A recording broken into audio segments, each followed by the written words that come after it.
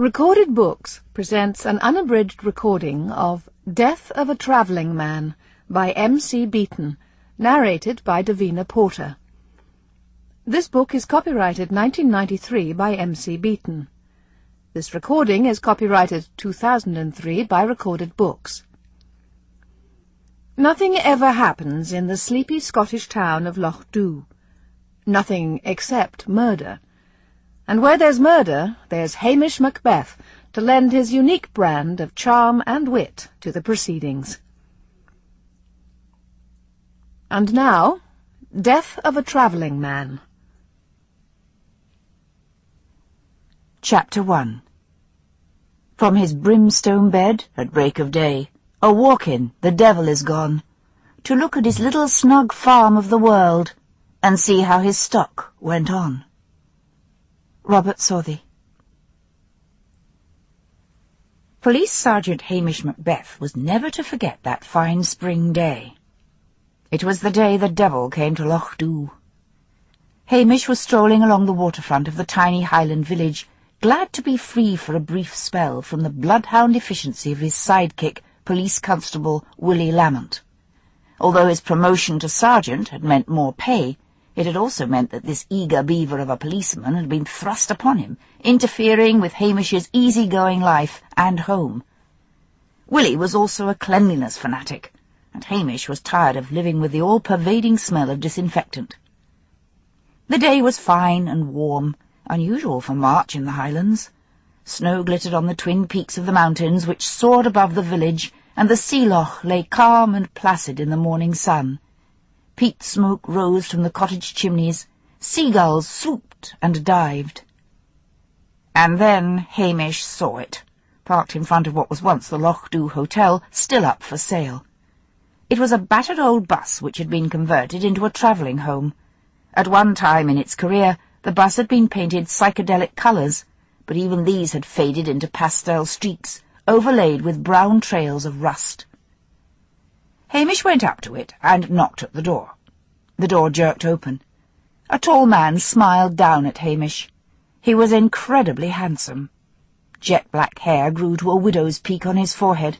His eyes were green, grass-green, without a fleck of brown in them. His face and arms were tanned golden-brown. He was wearing a blue and white checked shirt and blue jeans moulded to long, muscular legs. "You are not allowed to park here," said Hamish, wondering why he should take such an instant and violent dislike to this handsome man. "I'm a traveller," the man said in a cultivated English voice. "My name is Sean Gurley." Hamish's face hardened. Sean would have been called a hippie not so long ago, and a beatnik a long time before that.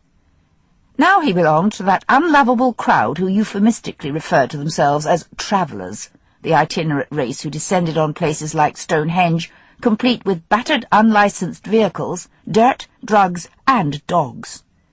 To some charitable souls who had never had their sheep ripped apart by dogs, or their land turned into a sewer, the travellers carried with them an aura of romance, like the gypsies they pretended to be. Living on the dole, they travelled aimlessly from place to place. The reason these nomadic layabouts claimed to be travellers, or sometimes new travellers, was that they demanded the privileges and camping rights given to gypsies, privileges often dating back centuries. Hamish was tolerant of gypsies, and knew them all. He had no time for these so-called travellers. "You are not a gypsy," said Hamish, "and therefore have no rights. This is private property." A girl squeezed in beside Sean at the doorway. She had straggly, sun-bleached hair, a small, dirty face, and a thin, flat-chested body. "Get lost, pig," she said in the guttural accents of Glasgow. Hamish ignored her. He addressed himself to Sean. "I can direct you to a place up on the moors where you can camp."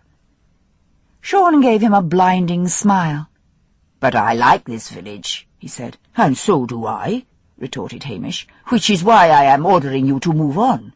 Let's see your driving licence." A stream of four-letter words erupted from the girl. Sean dug into the back pocket of his jeans and produced a clean new driving licence, issued only a few months ago. The girl had now jumped down from the bus, She was very small in stature. She leapt up and down in front of Hamish, cursing and yelling. Pig was the politest epithet.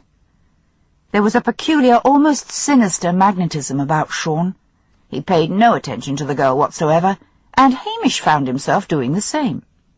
He examined Sean's insurance and the road tax disc on the bus. Both were in order. He handed back the papers and said firmly, "Now get moving." Sean grinned. "Certainly, officer." The girl told Hamish to perform an impossible anatomical act on himself, and then suddenly bolted back into the bus like some small hairy animal darting into its lair. "Pay no attention to Cheryl," said Sean lazily. "Rather an excitable type." "Her full name?" snapped Hamish. "Cheryl Higgins, like the professor." Hamish waited until Sean had climbed into the driver's seat, until the bus clattered off. He stood with his hands on his hips and watched it go. Then he shook his head. He should not have allowed Sean to upset him. If they parked up on the moors, they wouldn't stay long. He knew the travellers preferred to be with their own kind. It was unusual to find just 2 of them, and 1 old bus. This fine weather was unusual. Soon there would be the lambing blizzard, that last vicious fall of snow which always arrived in the late spring to plague the shepherds. His mind turned to the problem of Police Constable Willie Lamont. He would not have minded at all having a helper. All policemen, however crime-free the area they lived in, were landed with a lot of paperwork. Hamish regarded the police station as his home, his own home, and he wished he could manage to get Willie to live somewhere else in the village. As he ambled back again in the direction of the police station, he saw that his dog, Towser, was once more tied up in the garden. Poor Towser was always being banished outside these days, thought Hamish. Willie must be scrubbing the floors. Again. He decided to go up to Tummel Castle Hotel, where his friend, Priscilla Halberton Smythe, was working in the hotel gift shop. Priscilla's father, Colonel Halberton Smythe, had turned his home into an hotel to recoup the vast losses he had made by trusting his money to a charlatan.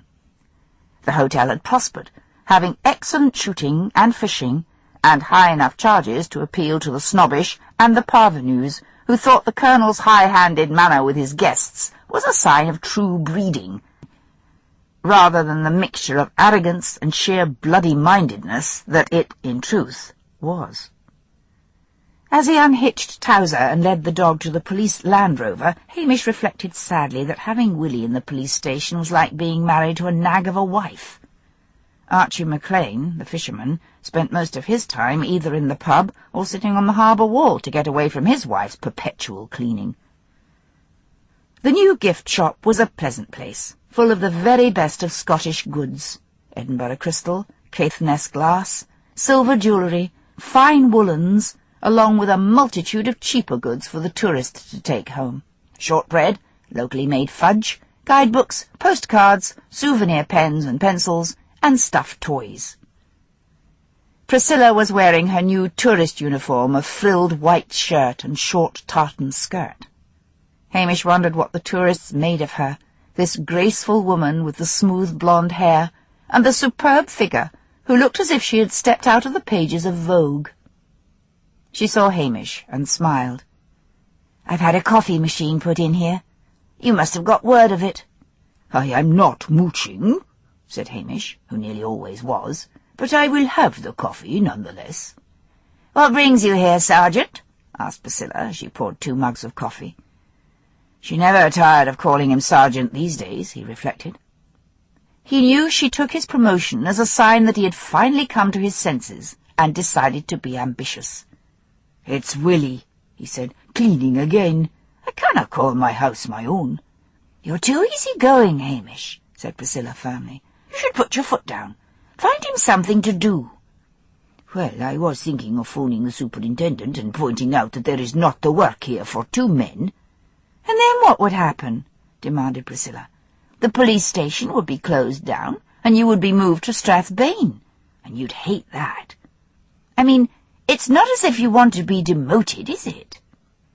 "As a matter of fact, that would suit me just fine," said Hamish, whose Highland accent became more marked when he was upset.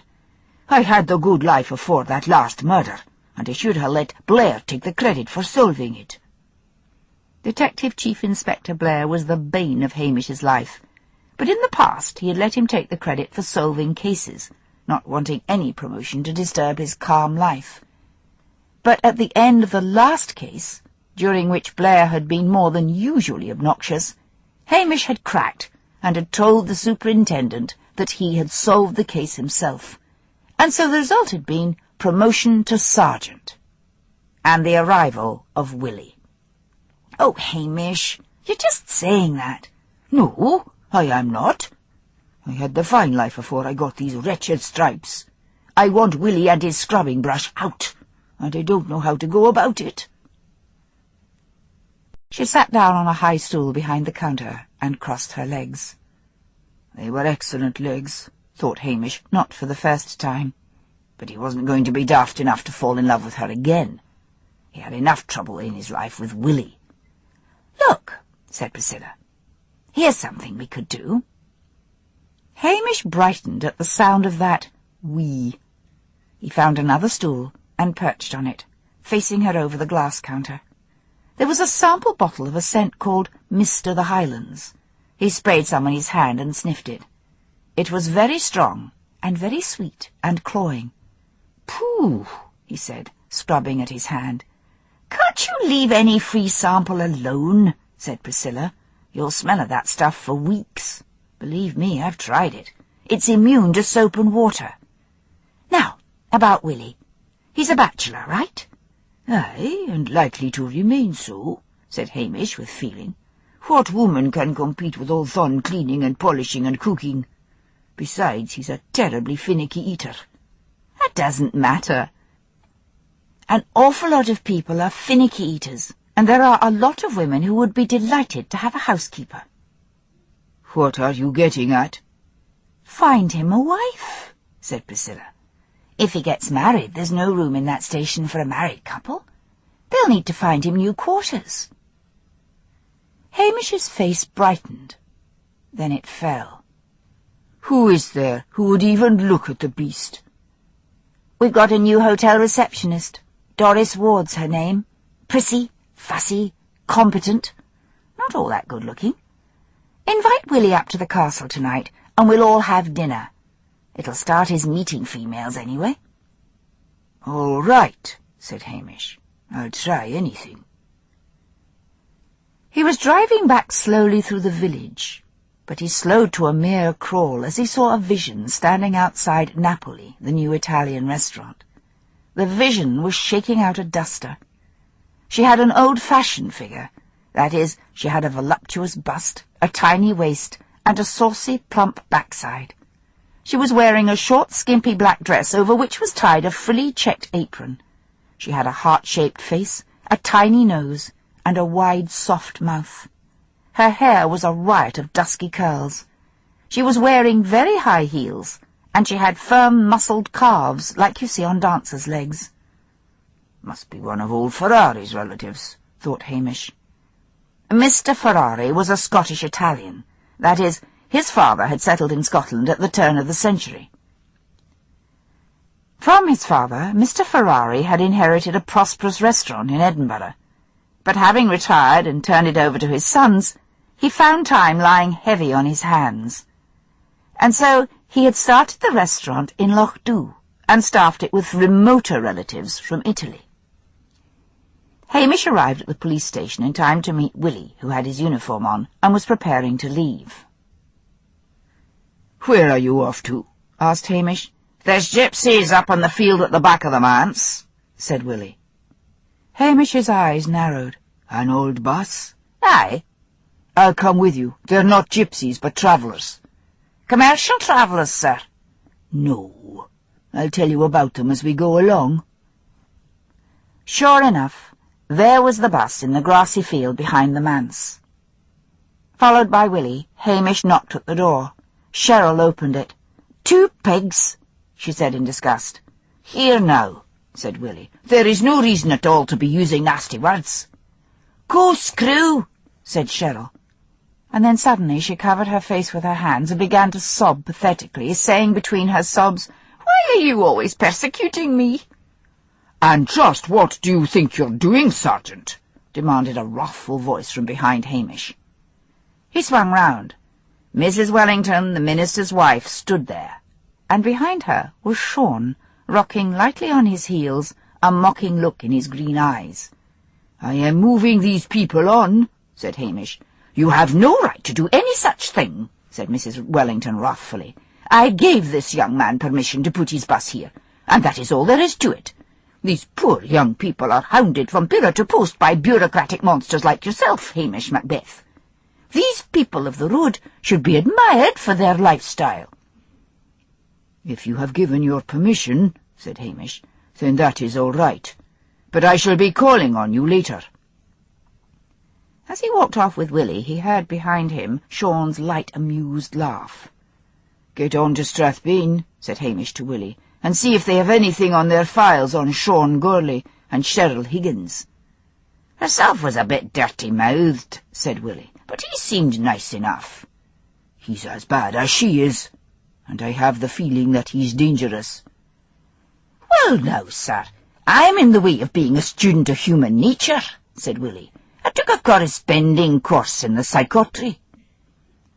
"A correspondence course in psychiatry," corrected Hamish, who always felt he was fighting a losing battle against Willie's mistakes and malapropisms. "Didn't I just say that?" demanded Willie, aggrieved. "Well, I would say from my experience that Sean Gourley is just a regular normal fellow." "Never mind. Check up on him anyway," said Hamish.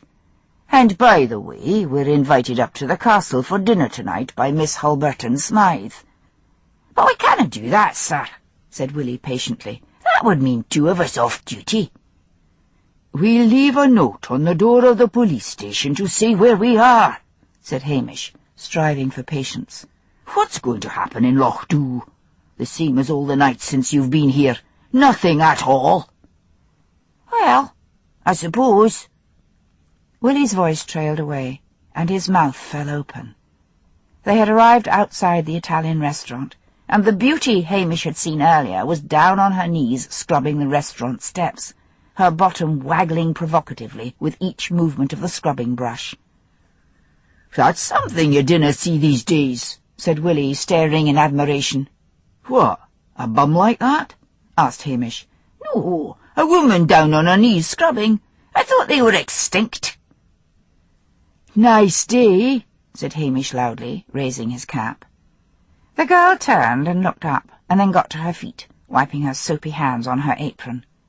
"Just arrived?" pursued Hamish. "Yes. Mr. Ferrari sent for me last month." "But you knew English already?" "My mother, she's from Edinburgh. She go back to the village to get married. The village is outside Naples." She held out a small, work-reddened hand.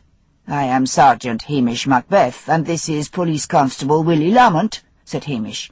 "And you are—" "Lucia Livia." "And what do you think of Lochdubh, Miss Livia?" "It is very quiet," she said, her eyes looking beyond them to the still loch. A group of fishermen and forestry workers came along and stopped short, all of them staring at Lucia in silent admiration. "I feel it is the duty of the police to look after newcomers to the village," said Willie suddenly. "Perhaps you would allow me to show you around the place, Miss Livia." "I am not sure," she said cautiously. "I would have to ask Mr. Ferrari. I work every evening." "Ah, well, you just ask him," said Willie. "You've left the corners of the steps dirty. That'll no do. Wait and I'll show you." "For heaven's sake," muttered Hamish, his Highland accent becoming more sibilant. But Willie was already down on his knees, scrubbing busily at the step. "I'll say good day to you, Miss Livia," said Hamish stiffly. "Some of us have the police work to do." Willie scrubbed on, unheeding. Hamish walked gloomily back to the police station. In the small kitchen everything gleamed and shone, and the air smelled strongly of bleach and disinfectant. He made a cup of coffee and carried it through to the police station and sat down at the desk. He phoned Strathbane and spoke to Detective Jimmy Anderson, giving him the names of Cheryl and Sean. The address on Sean's driving licence had been a Glasgow one, and Hamish remembered it clearly, Flat B, 189 Lombard Crescent. Anderson said he would check up on it and get back to him as soon as possible. Hamish then went out again and along to the manse. The minister was alone in his study. "Oh, Hamish," he said, pushing away the sermon he had been working on. "What brings you here?" "It's those layabouts and their bus." "They are doing no harm, Hamish. The field is not used for anything. It's a small patch of weedy grass and nettles. Why shouldn't these young people have the use of it?" "There's something about them I don't like. Besides, I'm surprised at you, Mr. Wellington, for encouraging that kind of layabout." "Now, Hamish," said the minister mildly, "you know jobs are few and far between." "So why don't they go somewhere where there are jobs?" demanded Hamish, exasperated. The minister chewed the end of his pencil in an abstracted way and then put it down. "There's something appealing about their way of life," he said. "I sometimes think it would be wonderful just to take off and travel around without any responsibilities whatsoever." "And then who would pay the taxes?"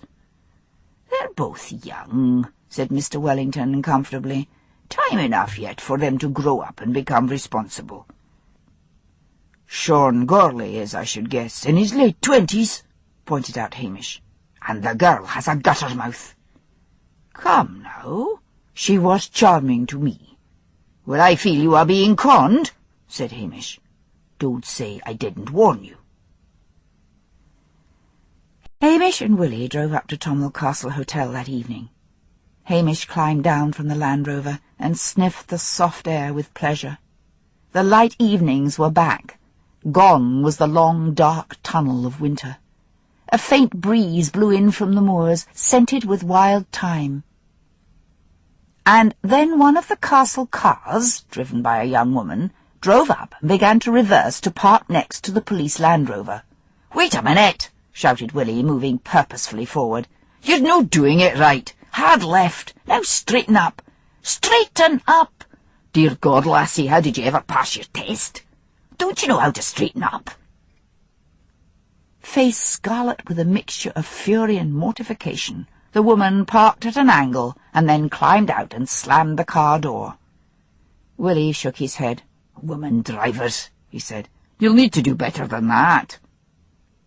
She gave him an angry look and walked off into the hotel without a word. "Stop being Mr. Know-all," said Hamish. "She'd probably have done just fine if you'd left her alone. Now forget you're a cop and try to be charming." Suddenly nervous, Willie tugged at his tie. "Do you look all right, sir?" Yes, just watch that mouth of yours." Priscilla met them in the entrance hall. "Doris is waiting for us in the bar," she said. "I told her to get herself a drink and settle down. Some fool of a man was trying to tell her how to park." Hamish groaned inwardly. Doris Ward was a plain young woman with thick glasses and a rather rabbity mouth. She was wearing a blouse and skirt and a tartan waistcoat. She shook hands with Willie and Hamish and then said to Willie, "I should have known you were a bobby." "Sorry about that," said Willie awkwardly, after nudging the ribs from Hamish's elbow. "Forgot I was off duty." "I'm sure you've more to do when you're on duty," said Doris, "than hector woman drivers." "You're English, aren't you?" said Hamish, desperate to change the conversation. "Thanks, Priscilla. I'll have any sort of soft drink, but Willie here will have a whisky." "Yes, I'm English," said Doris. "It's all very remote up here, isn't it?" Everyone agreed that yes, it was remote. And then there was a heavy silence. "Willie here is from the city, Strathbane," said Hamish at last.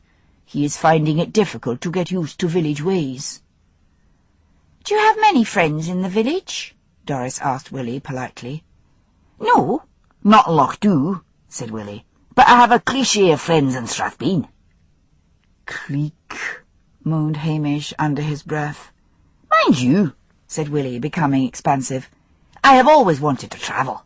I have an aunt in America I could go and see." "Which part of America?" asked Doris. "She lives in a condom in San Francisco." Doris sniggered.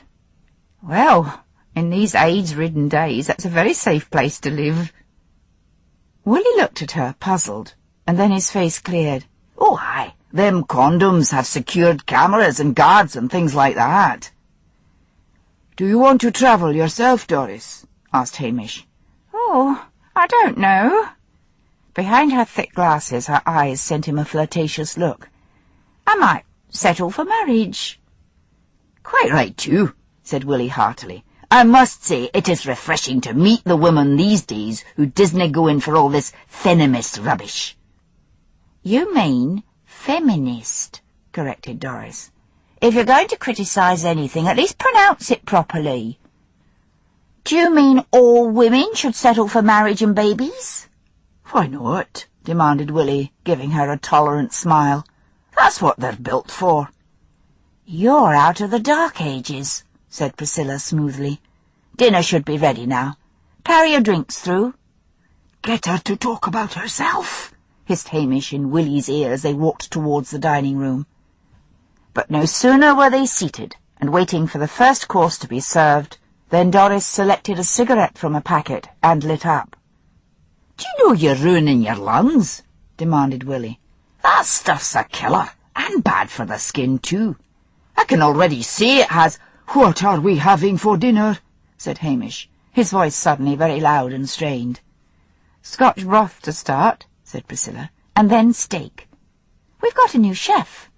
We had to get rid of the old one," she said to Doris, "after that murder here, the one I told you about." Doris gazed at Hamish with admiration. "I heard you'd solved it," she said. "Tell me all about it." Normally too shy to talk much about himself, but frightened of Willie's gaffes, Hamish told her about it at length. But Priscilla saw to her irritation that Doris was entranced with Hamish, and could hardly keep her eyes off him. The evening went from bad to worse. Hamish had never before seen Willie drink anything stronger than tea or coffee. The whisky before dinner, the wine at dinner, and the brandy afterwards went straight to his head. As soon as Hamish had finished talking, Willie began to talk about his cases, which sounded like a dismal catalogue of public harassment. He seemed a genius at finding out cars with bald tyres, cars with lapsed road tax, cars with various other faults, and every parking offence under the sun. He told what he obviously thought were hilarious stories of people who had become angry with him and what they had said. He laughed so hard the tears ran down his face. Willie had never before enjoyed himself so much. He felt he was the life and soul of the party. Hamish at last propelled a dreamily smiling Willie out to the Land Rover. "You made a fine mess o' that, Willie," he said, as he drove down to Lochdubh through the heathery darkness. But there was no reply. Willie had fallen asleep. "What on earth am I going to do with him?" thought Hamish wearily. Up on the field behind the manse, lights glowed behind the curtained windows of the bus. He didn't like the sight. He didn't like the feeling of this alien and dangerous presence in Lochdubh. He then reassured himself with the thought that they would soon get bored and move on. The travellers liked to journey in convoys. It was odd to find two of them on their own. He woke Willie outside the police station and ordered him sharply to go in and go to bed. Then he phoned Strathbane. Jimmy Anderson was working overtime and took the call. He had, he said, found nothing on Cheryl and Sean Gourlay from the Glasgow police, except to confirm that Sean had taken his driving test in Glasgow recently, hence the new licence. "Try Scotland Yard," urged Hamish. "See what they can come up with." "What? They're overworked down there as it is," complained Anderson. "What's this Sean done?" "Nothing, yet," said Hamish. "Look, just try them." "Try them yourself," said Anderson. "We've got more than enough work here. In my opinion, You're going a bit over the top about this Sean character. Wait till he does something." Hamish put down the receiver. He felt he'd been a bit silly. There was no need to phone the Yard. Besides, what could he have told Scotland Yard anyway? That he had a bad feeling, an intuition? Sean would be gone by next week at the latest. And with that comforting thought, Hamish went to bed. Chapter 2. We believe no evil till the evil's done. Jean de La Fontaine. But a week later, the bus was still parked up behind the manse. A much cleaner and quieter Cheryl than Hamish had first met wandered about the village or up on the moors. She and Sean were hardly ever to be seen together. They seemed a popular enough pair with the villagers, who were all Highland enough to admire really genuine laziness when they saw it, and Hamish was irritated to overhear one of the village women saying, "Thon Sean Gurley can beat our Hamish any day when it comes to the idleness." Hamish felt this was particularly unfair, as he had suddenly been beset with a series of small accidents and crimes to deal with. There were frying-pan fires, minor car crashes, lost sheep, lost children, boundary disputes, poachers, and various other things which seemed like dramas at the outset and resolved themselves into minor happenings at the end. Particularly the 3 reported cases of lost children who turned out to have been playing truant from school to go fishing. But it still meant a lot of paperwork, and Hamish found that easier to do himself than to spend hours correcting Willie's prose. The weather was still unseasonably mild, and all the burns and rivers were foaming with peaty water, like beer, as they rushed down from the hills and mountains fed by melting snow. The air was full of the sound of rushing water. Curlews piped on the moors, sailing over their nests, their long curved beaks giving them a prehistoric look. There were vast skies of milky blue and tremendous sunsets of feathery pink clouds, long bands of them, each cloud as delicate as a brushstroke. Hamish would have put Sean Gurley out of his mind had he not found him hanging around the hotel gift shop where Priscilla worked. Sean gave Hamish his usual mocking look as he strolled out of the shop. Hamish waited until he had gone, and then said to Priscilla, "You shouldn't encourage him." "Why not?" demanded Priscilla coolly. "The first time he bought a silver and amethyst ring, and the second a mohair shawl. He's a genuine customer, Hamish." "Where does he get the money?" demanded Hamish. "I happen to know the pair of them are drawing the dole from the post office." "Maybe he's got a private income," said Priscilla. "Look, Hamish, the way you go on and on about layabouts is a joke. You've never been a one for hard work yourself." "Aye, but I get my money honestly," said Hamish, annoyed that she should defend Sean. "Hamish, I happen to know that you poach salmon from the river." "Well, only the odd one." "Still, that's stealing. You're supposed to stop poaching." "It's the gangs that dynamite the rivers I'm after," said Hamish huffily. "I don't do any harm." "You must have less than ever to do now that you've got Willie," pursued Priscilla.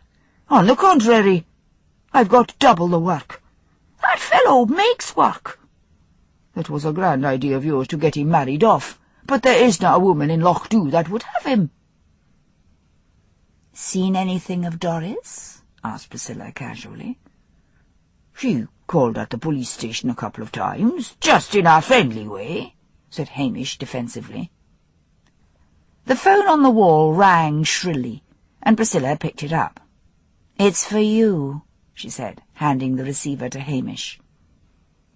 Mrs. Wellington's voice sounded shrill and harsh from the other end. "Hamish, wee Roderick Fairley is trapped on a rock in the Anstey below the bridge, and the river's rising by the minute. Where were you? Why isn't there anyone at the police station? Why—" Hamish dropped the receiver on the counter. "There's a wee boy stuck on a rock in the Anstey," he said to Priscilla. "See if you can get Willie." As he ran out, he could hear Mrs. Wellington's voice still squawking from the receiver. He drove fast down to the village. He could see a group of men and women hanging over the parapet of a humpbacked bridge over the river Anstey. He jumped down from the Land Rover and pushed them aside. Roderick Fairley, a chubby 5-year-old with hair as flaming red as Hamish's own, was sitting astride a large rock in the middle of the river, which was foaming about him with a deafening roar. "The river's rising every minute," said a man at Hamish's ear. "We'd throw the wee lad a rope, but the force of that water would pull his arms frae their sockets." "Get a ladder," said Hamish. He scrabbled down the side of the bridge and onto the river bank. The force of the water was tremendous as it cascaded under the bridge and poured around large rocks like the one on which the child was sitting, and then hurtled down the falls below. Rainbows rose in the air above the water. Hamish cupped his hands to call to the boy, and then realized that Roderick wouldn't be able to hear him above the force of the river. "Here's Jimmy with the ladder," came a voice, and Hamish twisted about. "Bring it here," he shouted, "and we'll lay it from the bank to the rock."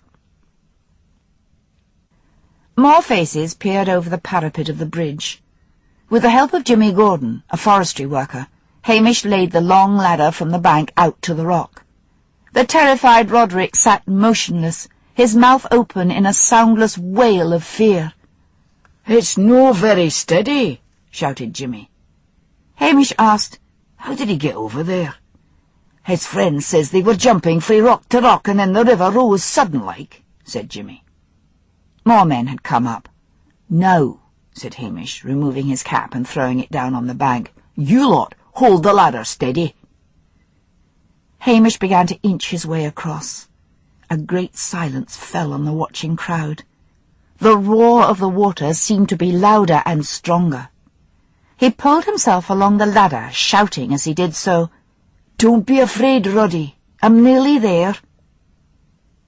And then the roar of the water became louder, and high above it rose a great keening wail of distress from the women on the bridge and on the banks. Hamish cast one frightened, agonized look up the river, and saw a wall of water rushing down the mountain toward the bridge, and made a lunge and grabbed the child just as the water struck with full force.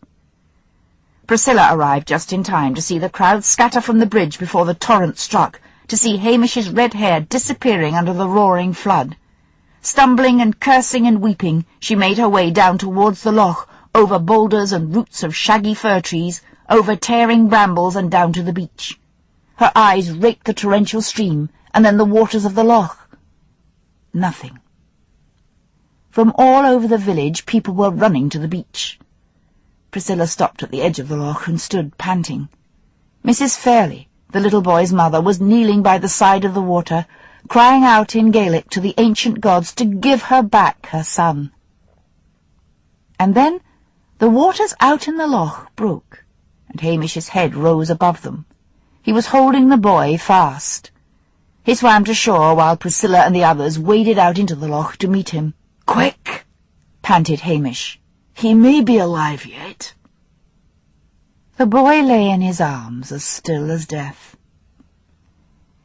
Hamish laid the boy face down on the beach, and then began to pump his little arms up and down. Suddenly water gushed from the boy's mouth, and he set up a wail. "He's alive! Roddy's alive!" The news spread out from the shoreline. Mrs. Fairley fainted dead away. Dr. Brodie arrived with his medical bag and gently pushed Hamish aside. Hamish sat down on the beach and put his head in his hands. "Hamish? Hamish, I thought you were dead," whispered Priscilla in his ear. "Aye," said Hamish on a sigh. "I thought that myself." "Did you get a battering on the rocks?" "No. There was such a lot of water it swept us over them." "Where did it all come from?" "The drum loch at the top got filled up with melting snow and burst its banks," said Archie McLean, the fisherman. "I haven't seen the like since '46. An air-sea rescue helicopter was landing a little way away along the beach. Hamish shivered. Dr. Brodie said, "He'll live. We'll get the helicopter to take him to hospital just to be sure. I'll attend to his mother, and then she'd better go with him. You'd best go home and get a hot drink, Hamish. No broken bones?" "No, I'm just fine," said Hamish. Followed by Priscilla, he made his way through the crowd. People slapped him on the back and shook his hand as he passed. "Where's Willie?" asked Hamish. "I don't know," said Priscilla. "I certainly didn't see him anywhere about." They had walked together along the beach away from the roaring, foaming river. They came to a flight of seaweedy stone steps cut into the sea wall, and climbed up them onto the waterfront. In front of them on the other side of the road was the Napoli restaurant, and there, at the side door of the restaurant, in the nonchalant manner of a stage-jawed Johnny, was Willie. "Willie!" shouted Hamish. Willie started guiltily and then came running over, seemingly aware for the first time of the crowds, the helicopter, and the dripping wet Hamish. "What happened?" he asked. "Hamish has just rescued a little boy from drowning," said Priscilla. "And where were you?" demanded Hamish. "I just called on that Miss Livia," said Willie, and then blushed. "I wanted to see how she was getting on, it being part of my duties to look out for the welfare of the incomer." "Your job," said Hamish wrathfully, "is to look out for the welfare of people in trouble. Get back to the station and sit by that phone in the office until I tell you to move. Hop to it." Willie sulkily touched his cap with one forefinger and then slouched off. "He'll have to go," said Hamish Macbeth. The enterprising Mr. Patel, who owned the local supermarket, had grabbed the shop video camera, which he rented out for occasions like weddings and dances, and had filmed the whole of Hamish Macbeth's dramatic rescue. He had then driven at great speed all the way to the headquarters of Highland Television, where he had sold them the video. Detective Chief Inspector Blair, on his day off, and planning to relax in front of the news, had all the doubtful pleasure of watching Hamish Macbeth on television. Mr. Patel had done a good job. It was all there, from the striking of the wave and the disappearance of Hamish to his re-emergence in the loch. There was even a quote from Hamish. "At his police station in Lochdubh, Sergeant Hamish Macbeth said he was only doing his job." The quote had actually come from Willie, who'd been told to say that to any of the press who phoned up. Blair bit his thumb and scowled horribly at the television set. Something would have to be done about Macbeth, or he would go on getting promoted until he rose up in the ranks and became his, Blair's, boss. There must be some way of discrediting Hamish. The next day brought one of those abrupt changes in the weather in Sutherland. The wind moved round to the northeast, and a blizzard whitened the countryside, blocking the roads and cutting Lochdubh off from the rest of the world. Harry Tennant, the garbage collector, who was supposed to operate the gritting truck and snow plough in bad weather, celebrating the prospect of overtime, fell asleep at the wheel and overturned the truck into a ditch, and so the roads remained ungritted and unsalted. Hamish felt Tommel Castle Hotel might have been moved to Australia for all the chance he had of reaching it and seeing Priscilla. His near drowning had had a profound effect on him. He felt his life had hitherto been drifting amiably along, and somehow he felt he should now do something to alter it. He hadn't travelled. There was a whole world beyond Lochdubh. Lochdubh, where he was snowed up in a police station with Willie and Towser for company. He'd given away his television set as a bribe during his last big case, and so there was nothing to lighten the gloom, for he had read all of Mr. Patel's small stock of paperbacks. He went out into the driving snow to feed his hens, and then shovelled a path to the gate, feeling as he did so that it was a sheer waste of time. The snow eased a little, and as he looked along the waterfront, he could see a tall figure on skis heading out of the village. Sean. And Sean was surely going in the direction of Tommel Castle. He went back into the house and was strapping on his own skis to go in pursuit, when Willie came through from the office. "There's 2 climbers up on the mountainside by Drumloch. They're trapped up on a crag.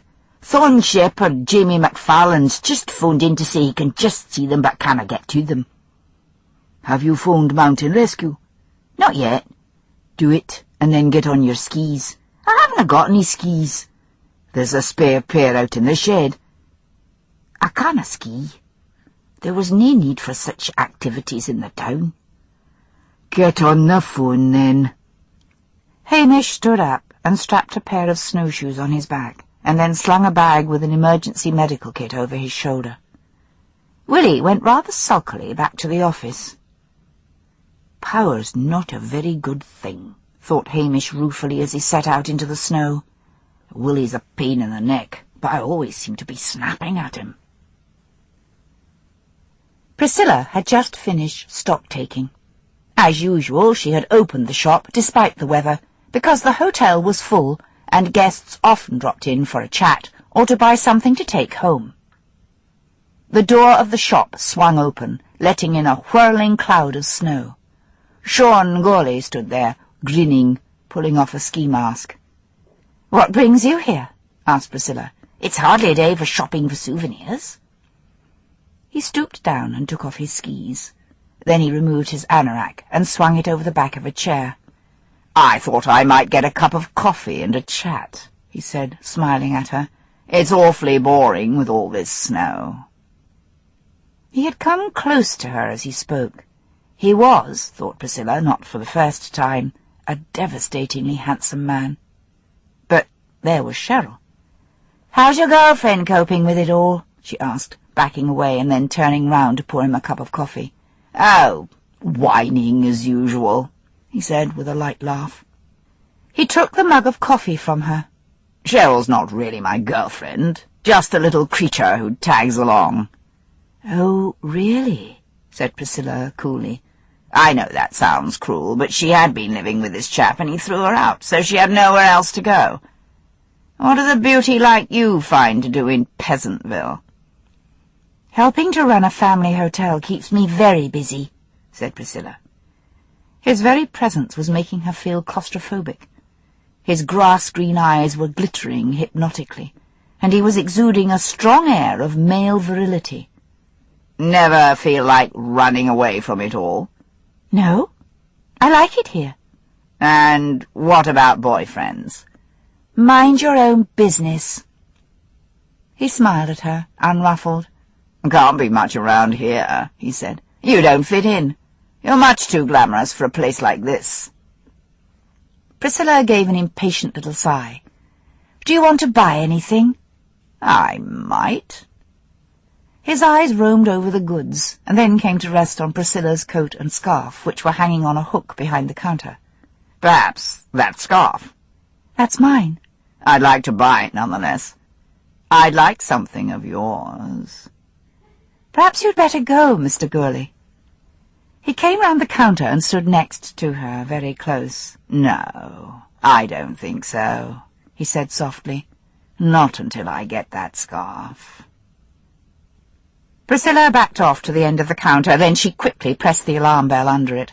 Immediately she'd done it, she felt silly. There was no need to feel so frightened of him. Men had made passes at her before.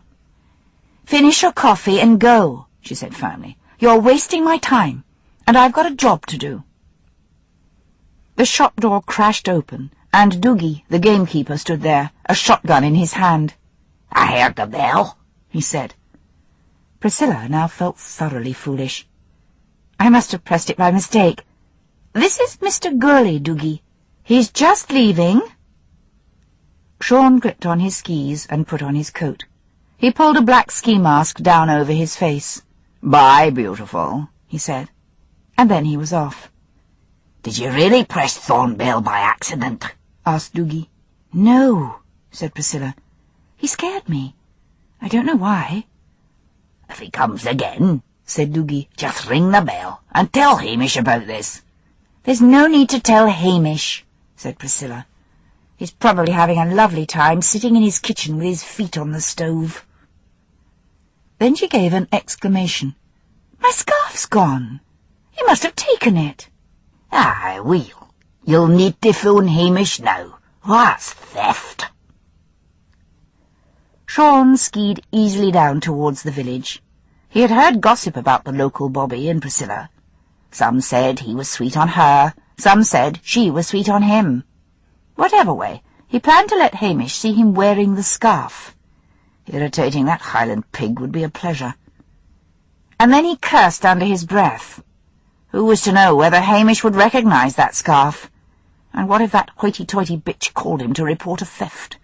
Then Hamish would have him, Sean, just where he wanted him. Damn! He skied back and made his way across country so he would arrive at the back of the shop. The snow was easing now. He looked in at the window. Priscilla was just putting on her coat.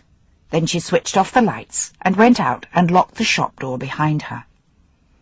He waited a few moments and then slid quietly round to the front. He unzipped a pocket in his anorak and took out a set of tools. He fiddled expertly with the lock until the tumblers clicked, and then he eased the door open. It only took a moment to go quickly in and drop the scarf on the floor behind the counter. Then, just as quickly, he was outside again and had locked the door. Hamish Macbeth had finally managed to reach the stranded climbers. One man was all right. The other man's leg had been broken in several places. Hamish gave him an injection and then sent up a distress flare, hoping he himself wouldn't die of exposure before the mountain rescue team found them. He was too weary to give these inexperienced climbers a lecture on the folly of going up mountains in the north of Scotland in such weather. At least the snow was thinning slightly, but it was bitter cold. To his relief, he heard the whirring of helicopter blades, and stood up and waved and shouted. One by one they were hoisted into the helicopter, the injured man strapped onto a stretcher going first. "Set me down in the village!" shouted Hamish above the roar of the engine, and the pilot nodded. How incredibly long it had taken to climb up the mountain to that crag, and how quickly he was whizzed down and deposited on the waterfront in front of the wide car park of the deserted Lochdubh hotel. He trudged wearily along to the police station, aching in every muscle. He was furious to find the station unmanned and the kitchen stove out. But perhaps Willie had been called out on an emergency. He played back the answering service and heard Priscilla's voice asking him to call. He sat down and phoned her at the hotel and listened to the tale of the theft of the scarf. As he spoke to her, a churning, grating and whirring sound from outside told him that the Lochdubh snowplough was once more back in action. "Don't worry, Priscilla," said Hamish. "In a way, that's the best news I've heard all day. I'll get rid of the bastard now." He left a note for Willie, and then got out the Land Rover and moved off slowly along the newly cleared road. He stopped at the manse.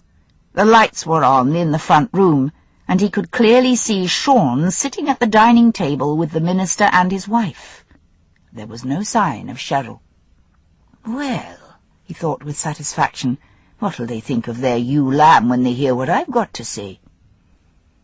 Mrs. Wellington answered the door and looked with disfavour at the tall, lanky figure of the sergeant. "What is it, Hamish?" "I want a word with Sean Gourley." "Come in."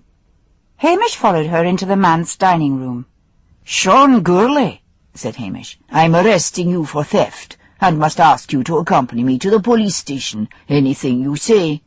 "Wait a minute," said Sean easily. "Theft of what?" "Miss Halberton's Smythe scarf. You took it from her gift shop this afternoon." "This is ridiculous!" exclaimed Mrs. Wellington. "She probably lost it." "It's an awful fuss to make about a scarf," pointed out the minister. "My umbrella was stolen last time I was in the Lochdubh bar, but no one did anything about that." "Nonetheless," began Hamish, "Fiddlesticks," said Mrs. Wellington. "We're going up right now to have a look at that gift shop, and mark my words, I'm sure that scarf will be there. Young girls are so careless." "If you insist," said Hamish. "I can take a statement from Priscilla when I'm there." He drove them up to the castle and received a long lecture from Mrs. Wellington about how police were always persecuting innocent citizens instead of going after real criminals. Priscilla avoided looking at Sean as she led them all over to the gift shop, and unlocked the door and switched on the lights. "My scarf was with my coat on that hook behind the counter," said Priscilla. "Mr. Gourley said he wanted it." "Why?" asked Hamish sharply. "It's a pretty one, and I thought poor little Cheryl might like that." "That's not what you said to me," protested Priscilla. "This is all a fuss about nothing." Mrs. Wellington heaved her tweedy bulk behind the counter. "You probably dropped that scarf. It's probably on the floor or somewhere." "Why?" Here it is." She held it up. "Is this the scarf?" "Yes," said Priscilla, amazed. "But how—" "How did it get there?" demanded Mrs. Wellington. "It didn't get anywhere. It just lay where you dropped it, while you and this Highland layabout go around persecuting innocent young men. Oh, yes, Hamish, I know you've had your knife into poor Sean since the day he arrived." Her booming voice went remorselessly on and on, while Hamish led them out to the car. She was still berating him when he dropped them off at the manse. "And furthermore," added Mrs. Wellington, "Miss Halberton Smythe is being influenced by your tawdry mind. She is a lady. I know we are supposed to live in a classless society, but you would do better, Hamish Macbeth, to consort with your own kind of female." Sean let out a chuckle of sheer delight. Exhausted and furious, Hamish headed for home, and then slammed on the brakes outside the Napoli restaurant. In the glow of candlelight, he could see Willie seated at a window table. He hurtled into the restaurant and towered over Willie, who cringed when he saw him. "What the devil do you think you're doing?" howled Hamish. Lucia rushed forward, her eyes full of tears. "He was helping me," she sobbed. "Now then." Old Mr. Ferrari made his majestic way over. "Had yer wished, Sergeant? The policeman here was helping Lucia clean the stove in the kitchen, and a grand job he made of it, too. If all the coppers in Scotland were that helpful, the police might hae a better image." Hamish sank down suddenly into the chair opposite Willie. "Has everyone run mad?" he asked. "Begin at the beginning, Willie, and tell me why you left your post."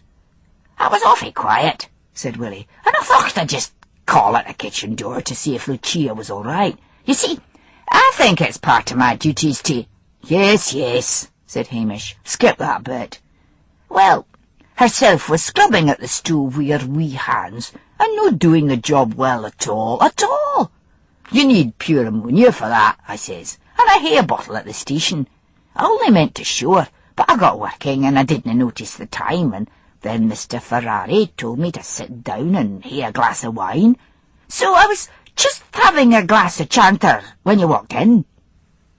"Chianti," said Hamish. "Aye, well, that's what I said." Hamish leaned back in his chair and surveyed his sidekick, and took several deep breaths. If Willie had not been in Lochdubh, he thought, then his own day would have been much the same. Perhaps instead of constantly shouting at this infuriating policeman, it might be an idea to try some kindness. "Some wine?" asked Mr. Ferrari, deftly placing a glass in front of Hamish with one hand and holding up a bottle with the other. Hamish Macbeth sighed. "If you can't beat them, join them." "Aye, that would be grand," he said. Chapter 3. "I'll hae the law on you, you randy. I'll hae your life." S.R. Crockett. A hard frost set in, turning Lochdubh into a Christmas card, and slowing the tumult of the River Anstey.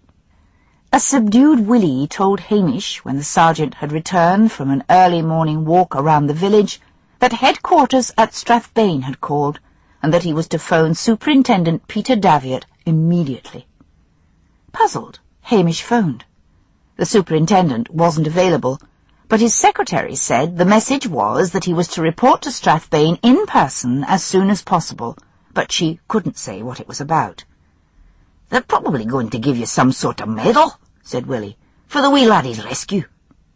"Maybe," said Hamish, fighting down a feeling of unease. "Although I thought if that was the case, they might have sent me a formal letter. Keep the house warm, Willie, and I'll talk to that scunner Blair again about the central heating he promised and didn't deliver. Check the sheep dip papers, and don't forget to cover the beat. The roads are terrible, and someone could be in trouble. Use your own car. I'll need to take the Land Rover with me. I've forgotten to give the sheep their winter feed. Do that, and make sure they've got water."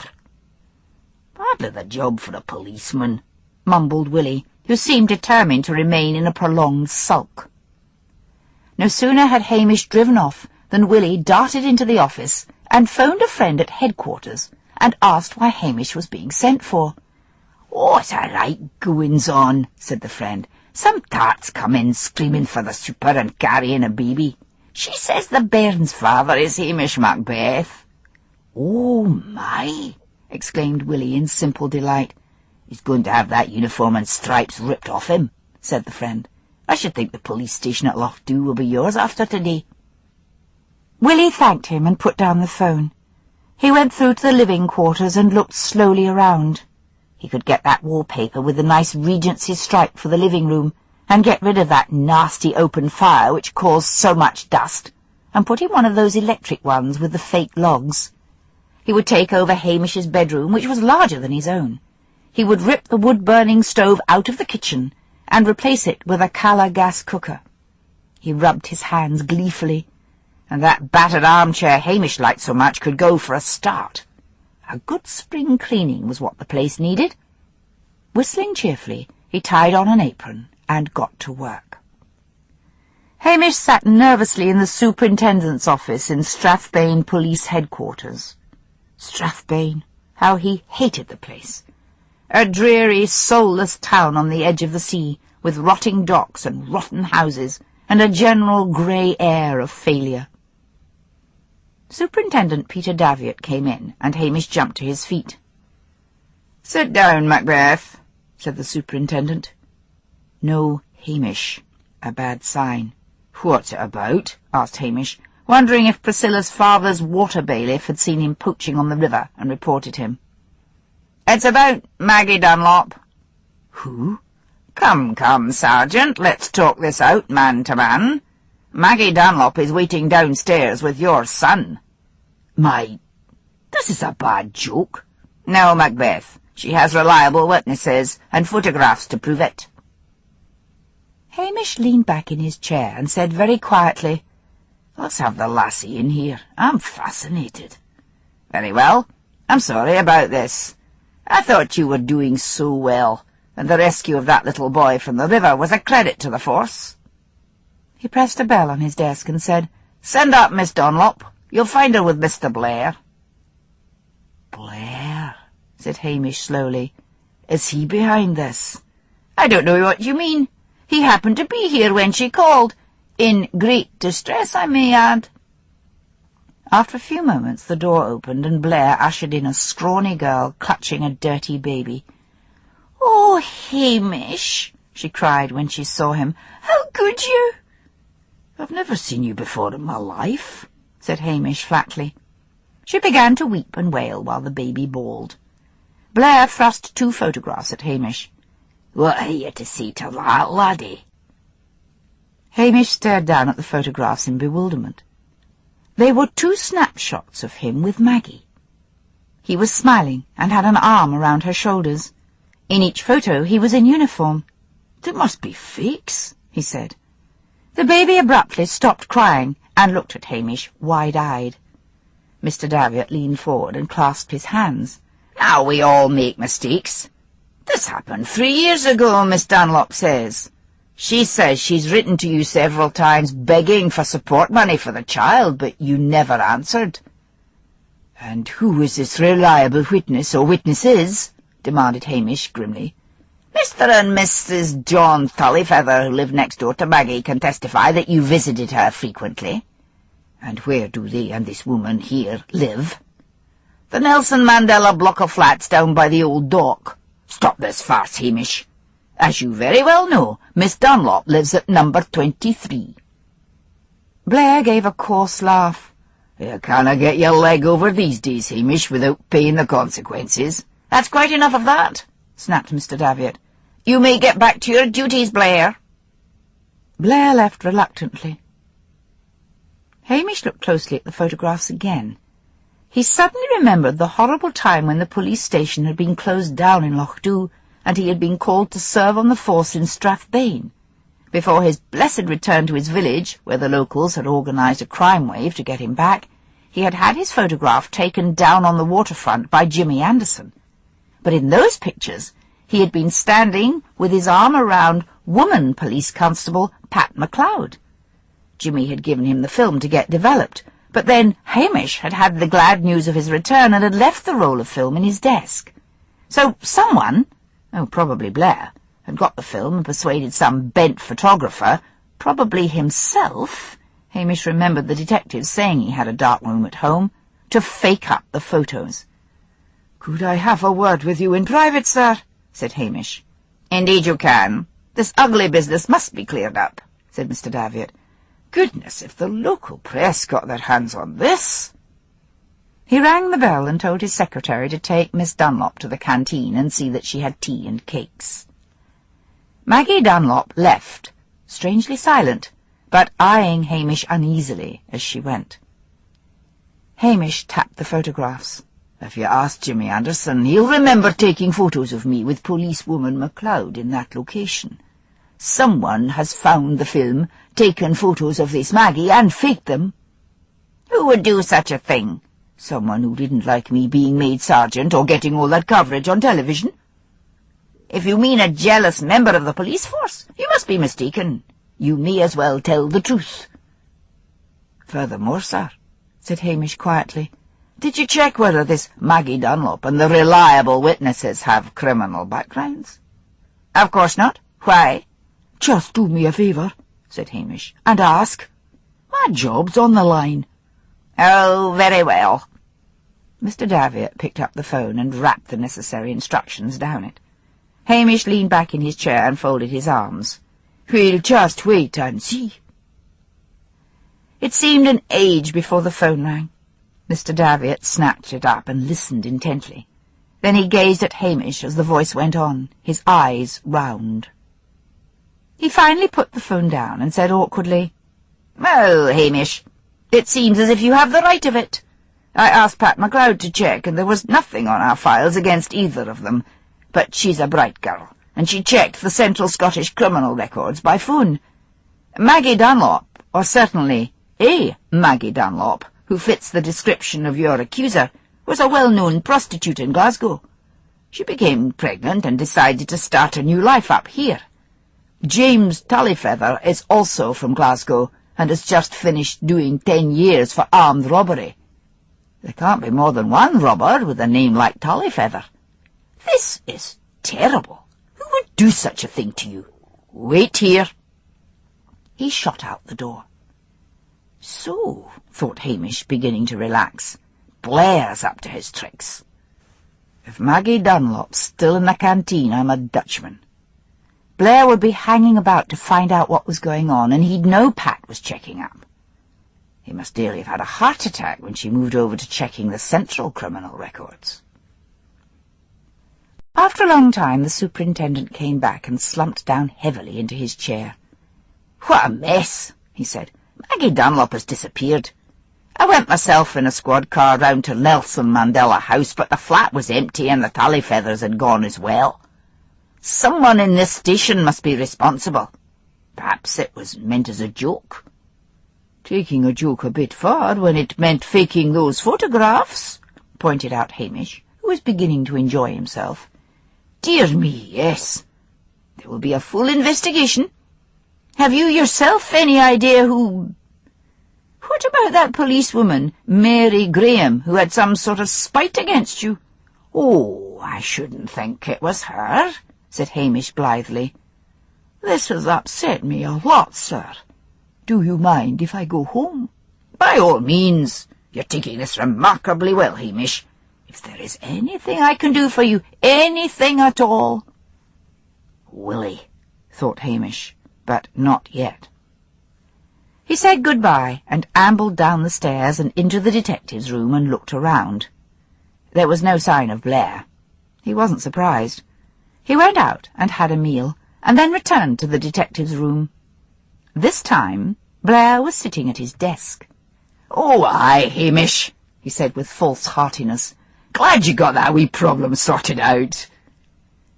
Hamish pulled up a chair close to Blair and leaned forward. "Don't ever do that again," he whispered, "and unless you get me the central heating for my police station, I'll track down that brass nail you coerced into lying, and I'll have you out of a job." "I don't know what you're talking about," muttered Blair. Do I get the central heating or not?" Of course, Hamish, I promised, didn't I? Mind you, Davitt's cutting down on regional expenses, and—" "You've got a week," said Hamish, and rose and left.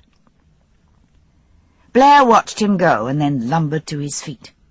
He caught Mr. Davitt just as the superintendent was leaving. "I saw Macbeth," said Blair. "He's in a fair taking over the way he's been treated." "Oh, dear," said Mr. Davitt. "He seems so good about it all. Of course I did tell him if there was anything we could do for him to let us know. As to that, I meant to tell you, sir, that he's been wanting the central heating for that bit of a police station in Lochdubh. Then arrange it. Arrange it right away. Yes, sir, right away, sir. How's the lady wife, sir?" "Tolerably well, thank you. She was delighted with the flowers you sent her." "Only too happy to please, sir. You know that." Blair followed the superintendent down the stairs, oiling and complimenting. Superintendent Davitt saw nothing wrong with this. In fact, he enjoyed it immensely. Blair finally got back to his desk. What had come over him to try that trick on Hamish? He'd been so pleased with the job he'd done on those photographs. Now he'd had to pay Maggie and the Tully Feathers to run for it. Pay them a lot. It must have been the drink. He would never drink again. Well, maybe just the one to steady his nerves. He slid open the bottom drawer of his desk and eased the bottle out. Hamish drove slowly and carefully back to Lochdubh. It was so cold that even the salty slush on the roads was beginning to freeze hard. A small, cold moon was shining down on the snow-covered moors. He braked hard as a stag skittered across the road in front of him. He drove on through the moon landscape until he topped the rise of the road which led down to Lochdubh.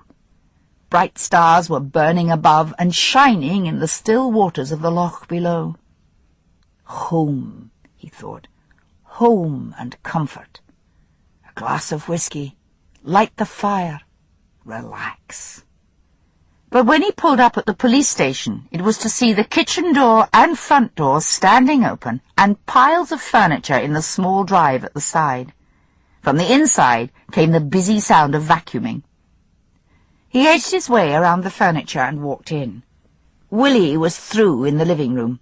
He was pushing the vacuum around the carpet and whistling cheerfully. "Willie!" roared Hamish, bending down and whipping the vacuum cord so that the plug shot out of the wall. Willie turned slowly and stared at Hamish in ludicrous dismay. "It's yourself." "What the hell are you doing to my home?" demanded Hamish. "I thought I would give it a wee bitty o' a spring clean," said Willie miserably. "Get this straight," said Hamish. "You occupy one bedroom. The rest is mine. My furniture, my books, my carpet, my kitchen. Mine, mine, mine. Put everything back the way it was. Close the doors. Heat the place up. You've got 1 hour to do it. And don't ever let me see you do any housekeeping here again." Hamish turned and strode out. Willie blinked and looked slowly about at the ruin of his dream. Gone forever, oh lovely Regency-striped paper. Gone forever, synthetic, dust-free log fire. Hamish drove to Tommel Castle Hotel, parked, and went in search of Priscilla. She was in the hotel office, sitting in front of a computer. "Working late?" commented Hamish. "Yes. Mr. Johnson's got a bad cold." Mr. Johnson was the manager. "Sit down, Hamish. You don't look your usual relaxed self. What's up?" He told her all about Blair's perfidy. "So," she said, when he had finished, "that'll leave a gap in the ranks." "How come?" "Well, Blair'll be out on his ear." "No, he won't. I didn't tell Davitt I knew it was Blair." "Why not?" "I told Blair to get the central heating put in instead." "Hamish Macbeth, no detective should be allowed to stay in the force after pulling a trick like that. Forget about the central heating. Get on to the phone now and tell Davitt you know it was Blair." "No point in that," said Hamish uneasily. He'll have destroyed any evidence in his dark room, and that precious pair he got to bear false witness will be long gone." "They can be found?" snapped Priscilla. "You know that." Hamish looked at her in irritation. "Look, Blair's had it in for me for a long time. I can cope. He's not bent when it comes to the general public. In fact, he's quite a good policeman in his plodding way. "When he's not coercing one ex-prostitute and one ex-burglar to lie for him to get you out of a job." "Priscilla, let it go. It's my business, not yours."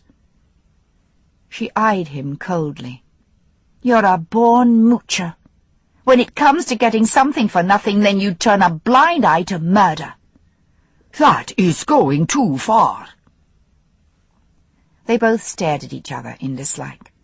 Hamish seized his cap, which he had placed on her desk when he arrived, noticing that the brim was cracked, for it was his second-best one, his good one having been lost in the river when he rescued the boy.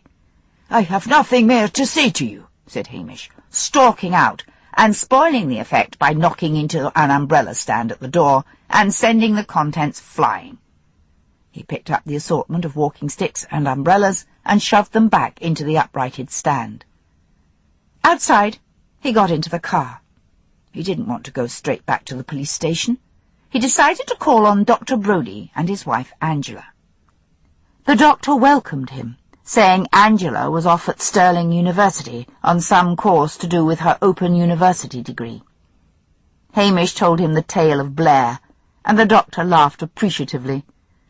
"So you'll be getting the central heating at last. How's that wee moron of yours getting on?"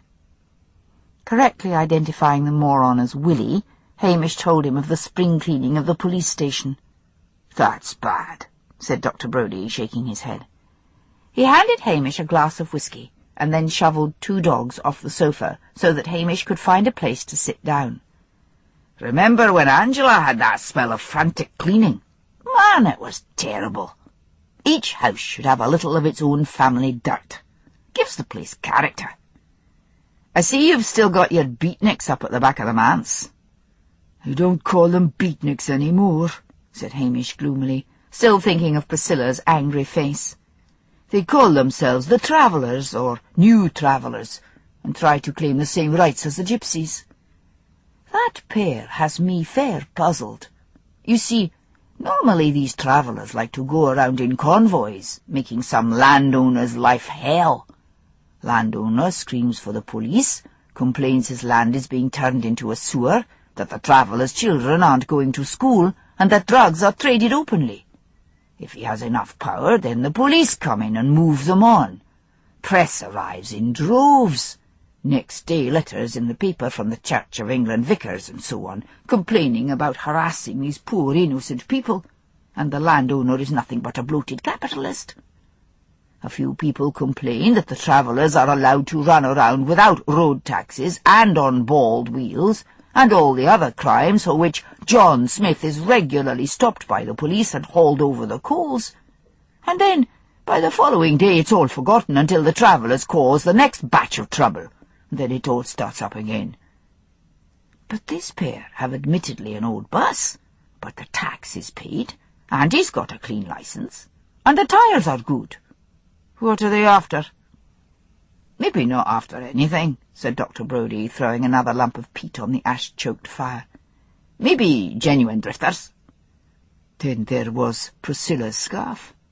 She said he'd taken it. Mrs. Wellington says she's probably dropped it behind the counter, and sure enough, there it is. "Priscilla doesn't make mistakes," said Dr. Brodie. "No, she's barely human, and that's a fact," complained Hamish. Dr. Brodie gave him a quizzical look, waiting for more, but instead Hamish said, "If only I could get some lassie to fancy Willie, and take him off my hands." "There's another way you could go about it," said the doctor slyly. "Aye? What's that?" "Get married yourself." "There's nobody I fancy." "Except Priscilla." "Oh, forget Priscilla." "Do you know Priscilla?" "I've known her since she was a wee lassie, and I don't really know her. Very self-contained. She'll eventually marry the right bloke, some landowner, and we'll never know whether it was love or whether she was doing the right thing to please her parents. What about that new luscious lovely at the restaurant? Lucia? Oh, everyone's after her, including Willie, and Willie hasn't a hope in hell. I gather his idea of courtship is telling her how to scrub the steps and clean the cooker. There's Maisie Gowan. Maisie Gowan's 18 years old. What's up with that? She fancies you. Then there's that Doris Ward from the hotel. No, not her, said Hamish. I don't want anyone. I want my old life back. I want rid of Willie. Man, this power is the terrible thing. When I had no one to boss but myself, I was that easy-going. Now I breathe down Willie's neck and snap if he doesn't have the paperwork just the way it should be. Ah, the man's a fair scunner, but I make things worse. Never mind. Have another whisky, said the doctor. It says bitter weather. Very claustrophobic.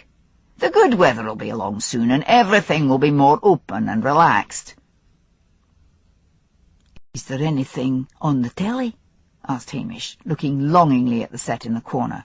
Willie had one, but he got rid of it because he says he doesn't believe in it, just as if it was a type of religion. Wait and I'll look up the paper and see what's on, said the doctor, judging by the hissing sibilancy of Hamish's Highland accent that he was really upset. Here we are. BBC One. Whither, England? Mary Pipps of the former Communist Party discusses plans for a European future. Dear me. BBC Two. The rape of the Brazilian rainforests. Not again. You know what's caused the demise of the Brazilian rainforests, Hamish? Camera crews trudging all over the place. Grampian. The Reverend Mackintosh of Strathbane Free Presbyterian Church gives his view on the spread of AIDS in Africa. Oh, nothing left but Channel 4. Let me see. Ah! Highlights of the Gulf War. A repeat of last year's showing. Well, Hamish? None of that. Can I take a look through your paperbacks and borrow a hot water bottle? Willie threw my hot water bottle out. He said the rubber was perished. You sound like a man with a nagging wife. The books are over there. Help yourself. Hamish, after much deliberation, chose an American detective story of the tough cop variety. He collected a hot water bottle and then crunched his way out through the icy snow on the doctor's unswept garden path.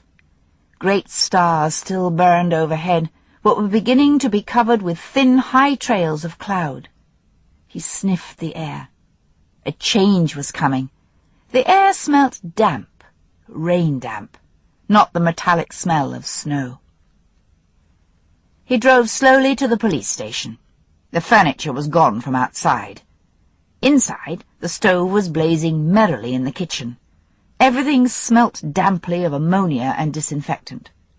He took a look around the rest of the place. Willie's bedroom door was tightly shut, a mute reproach to Hamish's lack of understanding about housekeeping.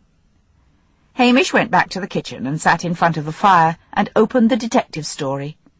In it, the detective had a blonde girlfriend whom he treated abominably, something which seemed to make her even more adoring. Long and careful questioning of suspects was out of the question. He simply slapped them around until he got the answers. It was as remote a way of life to Hamish as an Arthurian legend. He read happily, and finally went to bed with much of his old good-natured frame of mind restored. Let Willie clean and scrub and write reports in convoluted English. If he just ignored the man and went about his own ways, then life would be tolerable.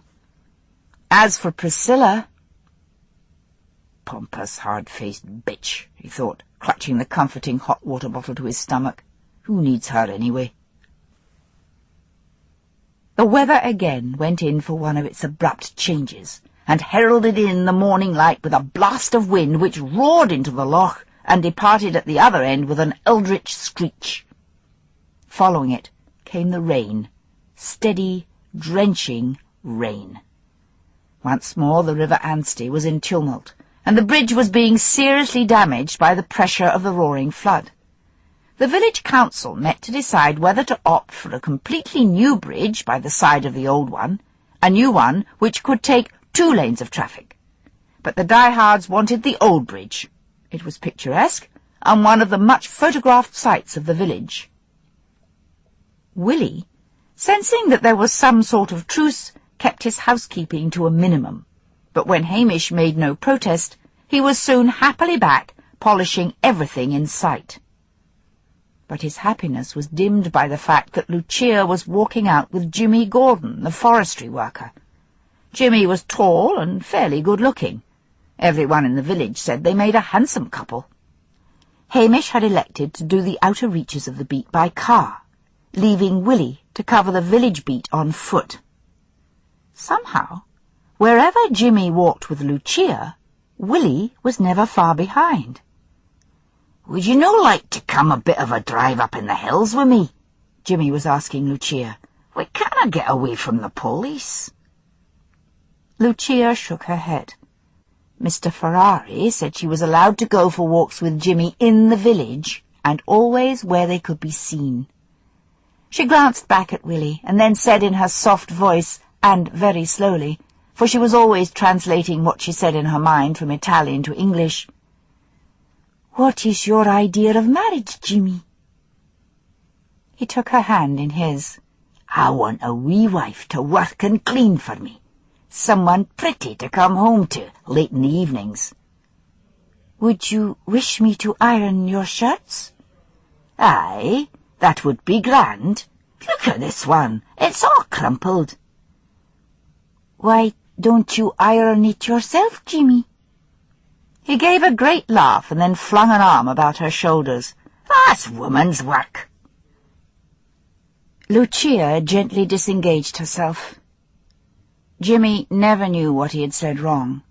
But after that, when he called at the kitchen door for Lucia, it was always old Mr. Ferrari who answered, and who told him that Lucia was too busy to see him. Chapter 4. They flee from me, that sometimes did me seek. Sir Thomas Wyatt. The good weather didn't come all at once. At first there was a lessening of the wind, then the rain decreased to a thin drizzle, and soon the rain ceased altogether, letting fitful rays of watery sunlight through the clouds. The days grew perceptibly warmer, until even Hamish Macbeth, who delighted in his new central heating, was forced to admit that the police station was becoming like a hothouse. And then one day all the clouds rolled back, and pale blue skies stretched above Lochdubh, and the river Anstey, at long last, settled back down into its familiar banks, leaving a path of torn trees and bleached grass on either side, as a record of its recent fury. But the coming of the idyllic weather made Hamish Macbeth realize he was becoming oddly unpopular. Angela Brodie, the doctor's wife, went out of her way to avoid him, as did Mrs. Wellington. No more did Priscilla drop in on him for a chat. Even Nessie and Jessie Curry, the village spinster sisters, dived indoors and left their gardening tools scattered on the lawn when they saw him coming. And for some reason, Hamish felt it all had something to do with Sean Gurley. The bus was still there, looking to Hamish like a cancerous sore in the heart of the village. But he couldn't ask Sean to move on because of a feeling of evil, or rather a premonition of evil to come.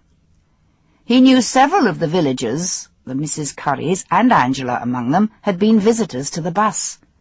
Cheryl was occasionally to be seen about the village, much cleaned up and quiet, always on her own, and talking to no one. Hamish was sure that Sean had started some campaign to turn the villagers against him. And then there was the strange behaviour of Mr. Wellington, the minister. Like most churches these days, Mr. Wellington's was sparsely attended, although the organisations connected with the church were as busy as ever. Most women in the village belonged to the Mothers' Union, of which Mrs. Wellington was the chairwoman. The Boy Scouts and Girl Guides were both well attended, but gradually the church began to fill up on Sundays, and Hamish was surprised to see members of the Free Presbyterian Church, members from the Free Church of Scotland, and from the Unitarians, all neglecting their own kirks to go and hear Mr. Wellington preach. What could be the reason? Hamish decided to find out. He told Willie to man the phone in the police office, and went along to the church himself, meeting the fisherman Archie McLean and his wife on the way. "I've never known you to go to the kirk before," said Hamish. "Aye, but this is different," said Archie. "Mr. Wellington preaches a rare sermon. We've heard nothing like it since the old days." Hamish was intrigued. On his rare visits to church he had tried to keep awake as Mr. Wellington's gentle, scholarly voice wrestled with one of the more esoteric points of the Bible. Hamish often thought it sounded as if the minister were reasoning with himself. He slid into a pew at the back. The hymns were of the variety now frowned upon by liberal churchmen of all denominations as being too militant. Stand up for Jesus, ye soldiers of the Lord, and Onward, Christian soldiers. Then the minister climbed up into the high pulpit and looked down at a sheaf of yellowing notes. Hamish was surprised. Before, the minister's sermons had been extempore, or rather so well rehearsed that he spoke without notes. Then suddenly he looked down at his flock and said in a harsh voice Hamish had never heard him use before, "There are many of you here who will all burn in hell." There was a pleasurable indrawing of breath. Mrs. McLean edged a peppermint into her mouth. For some reason it was considered all right to eat peppermints in church, although chocolates would be considered downright sinful. "Yes," went on the minister, "there are many of you who are liars and fornicators, and your lot will be to cast into the pit where your flesh will fry, yea, and your crackling skin will be pricked with pitchforks by demons." The sermon ranted on for 1 hour and 40 minutes. Hamish sat stunned. It was only when the minister summed up by asking them all to pray to God to protect them from the evil that was Napoleon Bonaparte that a glimmer of understanding began to dawn in his hazel eyes. Curious, and beginning to be half worried, half amused, he also went to the evening service. He was late and had to stand at the back, for the church was full to overflowing. He was among the last to leave. He shook Mr. Wellington's hand and said quietly, "Can I drop up to the manse and have a word with you?" "Yes, Hamish," said the minister absent-mindedly. "I shall be there to hear your troubles." "It's your troubles I'm thinking about," said Hamish. But the minister was already shaking hands with a couple behind him and receiving their plaudits. Hamish went up to the manse later, glad to find the minister on his own. "What can I do for you?" asked Mr. Wellington. "What's come over you?" asked Hamish. "You never were a one for all that fire and brimstone." "It brings people to church, and instills a fear of God in them, which is what I am here for," said the minister primly. "But it's not like you," expostulated Hamish. "You know what I think. I think that one day you couldn't think of a sermon, and so you found some old ones and used one of them instead. Instant success. So you went on doing it. You're a walking horror movie. You'll have the children terrified to go to sleep at night. You don't even listen to what you're saying, which is why you left in the bit about Napoleon." The minister flushed angrily and glared at the wall. "Come on. What's been happening?" asked Hamish gently. Mr. Wellington clasped his hands and swung to face Hamish. "I've lost my faith," he said. "No words of mine have any meaning any more. In despair, yes, I used old sermons I found in a box in the attic. It's what they want. It brings them to the kirk. Aye, so would a striptease. Surely you've lost your faith afore. It happens from time to time." "No, never." Hamish leaned back in his chair and clasped his hands behind his head. "Has this anything to do with Sean Gourley?" "He did question me," said the minister awkwardly. "People here do not question ministers, and maybe they should. We get complacent, arrogant. He showed me pictures of refugees stumbling along roads pitted with bomb craters, of thousands dying after floods and tornadoes. and he asked me seriously how I could believe in a God of love. "But you can't defend the indefensible," said Hamish wearily. "Blind faith's the only answer. You know that. You must have had all the arguments dinned in your ears when you were a student." "I am out of the world up here, Hamish. As Sean rightly pointed out, I have an easy life while millions are starving and suffering under the lash of the God I worship." "There are millions who would suffer a damn sight more if they didn't have something to believe in," said Hamish angrily. "How do you think they would feel if they were told that this is it? This is all there is, and after the grave there's nothing?" "My wife feels the same as I do," he said heavily. "It has affected her badly. She is a shadow of her former self." "Spiritually, but not physically," thought Hamish, who had seen the large tweedy bulk of Mrs. Wellington in church that evening. "Don't make any rash decisions," said Hamish. "Give it a few months. Talk to some other members of the clergy. Father Peter along at the Roman Catholic Church seems a good man, and a clever one too. Have a word with him." The minister smiled wryly. "I do not know what my flock would think if they saw me consulting a Roman Catholic." "We're all ecumenical these days," pointed out Hamish. "Anyway, no one need know. Run along and see him. It's all the one God." When Hamish left, he strolled along the waterfront, wondering if he himself believed anything he had said, wondering if there really was anything far beyond the first stars which were beginning to glitter in a pale green sky. With a sigh, he went into the police station, to be met with a delicious smell. "You're late for dinner," said Willie, sliding a plate of beef casserole, which smelled of rich wine sauce, onto the table. "Where did this come from?" asked Hamish. "Mr. Ferrari," said Willie, deftly opening a bottle of Italian wine.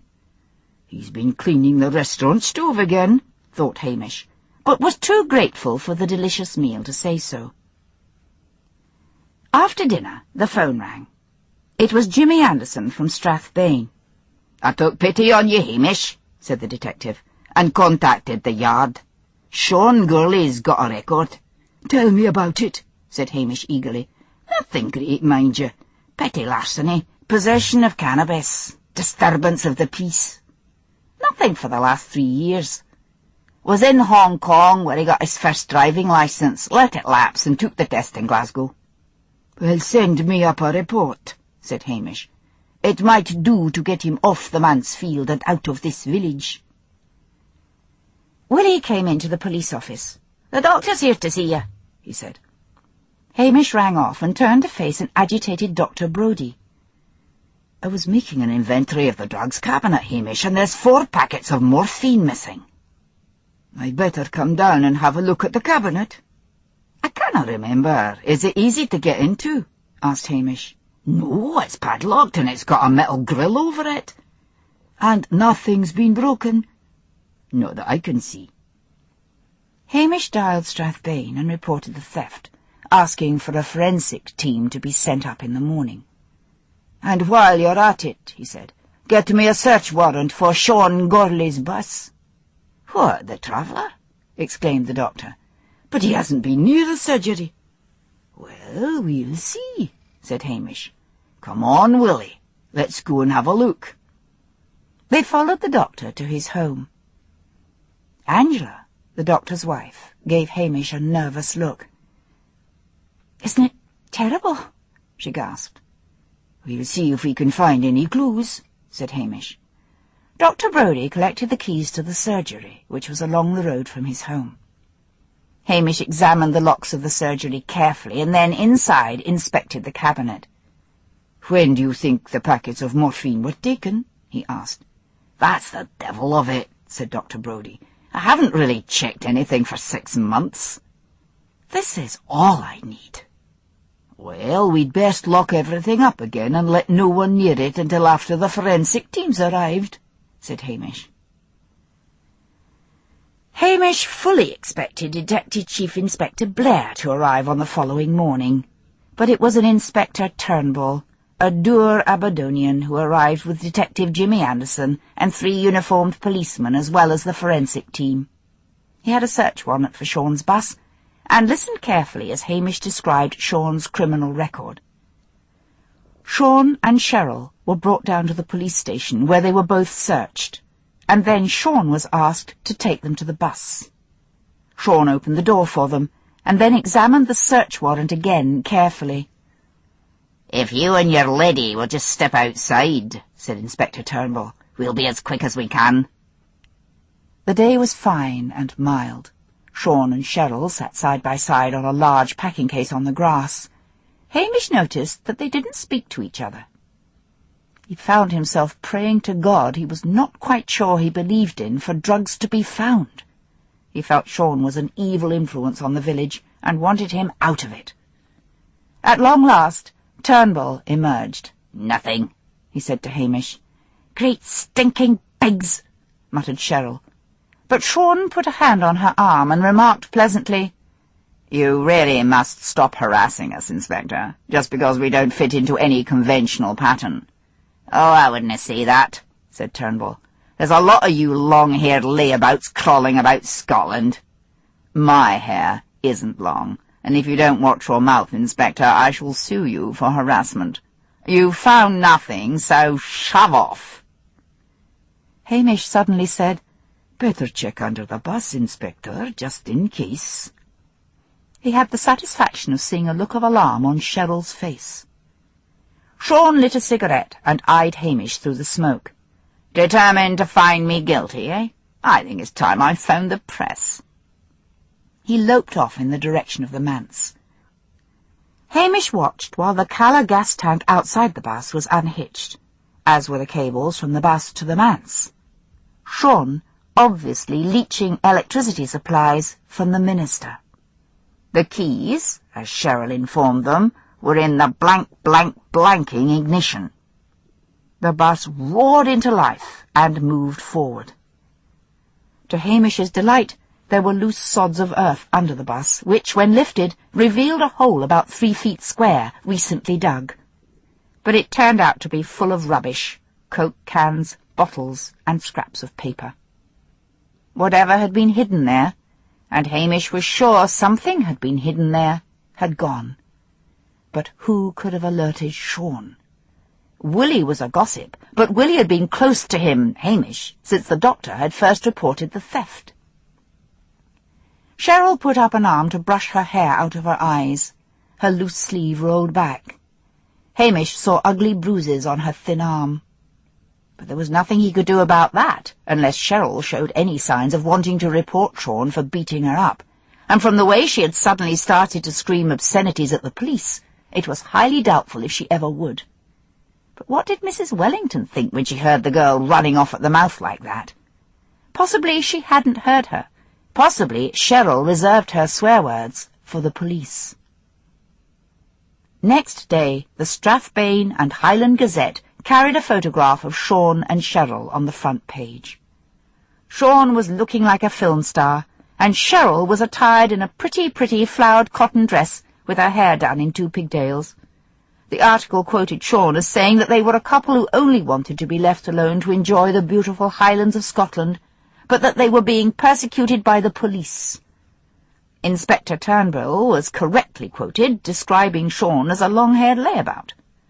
The article finished by saying that the couple were living in a converted bus on manse land with the full approval of the minister and his wife. So that was that, apart from a stern warning from Strathbane not to go near the couple again unless evidence was concrete. Sean and Cheryl had purchased from somewhere a small motor scooter, and one day they roared off on it. But their bus still stood up on the manse field. Hamish, however, was glad to see them go, and hoped they would stay away for a few days at least. But while they were gone, Hamish received an agitated caller, the treasurer of the Mothers' Union, Mrs. Battersby. She was a thin, pale woman in her mid-40s with thick glasses, wispy hair, and dressed in a wool 2-piece she had knitted herself out of one of Patel's special offers, a sulphurous yellow yarn. "There's £100 missing from the kitty," she said. Hamish's thoughts immediately flew to Sean. "When do you think it was taken?" he asked. "Let me see.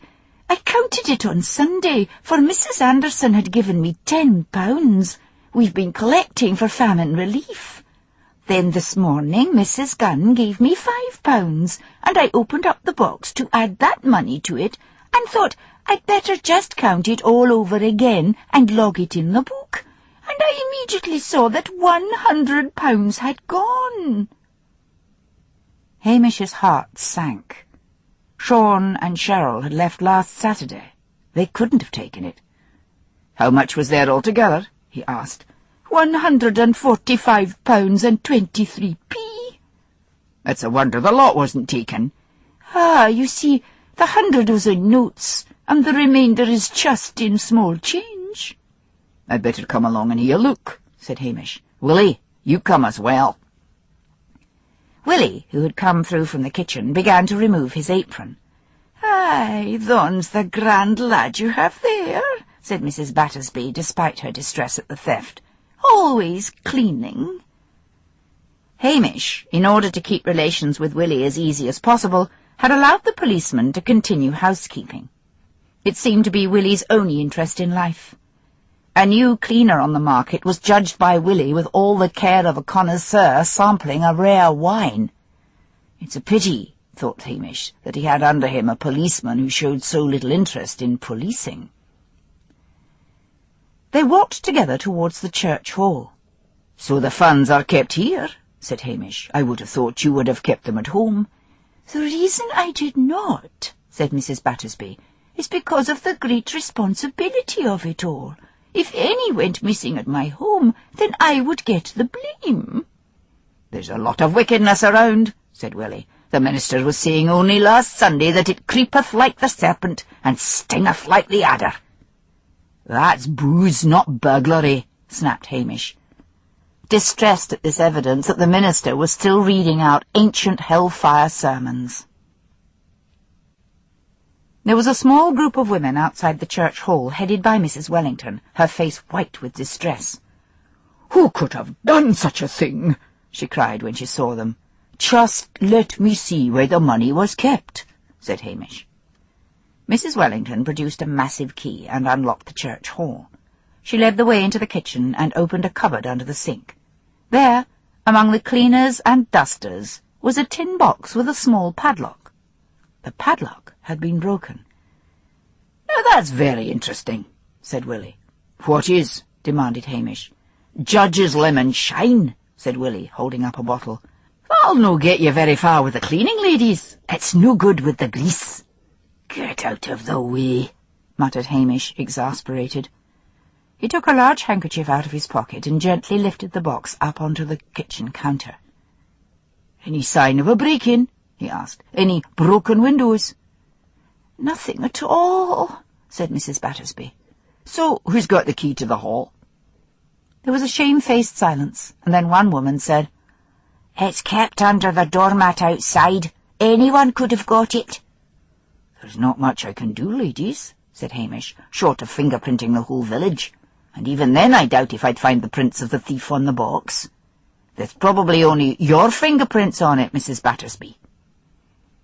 A small, angry-looking woman, Mrs. Gunn, said, "I noticed you got a new microwave last week, Mrs. Battersby."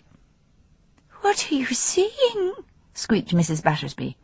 "Me that's worked so hard for famine relief? To take that money?" "We won't get to the bottom of this if you're all going to maliciously accuse each other," said Hamish sharply.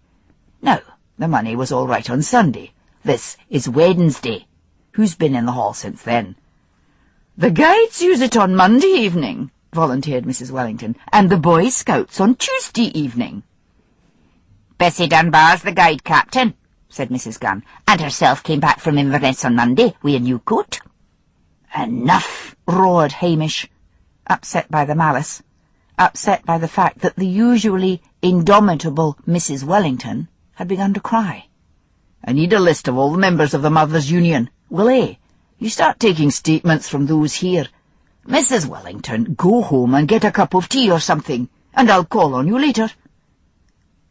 By the end of the day, Hamish thought wearily that some of the murder cases he had previously worked on had been clean and innocent compared to the spite and malice roused by the theft of the Mothers' Union's funds. Everyone seemed eager to accuse everyone else. Any woman who had a new purchase of any kind was evidently suspect. He doggedly went round the village, taking statement after statement, ending up at the manse with Mrs. Wellington. "This is a bad business," mourned Hamish. "I thought you were all such friends, and now one's accusing the other." He turned on the minister, who was slumped in an armchair by the fire. "This village is in sore need of a lecture on common decency. I suggest you start thinking of them, and less about yourself, and give them a sermon about the wickedness of bearing false witness against their neighbour. I never thought to see the day in Lochdubh. If I believed in the devil, then I'd say he'd come among you." "Maybe he has," said Mrs. Wellington, scrubbing at her red eyes with a damp handkerchief. "Havers," snorted Hamish. "Where are the funds now?" "Nobody trusts poor Mrs. Battersby or anyone else," said Mrs. Wellington. "So I took what's left to the bank and lodged it with the manager." Hamish asked a string of questions, trying to find out if anyone from outside had been seen in the village, but there was no one. There were guests up at Tommel Castle Hotel who had arrived on Sunday, but none as yet had come down to the village, the guests having been out on the river on the Colonel's estate, fishing. At last he made his way from the manse, and then stopped in surprise outside the trim cottage owned by Jessie and Nessie Curry. A "For Sale" sign was placed by the garden gate. Now the sisters, although often a pain in the neck to Hamish with their frequent remarks that he was a lazy lout, were Lochdubh, as much a part of the scenery as the twin mountains which rose above the village, and the sea loch in front of it. He had interviewed them earlier, for both, although spinsters, were members of the Mothers' Union. He walked up to the door and knocked. A lace curtain twitched beside the window, and then there was a long silence. He knocked again. Jessie answered the door. "Oh, it's yourself," she said. "It's yourself." Jessie often repeated herself, like the brave thrush, as if she never could recapture the first fine, careless rapture of her original sentences. "You didn't tell me you were thinking of moving," said Hamish. "Why should we? Why should we?" demanded Jessie, and then slammed the door in his face. Hamish walked sadly away. He was hailed by Dr. Brodie. "I'm going to the pub for a dram," said the doctor. "Care to join me?" "Aye, I'd be glad to get the taste of this day out of my mouth." "I heard what happened," said Dr. Brodie. "First the morphine, and then this theft of money, and the only people who might have taken the stuff are Sean and Cheryl, but the drugs weren't found on them, and they were definitely out of the village when the money was stolen." "Everything's gone bad and wrong," mourned Hamish. "You should have heard those women all hinting that one or the other of them had stolen the funds. Jessie and Nessie Curry have put their house up for sale." "What?" The doctor stopped short in amazement. "Why? What's happened?" "I don't know. Jessie answered the door, but she wouldn't talk to me. Everyone in this village has changed for the worse since Sean arrived." They walked into the bar. Dr. Brodie bought 2 double whiskies, and they sat down at a small table in the corner. The jukebox was belting out a country and western number which eventually twanged to a halt, leaving a blessed silence. "Angela's gone funny again," said the doctor. "But she's been doing so well, studying for her degree," said Hamish, "and she's been so happy." "She's gone edgy of late, and she keeps asking me for money for clothes." "Angela? I could have sworn Angela didn't know what was on her back half the time." "Do you know, Hamish, she came back from Inverness last week with a dress that cost £300. 300? I didn't know there was a shop in Inverness that sold anything as expensive as that." "Oh, Inverness is a boom town," said Hamish. "There's all sorts of shops now. Maybe we're behind the times. Maybe £300 is not an odd price for a frock." "Maybe not in Bond Street, but it's a hell of a price to pay for something to wear around the hills and glens." "Is it a very grand frock?" I'm no judge. That's just black, and the only thing about it is it's got a Christian Dior label." "Are you worried she's fallen in love with someone else?" asked Hamish. "Well, there can't be anyone else. If you're thinking of Sean Gurley, forget it. Oh, she took the odd cake and things over to the bus, but then she's like that. Always ready to welcome any newcomer to the village. But after the initial visits, she lost interest. There's something secret and nervy about her. I got out my torch and examined her eyeballs in case she'd been taking the drugs for herself." "Well, that's enough to put any woman off her husband for a start," said Hamish. "Aye, but I had to know." "It's not drugs. She's plain miserable. One minute she's all over me, and the next she's telling me to get lost." "Sean Gurley," began Hamish. "Forget it," sighed Dr. Brodie. "Admit it. You've had a bee in your bonnet about that one since he came here." "But everything's gone wrong since he came here," protested Hamish. "Everything's wrong. Everything's polluted. Mr. Wellington's lost his faith and is ranting rubbish from the pulpit, which was written in the last century, and he doesn't believe a word of it. Mrs. Wellington's a wreck. Jessie and Nessie are selling up, and the women at the Mothers' Union are that spiteful you wouldn't believe it. There's something at the back of it all, and I mean to find out." The next morning, Sean and Cheryl returned. The next afternoon they had a public row on the waterfront. Cheryl called Sean every name under the sun. She was astride the scooter and had a rucksack on her back. The fluency of her obscenities amazed the villagers, the mothers clamping their hands over their children's ears, but continuing to listen themselves. Shorn of obscenities, Cheryl's complaint was that she was sick of the village and sick of Sean, and she was leaving and she wouldn't be back. Sean shrugged and smiled lazily, and then loped off with long strides up towards the manse. Cheryl drove off on the scooter, putting her way out of Lochdubh, over the newly repaired humpbacked bridge, up the long road which led past Tommelcastle Hotel, and out of sight. "One down," thought Hamish Macbeth savagely, "and one to go."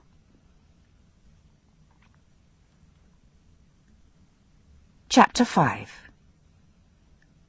There's great deal to be said for being dead.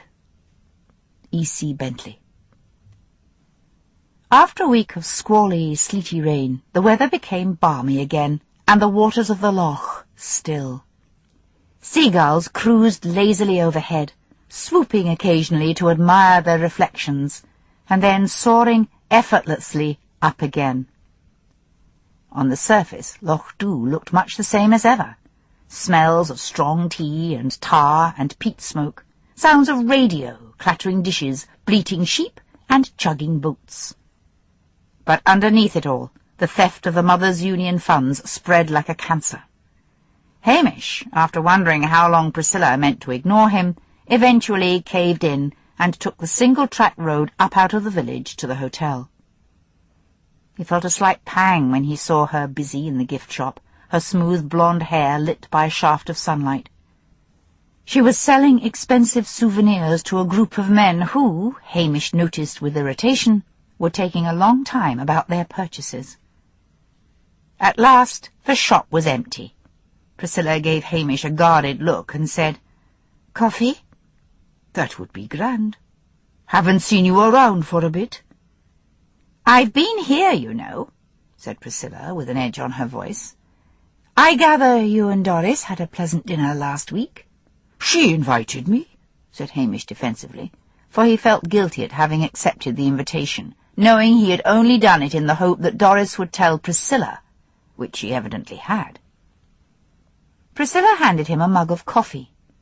"Well, let's hope our new receptionist doesn't fall for you as well." "New receptionist? What's happened to Doris?" "Dear me, didn't she tell you? She left. She's got a job in a hotel in Perth." Hamish felt nothing but relief. Doris had all but proposed to him, and it had been an agonizing and embarrassing evening. "Well, what's been going on?" asked Priscilla. "I heard about the money disappearing from the Mothers' Union." Oh, it's the bad business. Hamish pulled a chair up to the counter and sat down. All the women are at each other's throats, the one accusing the other. Dr. Brodie's had 4 packets of morphine stolen, and the only suspect was Sean, but he was searched and we couldn't find anything. His girlfriend's gone off, but the bastard's still there, like some canker in the middle of the village. It's those demonic good looks of his, Hamish. He's just a small-time crook, not the devil. I know he took that scarf and then slipped it back somehow. He's doing a rare job, nonetheless. He's managed to talk Mr. Wellington out of his faith, and Mr. Wellington has been using some old sermons he found, and it's all hellfire and damnation, and they love it. Archie McLean told me he gave up seeing a video of the werewolf women of Planet Xerxes because, to quote him, the kirk was better fun. You should hear those sermons. A real medieval hell with devils and pitchforks and weeping and wailing and gnashing of teeth. I tried to get him to talk to the priest. I tried to get him to preach kindness and love thy neighbours, but the man's sunk in gloom. Mrs. Wellington looks a wreck. Nessie and Jessie Curry are selling up and leaving, and what's that got to do with Sean, I don't know, but I feel it has. Angela Brodie's gone on the twitch again, and this time is spending a fortune on clothes. It sounds awful. How's Willie? I don't know whether the lad's smitten with Lucia Livia or whether it's the dirty stoves at the restaurant he's after. He lives too clean. Look at that. Hamish held up one glittering black boot for her inspection. Even the insoles are polished. Look at my shirts. Starched, every one of them. I've got such knife-edged creases in my trousers, it's a wonder I don't cut myself. Some people would think you were lucky, pointed out Priscilla, living as you do with a combination of housekeeper and valet. No, it is not. I sat down to my breakfast this morning, and Willie screeches, "A fly! A fly!" seizes a can of fly killer and pumps it all over the kitchen and all over my food. If they ever take a blood sample from me, it'll be 3 parts insecticide and 1 part disinfectant. But I've got used to Willie. He's a kind enough lad. He's just stark staring mad, that's all. No, I feel if I could sort Mr. Wellington out and get him to put some sense into the villagers, things would get better. I'll see what I can do, said Priscilla, unhitching her coat. I'm just about to lock up for lunchtime anyway. You?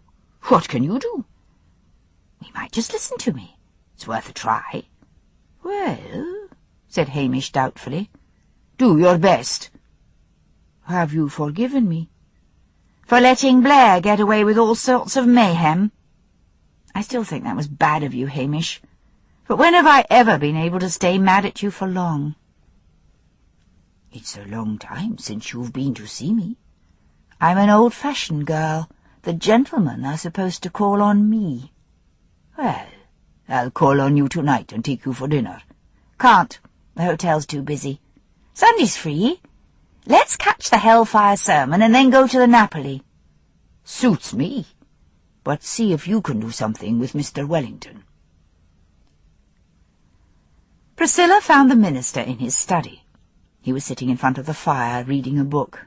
"Oh, Miss Halberton Smythe," he said in a dull voice. "What can I do for you?" "I've been hearing about you from Hamish," said Priscilla. The minister gave her a tortured look.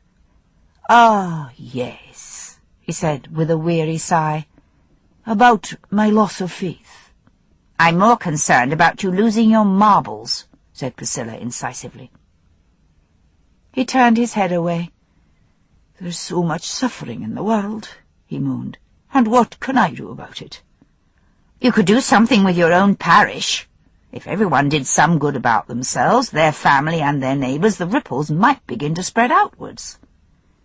I spoke to several of the village women before I came here. The place is riddled with spite. Instead of being sunk in self-absorption and self-pity, you might get off your bum and write a sermon to change the horrible spite and gossip of your parishioners. If you want your faith to come back to you, then you might start by acting as if you've got a heart and soul." Mr. Wellington's head jerked round and he glared at Priscilla. "There has often been talk that you might marry Hamish Macbeth," he said. "But now I think I know why the man is so reluctant to propose." "Why, you old horror," said Priscilla, quite unruffled. He rose to his feet. "How dare you attack a minister of the church?" "Take a good look at yourself in the mirror," said Priscilla. "Take a good hard look, and then ask yourself if you are not looking at the most selfish man in the whole of Lochdubh. Forget about your lost faith. If it's such a terrible thing, don't you think you might try instilling some thoughts of faith, charity, and goodness into your flock? Why should they lose their faith just because you've lost yours? I'm going to hear your sermon on Sunday, and I warn you, if you start reading out one of those old sermons, I will get to my feet and attack you in the middle of the church for being a fraud." She marched out. Hamish was strolling along the waterfront. He came up to her. "How did you get on?" he asked. "All right. I think a few gentle words were all that was needed." The church was crowded, as usual, on Sunday. Priscilla and Hamish managed to find space in a pew at the back. "Look," said Priscilla, nudging Hamish. "There's your devil." Sean Gurley was standing beside a pillar at the side of the church, but where he could command a good view of the pulpit. He was wearing a black shirt and black cords. His odd green eyes glittered strangely in the light. "Come to see his handiwork," muttered Hamish. There were hymns, a reading from the New Testament, and then the minister leaned forward over the pulpit. A rustle of papers as peppermints were popped in mouths, and then the congregation settled back to enjoy what Archie MacLean called a "good blasting." In a quiet, carrying voice, the minister began to talk of the theft of the funds. Sean crossed his arms and looked amused. The minister went on to say that this had caused malice and gossip in the village, turning one family against the other. His voice rose as he begged them to love their neighbour as themselves. His whole sermon seemed to be spoken directly to Sean. He spoke of the suffering in the world, and reminded them that Jesus Christ had died on the cross for them. He said that the suffering in the village had been brought about by themselves. They had let one common theft poison their lives. "There is no place for evil in this village," he said. "Look into your hearts and pray for charity. Pray for kindness, and pray to the good Lord for forgiveness for your sins. Let us pray together." Before he bent his head, Hamish noticed Sean walking quickly out of the church. It was silly, he told himself, to be so worried about one mere mortal, to be so superstitious. But somehow the minister's confrontation with Sean, and that was surely what it had been, reminded him of old tales he had heard when he was small, in the long, dark winter evenings, of the black devil in man's form, walking into a Highland village one day and causing ruin and disaster. A very subdued congregation shuffled out of the church. Mrs. Gunn shook hands with Mrs. Wellington and said they must think up a scheme to raise money to restore what had been taken. And another woman patted Mrs. Battersby on the back and said she'd been doing a grand job as treasurer and hoped she would go on doing so. Groups of people were standing around the graveyard outside talking to each other. Hamish shook Mr. Wellington's hand and said, "A grand sermon." "Thank you," said the minister. Then he suddenly added, "Do not worry about Sean. I have a feeling he'll be leaving us." "And what was that supposed to mean?" asked Hamish over lunch. "Knowledge or the second sight?" "I think, like you, he's decided Sean is the real reason for all the misery. When you think of it, who else could have taken that money?" "But he and Cheryl weren't even here." "They could have slipped back during the night. It's a simple matter to find the key and open up the village hall." "Well, let's hope the minister's right. If Sean doesn't move on, I'll need to think of some way to get him moving. What did you say to Mr. Wellington to get him to see sense?" "Just a few gentle and womanly words," said Priscilla. Hamish looked at her with admiration, "Aye, it's a grand thing, a woman's touch," he said. "I must have been ower blunt." Mr. Wellington returned to the manse after evening service, feeling comforted. By next week, he knew his congregation would have dwindled to the usual small number, but instead of giving them what they wanted, he had given them what they sorely needed to hear. His wife had taken sleeping pills and gone to bed. He stared at the bulk of her sleeping form uneasily. She was taking a lot of sleeping pills these days. He slept restlessly that night. At 2 a.m, he got up to go to the bathroom. On his way, he peered out of a passage window which overlooked the manse field at the back. All the lights in the bus were blazing. He gave a little sigh. Supplying Sean with free electricity had been his wife's idea. She would have to tell Sean that they could do it no longer. He would speak to her in the morning, although it would be a difficult scene. Hamish had told her, he knew, about Sean's criminal record, but she had refused to take it seriously. In the morning, on his way to the bathroom to shave, he once more looked out. It was a dark, rainy morning, and the lights were still blazing in the bus. So when his wife tottered to the breakfast table, he snapped at her. "Get dressed and tell that young hooligan that you befriended that he is no longer to use our electricity. In fact, while you are at it, you can tell him to go. I'm not letting him use the field any more." "But you said you were in sympathy with these travellers," she protested. "I've been a fool, but no longer. Go and give that young man his marching orders." "I can't." His normally domineering wife was looking grey and crumpled. Worry for her made him, like most husbands, angry instead of sympathetic. "Don't be silly. If it makes you feel any better, tell him I am ordering him to go." Mrs. Wellington, eventually, encased in a voluminous waxed coat and rain hat and Wellington boots, walked across the wet field to the bus. She could hear the chatter from the television set inside. She knocked at the door and waited. "Sean?"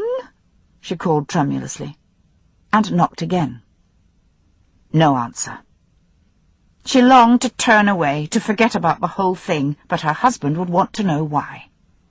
She knocked loudly this time, and then, in sudden desperation, sudden longing to get the whole distasteful business over with, she rattled the handle of the door.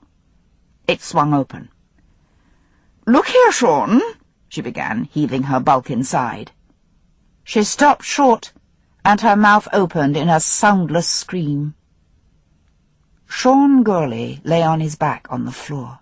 His face and head had been beaten to a pulp. Beside him on the floor lay a bloody sledgehammer. On the table, on a small television screen, a woman chattered in that inane way early morning presenters have, as if addressing an audience of children. Mrs. Wellington backed to the door. Small, thin sounds were issuing from her mouth. She felt faint, but dared not faint, and be found lying next to that thing. She stumbled from the bus and weaved her way like a drunk across the field. She opened the back door of the manse, and the sight of home and familiar objects loosened her vocal cords, and she threw back her head and gave a great cry of "Murder!" And once started, she couldn't stop. Hamish Macbeth stood miserably in the manse field in the driving rain, with Willie beside him, while a forensic team went over the bus inch by inch. Detective Chief Inspector Blair was pacing up and down, wearing a deerstalker and an old Inverness cape, looking like someone in an amateur production of a Sherlock Holmes mystery. The only thing that was lightening Blair's gloom was the fact that it was a nice, seedy murder. No toffs involved. Just a hippie with his head bashed in. He'd had a public row with his girlfriend. The girlfriend had killed him. It was only a matter of time before they picked her up. He loathed being back in Lochdubh, a locality he associated with success for Macbeth and failure for himself. There was no need for either Hamish or his sidekick to be hanging about in the rain, but Blair had kept them there to make them suffer. But as trickles of water began to run down inside his collar, he realized he was suffering as well, and suggested they go back to the police station and discuss the matter there, and let the forensic boys get on with their job. "Well," began Blair, pausing for a moment in surprise as Willie put a coaster under his coffee cup, "it's straightforward enough. This creep has a row with his lassie. Lassie comes back, and bang, crash, goodbye, boyfriend." "Was it murder wi' intentions?" asked Willie eagerly. "If you mean was her intention to bash his head in, yes, you moron. Now the pathologist says death came frae they blows from the sledgehammer. Sledgehammer belongs to the manse. What you think, Sergeant, that your minister friend was at the source and slammed Sean Gourlay's head in?" Blair laughed heartily. Hamish looked at him bleakly, his thoughts racing. He found he was hoping against hope that the murderer was Cheryl, but for reasons he couldn't explain. He began to give Blair a report on Sean's criminal background, reminding him of the theft of the morphine and the theft of the church money, although adding that both Sean and Cheryl had been away from the village when the money was taken. The police station was pleasantly warm, and Willie's coffee was good. "I'd best just sit here by the phone," said Blair, "while you two go off and take statements. I want to know anyone who saw hide or hair of Cheryl Higgins, or anyone who heard the sound of that scooter you were talking about during the night." Hamish and Willie agreed to divide the village between them, Willie eagerly volunteering for the part which contained the Italian restaurant. Despite the rain, little groups of people were standing about, peering anxiously up the hill towards the field at the back of the manse. All day long Hamish questioned and questioned, but no one had seen Sean after he had left the church, and no one had seen Cheryl. Mrs. Wellington had given the police a photograph of Cheryl, which she had taken shortly after the couple had first arrived. It was shown on the 6 o'clock news. By 7 o'clock, Cheryl Higgins had walked into the police station at Strathbane, and Blair, hearing about it, had driven back to headquarters. By 9 o'clock, Detective Jimmy Anderson phoned Hamish. "Bad news," he said. "Cheryl Higgins has a cast-iron alibi." She can't have, exclaimed Hamish. "Aye, but she has. She's been staying with a bunch of travellers in a field outside Strathbane, and she's been playing the guitar in a group called Johnny Rankin and the Stotters, she being one of the Stotters. The pathologist is checking the contents of Sean's stomach, and he says the man was killed at a rough guess between 10 in the evening and midnight. Cheryl was playing in Mullen's Roadhouse, you know, about 2 miles outside the town, from 9 till 1 in the morning. Then she went on frae there to a party in Strathbane. Witnesses all along the way." "But how reliable are the witnesses?" asked Hamish. "Stotter means glue sniffer, doesn't it? Is that how the group got its name?" "Probably. Most of them were away with the fairies when we tried to talk to them, but there was the audience, about 40 decent or fairly decent witnesses. She could have slipped away from the party, for I don't know if any of that lot knew whether they were coming or going. But the point is the time of the murder, and during that time she was performing in front of about 40 people at the Roadhouse." "I'm surprised any band is allowed to play on the Sabbath in Strathbane," observed Hamish. "It's outside the town, so nobody bothers." "So where's this field she's living on?" "On the Dalcott Road, out on the north side, about 5 miles out on the left. Belongs to Lord Dunkel, him what had the pop festivals back in the 60s. Still thinks he's a swinger, silly old scunner that he is. She's living in a caravan with a couple called Wayne and Bunty Stoddart, old friends from Glasgow. She doesn't look at all like the picture the minister's wife gave us, but it's her all right. She's dyed her hair orange since the photo was taken. In Cheryl's humble opinion, some bampot in Lochdubh upped with the sledgehammer and give him 50 whacks. A good riddance to bad rubbish, she says." "Did she suggest anyone?" Anderson chuckled. "Aye, she did that." "Who?" "Sergeant Hamish Macbeth." "Silly bitch. I'm telling you, that pleased Blair no end." Hamish sighed. "So I suppose Blair'll be back tomorrow?" "No, it'll be me and Harry McNabb. There's been a big robbery at the home of one of the super's friends, so Blair's jumped at that. He doesn't care about the death of a layabout. No press coverage in it for him." "There's been a fair amount of press about today," said Hamish. "Aye, but they willna be there tomorrow. Nobody in that village of yours had a good word to say for Sean Gurley. If they'd all said something nice, then the press could have run a much-loved type of bit. Even the Strathbane and Highland Gazette have dropped it, in case anyone remembers their touching piece about what a charming couple Sean and Cheryl were, and being hounded by the nasty cops. They've found out from you and then Blair that Sean had a record." "Any relative to claim the body?" "Got a mother in London, respectable body by all accounts. Coming up tomorrow to see the Procurator Fiscal." "I'm surprised the villagers turned out to be so down on Sean. All I got when the couple first arrived was about the romance of the road and leave the poor souls alone." "Believe me, the romance wore off. Or maybe it's now that he's murdered and his past has come out, none of them want to confess to having had a liking for him. But you see what this means, Hamish?" "I don't want to." "I can see that. It means that more than likely someone in Lochdubh did it." Hamish groaned. "Cheer up," said Anderson. "You might find an itinerant maniac, if you're lucky." Hamish said goodbye and replaced the receiver. He pulled forward a sheet of paper. He would need to start with any villagers who had been on friendly terms with Sean. Top of the list were Mr. and Mrs. Wellington. Then Angela Brodie had been seen visiting the bus. Then came Nessie and Jessie Curry. He sat back and looked dismally at the short list. He would need to detach his mind from the sore fact that these people were friends. So, what had he?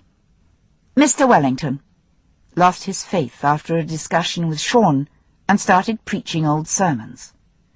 Mrs. Wellington, nervous and agitated, and not at all anything like her old confident, bossy self. Angela Brodie, acting strangely and buying expensive clothes. Nessie and Jessie Curry, house up for sale, tetchy and miserable. Well, forget about the murder. He would have to try to find out what Sean had done to these people. In the meantime, Willie could forego his visits to the Napoli and keep questioning and asking in case anyone had seen a stranger that day. Chapter 6. Suspicion all our lives shall be stuck full of eyes. Shakespeare. Despite Blair's lack of interest, the police were doing a thorough job. The forensic team came back to go over the bus again, inch by inch.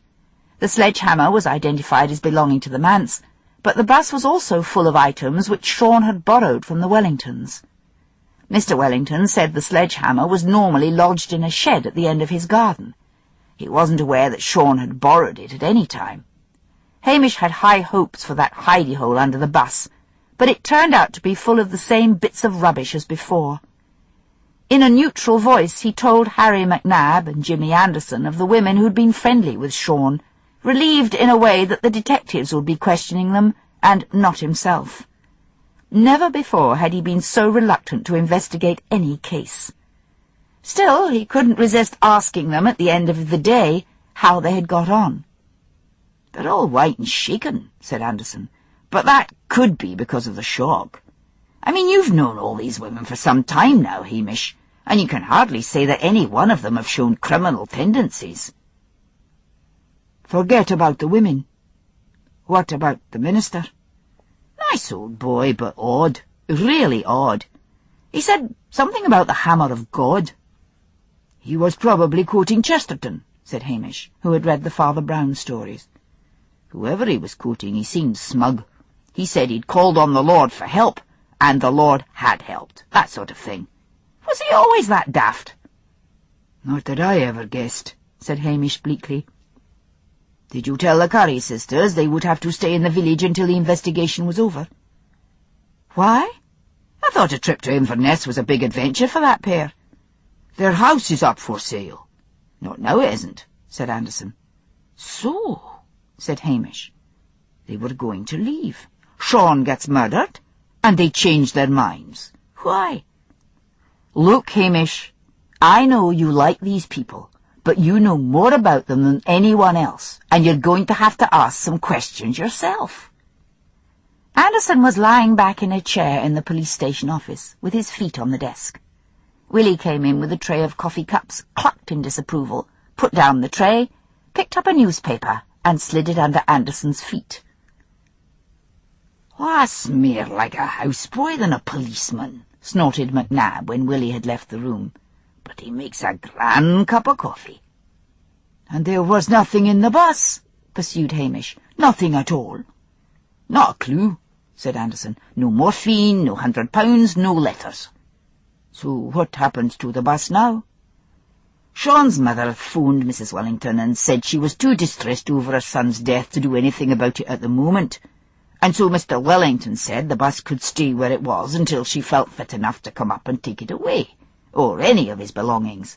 There'll be no trouble about it. Sean left a will, all right and proper, leaving everything to his mother." "Odd," muttered Hamish.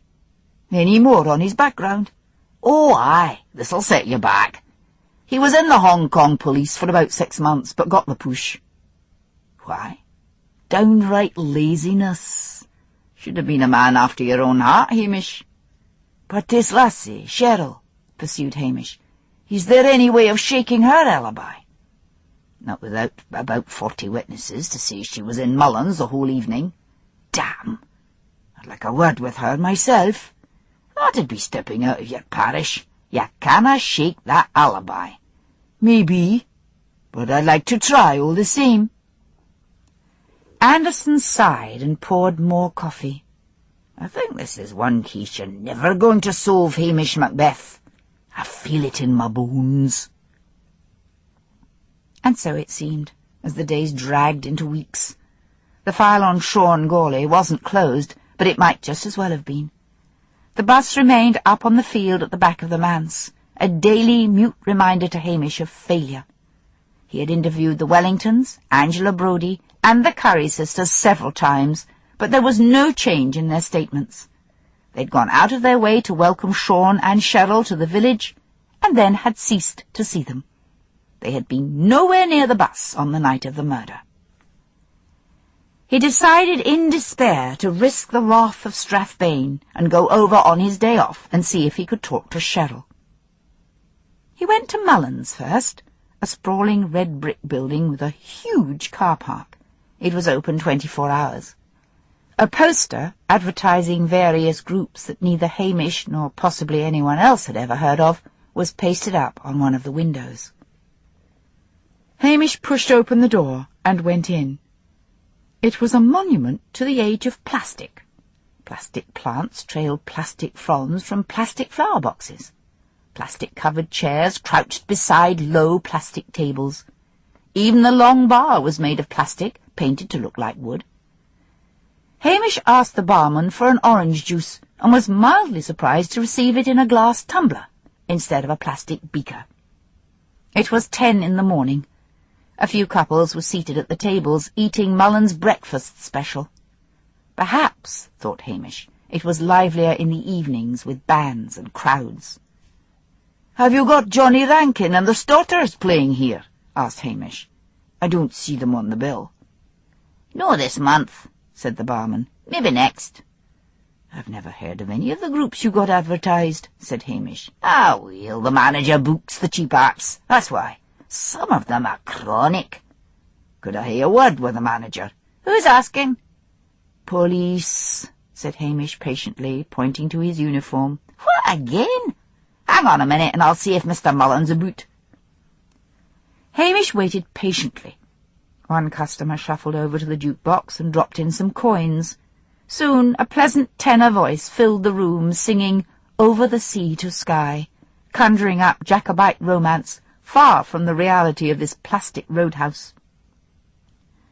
A small, squat, hairy man appeared behind the bar. He had very black eyes, like stones, and odd tufts of hair on his face, and hair sprouting from his nostrils and ears. He looked like a troglodyte squeezed into 20th century clothing. "Mullen," he said curtly to Hamish by way of introduction. "what do you want?" "I want to talk to you about Cheryl Higgins," said Hamish. "Oh, her. What can I tell you that I've no said already? She was here all right from 9 till 1 in the morning, caterwauling away." "And you're sure it was her?" "If you can find another lassie in the Highlands with von orange hair, it'll be a miracle. No, it was her, all right. Foul-mouthed creature, but then a lot of 'em are." "And she didn't leave the room at any time during the show?" "No, that lot are like camels. Once they've got an audience, they can go on for hours and hours." Hamish thanked him and left, feeling depressed.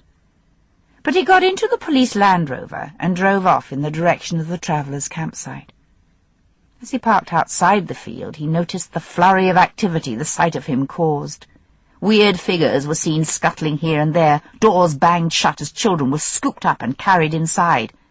It was as if a monster had arrived, but Hamish guessed they were probably hiding drugs or items of petty theft. Only one woman stayed where she was, stirring something in a cooking pot over an open fire. Hamish approached her. "Where are the Stoddarts?" he asked. She was a thin, fantastically dressed creature, wearing a heather coronet on her tangled locks. A long Indian cotton dress, hung about with beads and brooches, was wrapped around her body. She turned pale, dim eyes up to him and frowned, as if he had asked her to expound Einstein's theory of relativity. "The Stoddarts?" he prompted. "Over there," she said, pointing in the direction of a small caravan painted bright blue. Hamish walked up to it and knocked on the door. A vague-looking, bearded man answered it. "Mr. Stoddart," said Hamish, "is Cheryl Higgins here?" "Come in," he said, and retreated back into the dimness of the caravan, which still had its curtains drawn closed. The confined space smelled of unwashed bodies.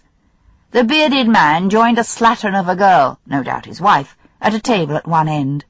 Both were watching television on a small black-and-white set placed on the table. Hamish looked around. At the other end of the caravan was a bunk with a flaming orange head poking above the pile of bedclothes. He went over. "Cheryl," he said. She twisted round and looked up at him. Then her mouth opened and a stream of abuse poured out. Hamish waited patiently until she had run dry, guessing correctly that Cheryl's outpourings were part of a long-established pattern. When she fell silent, he perched on the end of the bed and said quietly, "Now you've got that out of your system. I want to ask questions about you and Sean. Not the usual ones." She gazed at him sullenly. "Why did you leave Sean?" asked Hamish. "That wasn't any kind of life," she said bitterly. "I think he was screwed in the head. He'd get visits from the awful old woman frae the village and ask me to take a walk, and sometimes I couldn't get back to my bed till after midnight." Hamish felt suddenly miserable. He didn't want to ask any further questions, but knew he had to. "Who were these women?" As if she sensed that he didn't really want to know, Cheryl brightened visibly, and something like a look of satisfaction came into her eyes. "Well, there was that fat Wellington cow for one. 'Dear Sean, I've just baked this cake specially for you.' Ugh! Then there was a wee woman with glasses who sounded like a jammed record." "Jessie Curry," thought Hamish. "Aye, and the doctor's wife too." "Anyone else?" "Isn't that enough?" "How often did Sean beat you?" She sat up in bed and hugged her thin arms about her body. "Get out of here," she muttered. "All right, I'll leave that question aside for the moment. Have you any idea what the relationship between Sean and these women was?" "It couldn't have been sex," she jeered. "He strung them along so he could get presents of food and cakes." "Money?" asked Hamish sharply, remembering the missing £100. "No," she mumbled, her head going down again. He tried and tried, but Cheryl said she had nothing more to tell.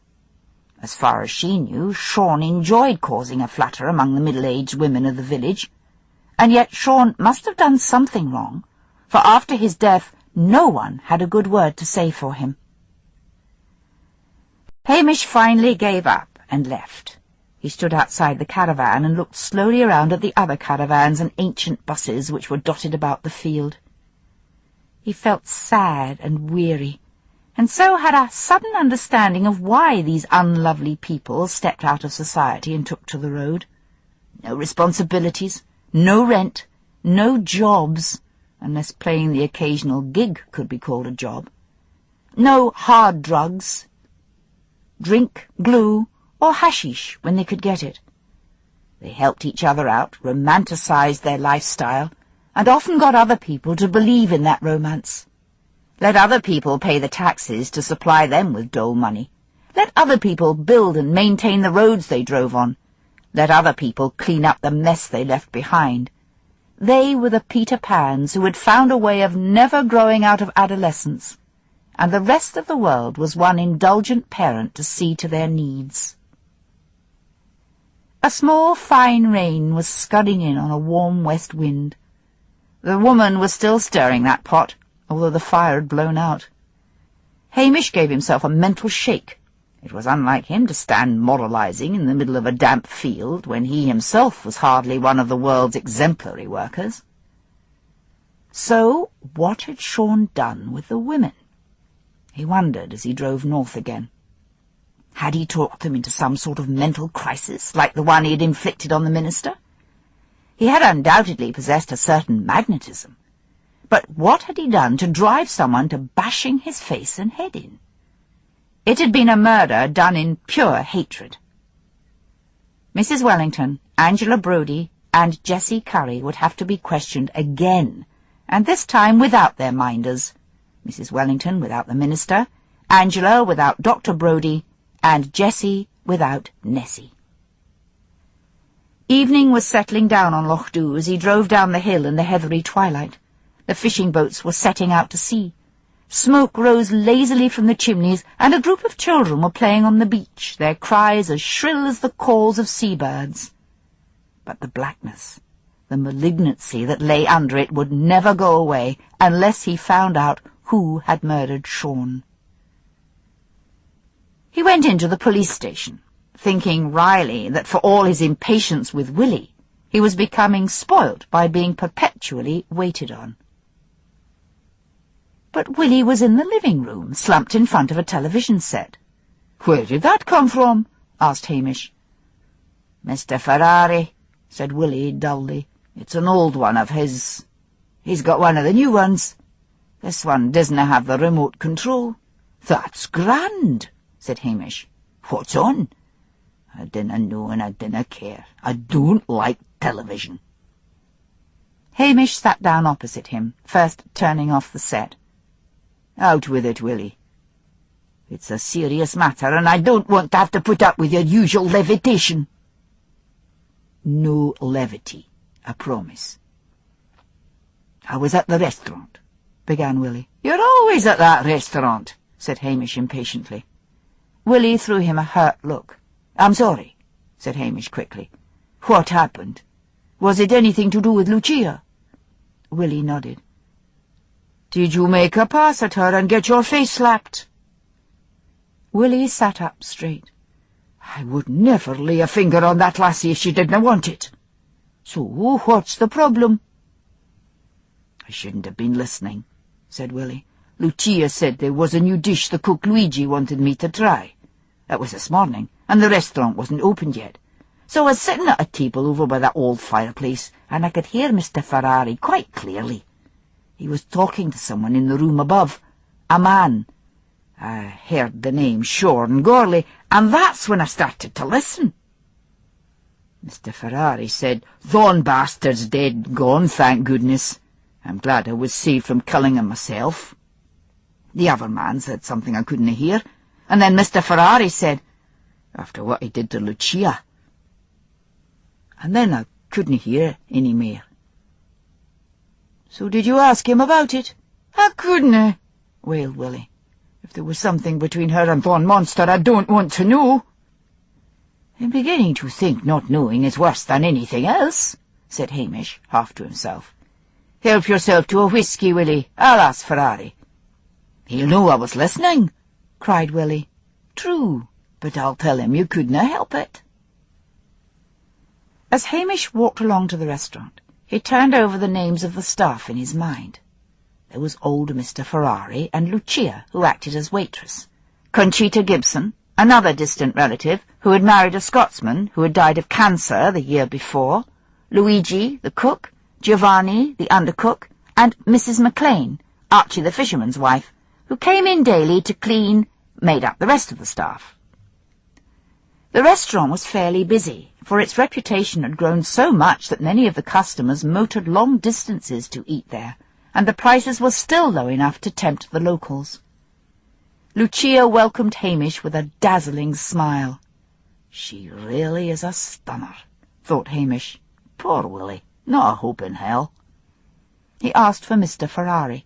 Lucia disappeared, and then returned, and led him through the back of the restaurant and up a flight of stairs to the flat over the shop. "Come in, Sergeant," cried Mr. Ferrari. "Have a drink, but don't stay too long, because I've a lot to attend to." "No drink," said Hamish. "Just a few questions. Willie was here this morning." "Grand lad, that should be in the restaurant trade." "Maybe. The fact is, he was sitting next to the fireplace, and he could hear something of what you were saying upstairs." All the wrinkles on Mr. Ferrari's old face settled into a sort of hard mask, from behind which his eyes peered warily out. "All you could gather," went on Hamish, "was that you were glad someone had killed Sean, or you might have done it yourself after what he did to Lucia. Now, who were you talking to, and what did Sean Gurley do to Lucia?" "Like the television set?" asked Mr. Ferrari. "If that was meant as a bribe, then you can be having it back," exclaimed Hamish. Mr. Ferrari looked at Hamish steadily. "Don't you see you are making matters worse for yourself?" said Hamish. "Tell me the truth." "And you will not tell anyone?" Mr. Ferrari demanded. "Not unless it's necessary, no." "It's not a nice story. Lucia does not go out walking with any man without my permission. Sean asked her to go for a walk with him. She asked me, and I refused. I did not want her tied to anyone who showed no signs of wanting to work. But he was a regular customer, although where he got the money from I don't know. And so he managed to speak to her. A lot. He was very handsome, so Lucia begged and begged to be allowed to go out with him. So I at last said she could on her day off, in the afternoon, but she was to be back at 6 o'clock. I sent Giovanni after them to keep watch. I tell you, Hamish," he went on, "I've met a lot of bad people in my long life, and I had Sean marked down as a real bad one. But I couldn't be sure. I kept wishing that wee lassie Cheryl had still been with him. Lucia wouldn't have dreamt of going out with him then. So off they went, and Giovanni set out after them. All excited he was, dodging in and out of doorways with a cap down over his eyes and a scarf over his mouth, and then creeping up the hillside. I thought Sean was bound to notice the idiot, but as it turned out, he did not. They only went a little way up on the moor, and they were sitting side by side on one of those big boulders. Giovanni crept up and lay in the heather behind them. Sean began telling Lucia she was the most beautiful woman he'd ever seen, and she asked if he'd been in love with Cheryl, and he gave her a spiel that Cheryl was away frae Glasgow he was being kind to, and what had bit the hand that fed it and all that rubbish. Then he suggested she go back to that bus of his. He said he had some good videos, but she said it was their first time out and wasn't the view lovely, and maybe another time, and so on. Then he grabbed her and kissed her, and Giovanni said he didn't know what to do because she was enjoying it and it was only kissing. Then Sean began to unbutton her blouse, and Lucia pushed him off, but he tumbled her onto the ground, and I believed Giovanni when he said it could have been rape if he hadn't been there. So Giovanni ups from the heather and shouts, "Stop!" He said Sean looked like the very devil, those cat's eyes of his glittering in the light. And Lucia, she was crying her eyes out. Giovanni said he was right glad he'd taken the meat cleaver with him. Hamish suppressed a grin. So Sean saw that cleaver and began to run, and Giovanni went after him and chased him right back to that bus. Then he told me. So we all went to see him, me and Luigi and Giovanni, and we told Sean Gurley that if he came near the restaurant or Lucia ever again, we would cut his balls off. So, that's it. You should have told me this before, said Hamish. Why? Demanded Mr. Ferrari. None of us killed him. But Hamish left very worried. There was a field at the back of the restaurant, and from that field it was possible to cut across the other fields and get to the one behind the manse. And yet how simple it would be for him if, say, Giovanni had done it. How he longed for an outsider. And yet although Mr. Ferrari and his relatives had only set up their restaurant a short time ago in the village, they had quickly become a valuable part of the local life. The small shack which served as a Catholic church was to be gradually replaced by a brick building, money supplied by Mr. Ferrari. The restaurant had become a gathering place for local birthdays and wedding anniversaries. At the police station he told Willie what had happened. I should have been there, said Willie. Not that Lucia cannot protect herself. In what way? Well, she told me she was walking home and one of the forestry lads grabbed her and tried to steal a kiss. And? She kicked him in the family silver. You mean jewels? Whatever. Could Lucia have done it herself? Wondered Hamish. She'd been keen enough on Sean to beg Mr. Ferrari to let her go out with him. Was she one of the women who'd gone to the bus? Cheryl wouldn't know, for Sean's pursuit of Lucia had started after Cheryl had gone. He shook his head wearily. Did Mr. Ferrari blame me for reporting it? Asked Willie anxiously. Hamish shook his head. As long as you go on neglecting your duties and giving him free labour, he won't go off you. It's not as if anything ever happens in Lochdubh, said Willie sulkily. Except murder, said Hamish. Hamish set out the next day to try to get his female suspects alone. He waited until he knew Dr. Brodie would be at the surgery and went to call on Angela. He felt a pang of worry when he saw her. It was like that time when that woman had been murdered in Lochdubh, he thought, and Angela, who had been under her influence, had mentally gone off the rails. She looked now as she had then, thin and brittle. "Not more questions?" said Angela when she saw him. I have to keep asking, said Hamish patiently. Can I come in? I suppose so. Angela led the way into the kitchen. The table was covered in textbooks. She shovelled a clear space at one corner and sat down. Hamish sat opposite her. I went to see Cheryl yesterday, said Hamish. Angela pushed a tress of fine wispy hair out of her eyes. And? She demanded. I gather that some evening Cheryl was sent out for a walk while Sean entertained some ladies. You were one of the ones mentioned. The previous times I've spoken to you, you've always said you went over with cakes and things when Sean and Cheryl originally came to the village, as a sort of welcome. You never said anything about spending any time with Sean alone. I didn't want my husband to find out, said Angela. All that happened was that I went over one evening to talk about my studies because he had seemed interested. And John never listens to me. When I talk about anything to do with this open university degree, he switches off. Cheryl went out when I arrived. I stayed and talked, had a few drinks, and then left. I never went back again because I thought if John ever found out about it, it would, well, look odd. And that's all there was to it? Yes, Hamish. What else could there have been? Sean didn't ask you for money, or... Hamish looked at her in growing concern. Drugs? I thought you were a friend, Hamish. How can you say such things?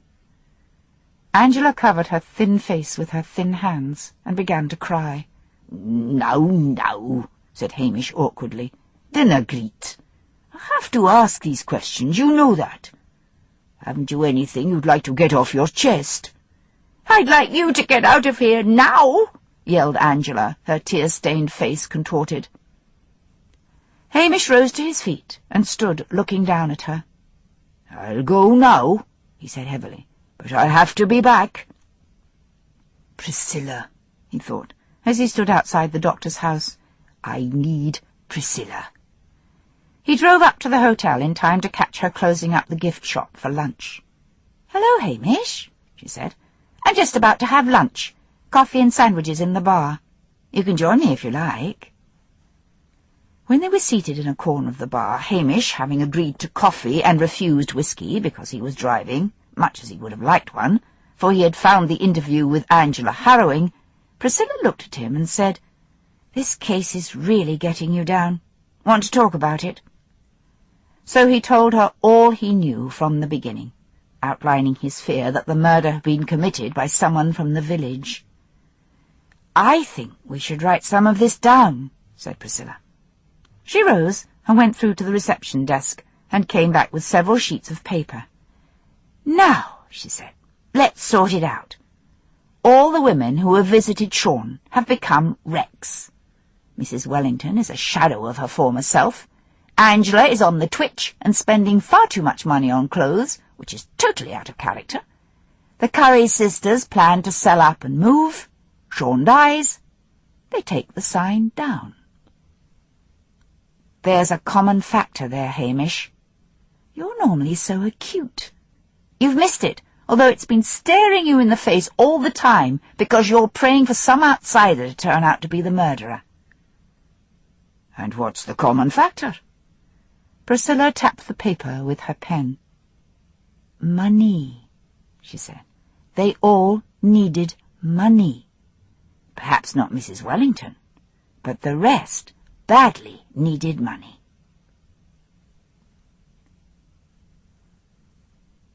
Chapter 7.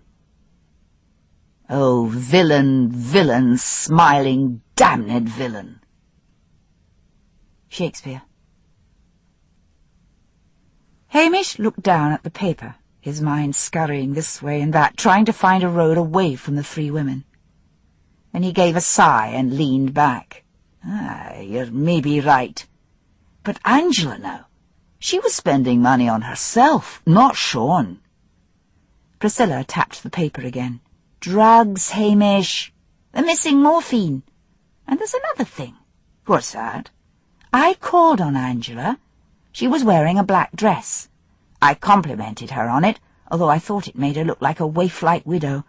And she said uneasily that it had cost an awful lot of money, that it was a Dior." "So was it?" "Yes, I should think it was. But a second-hand Dior." "How second-hand?"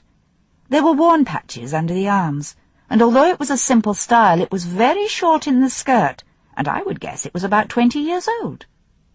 "What are you getting at?" "There are thrift shops in Inverness, Hamish, where a woman can buy a model dress for a few pounds and then tell her husband it cost a fortune." Hamish looked at her miserably. "Now, Hamish, it may not be any of them, but you'll never get to the bottom of it if you don't start finding out why they all needed money. Sean must have been blackmailing them."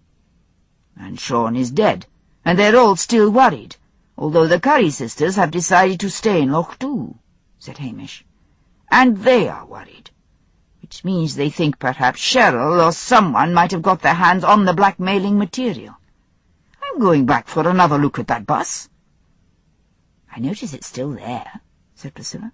"Wasn't there a mother or someone who was going to claim it?" "Yes, Mrs. Gurley. She said she would be up next week to take a few things. She asked if anyone would want to buy the bus, and I suggested she try Ian Chisholm at the garage. I'd better start work right away." "Could Willie help?" "I doubt it. He's really lovesick now. Lucia's walking out with Tim Queen." "Oh, dear," said Priscilla. Tim Queen was a handsome young man whose father owned the Lochdubh bar. "Aye, Willie skulks around after them, looking like a whipped dog. Walking out was an old-fashioned pastime, but there was little else for a courting couple to do in Lochdubh. Lucia and Tim Queen were leaning over the bridge, looking down at the River Anstey. Lucia kept flicking little speculative looks at Tim from under her long lashes. He was tall and red-haired, with a square, pleasant, freckled face. The Lochdubh Bar, once an extension of the Lochdubh Hotel, which was still awaiting a buyer, had been bought by Tim's father in a separate sale and had been making a profit ever since. Tim looked down at Lucia's small red hands, which were resting on the parapet of the bridge, and then covered one of them with his own. Lucia snatched her hand away. "What's the matter?" asked Tim. "I was only holding your hand." I am ashamed of my hands," said Lucia, putting them behind her back. "They are so red. I would like soft, white hands." "But that's what I like about you," said Tim earnestly. "You're an old-fashioned girl. I don't like the young ones round here who slap paint all over their faces and never do a day's work and wouldn't know how to scrub a kitchen floor if you asked them." Lucia's beautiful eyes became clouded with sad thought. "So you like a woman who does the housework, Tim?" He slid an arm about her waist. "Yes, that's my sort of girl. My friend Johnny over at Ducat just got married, and his wife Darlene, well, she wanted a cleaning woman for day one." "What is so odd about that?" He laughed. "You silly wee thing. Why should Johnny pay for a cleaning woman when he's got a wife?" She slid out from his arm and looked about. "Why, there's Constable Lamont!" she cried. She was looking at a stand of trees beside the river. Tim couldn't see anything. But Lucia waved, and sure enough, Willie eased out from behind a tree. "Do not bother to walk back with me, Tim," said Lucia gaily. "See, I am safe with my policeman." And Tim never knew what he had said wrong. Hamish collected the keys to the bus from the police station, and then strode up to the field behind the manse. Sean's presence still seemed to be around the place. He had a superstitious feeling that he was still in the bus, and would laugh at him when he opened the door. The day was warm and overcast, with great clouds of midges dancing on the muggy air. He unlocked the door of the bus and climbed inside. Everything was as the forensic team had left it, and as he had last seen it. He began to search methodically, but wondering all the time what he could find that an experienced forensic team had missed. He even opened packets of coffee and bags of sugar in the hope of discovering something hidden in them. He worked for hours and didn't find one thing. He sat down miserably on a bench at the side of the table and looked dully at the blank screen of the small television set. There were videos piled up in a heap at the end of the table. As a last hope, he slid them out of their packets.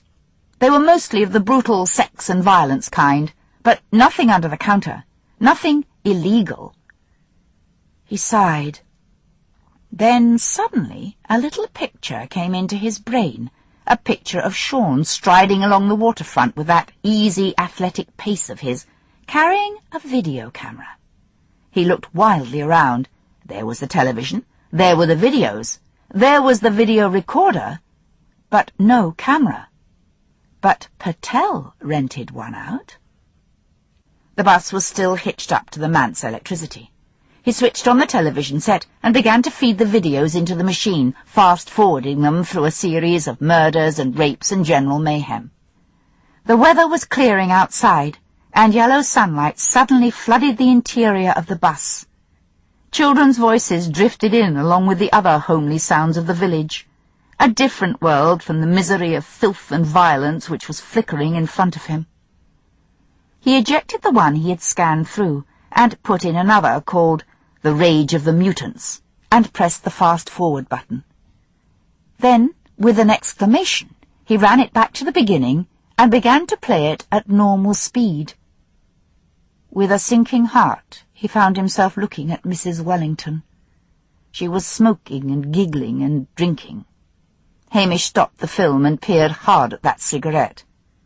It was a reefer. Hash. Grass. "You do make me feel wicked," Mrs. Wellington burbled as he started the film again. Her eyes were glazing over. Sean's voice was only a mumble in the background.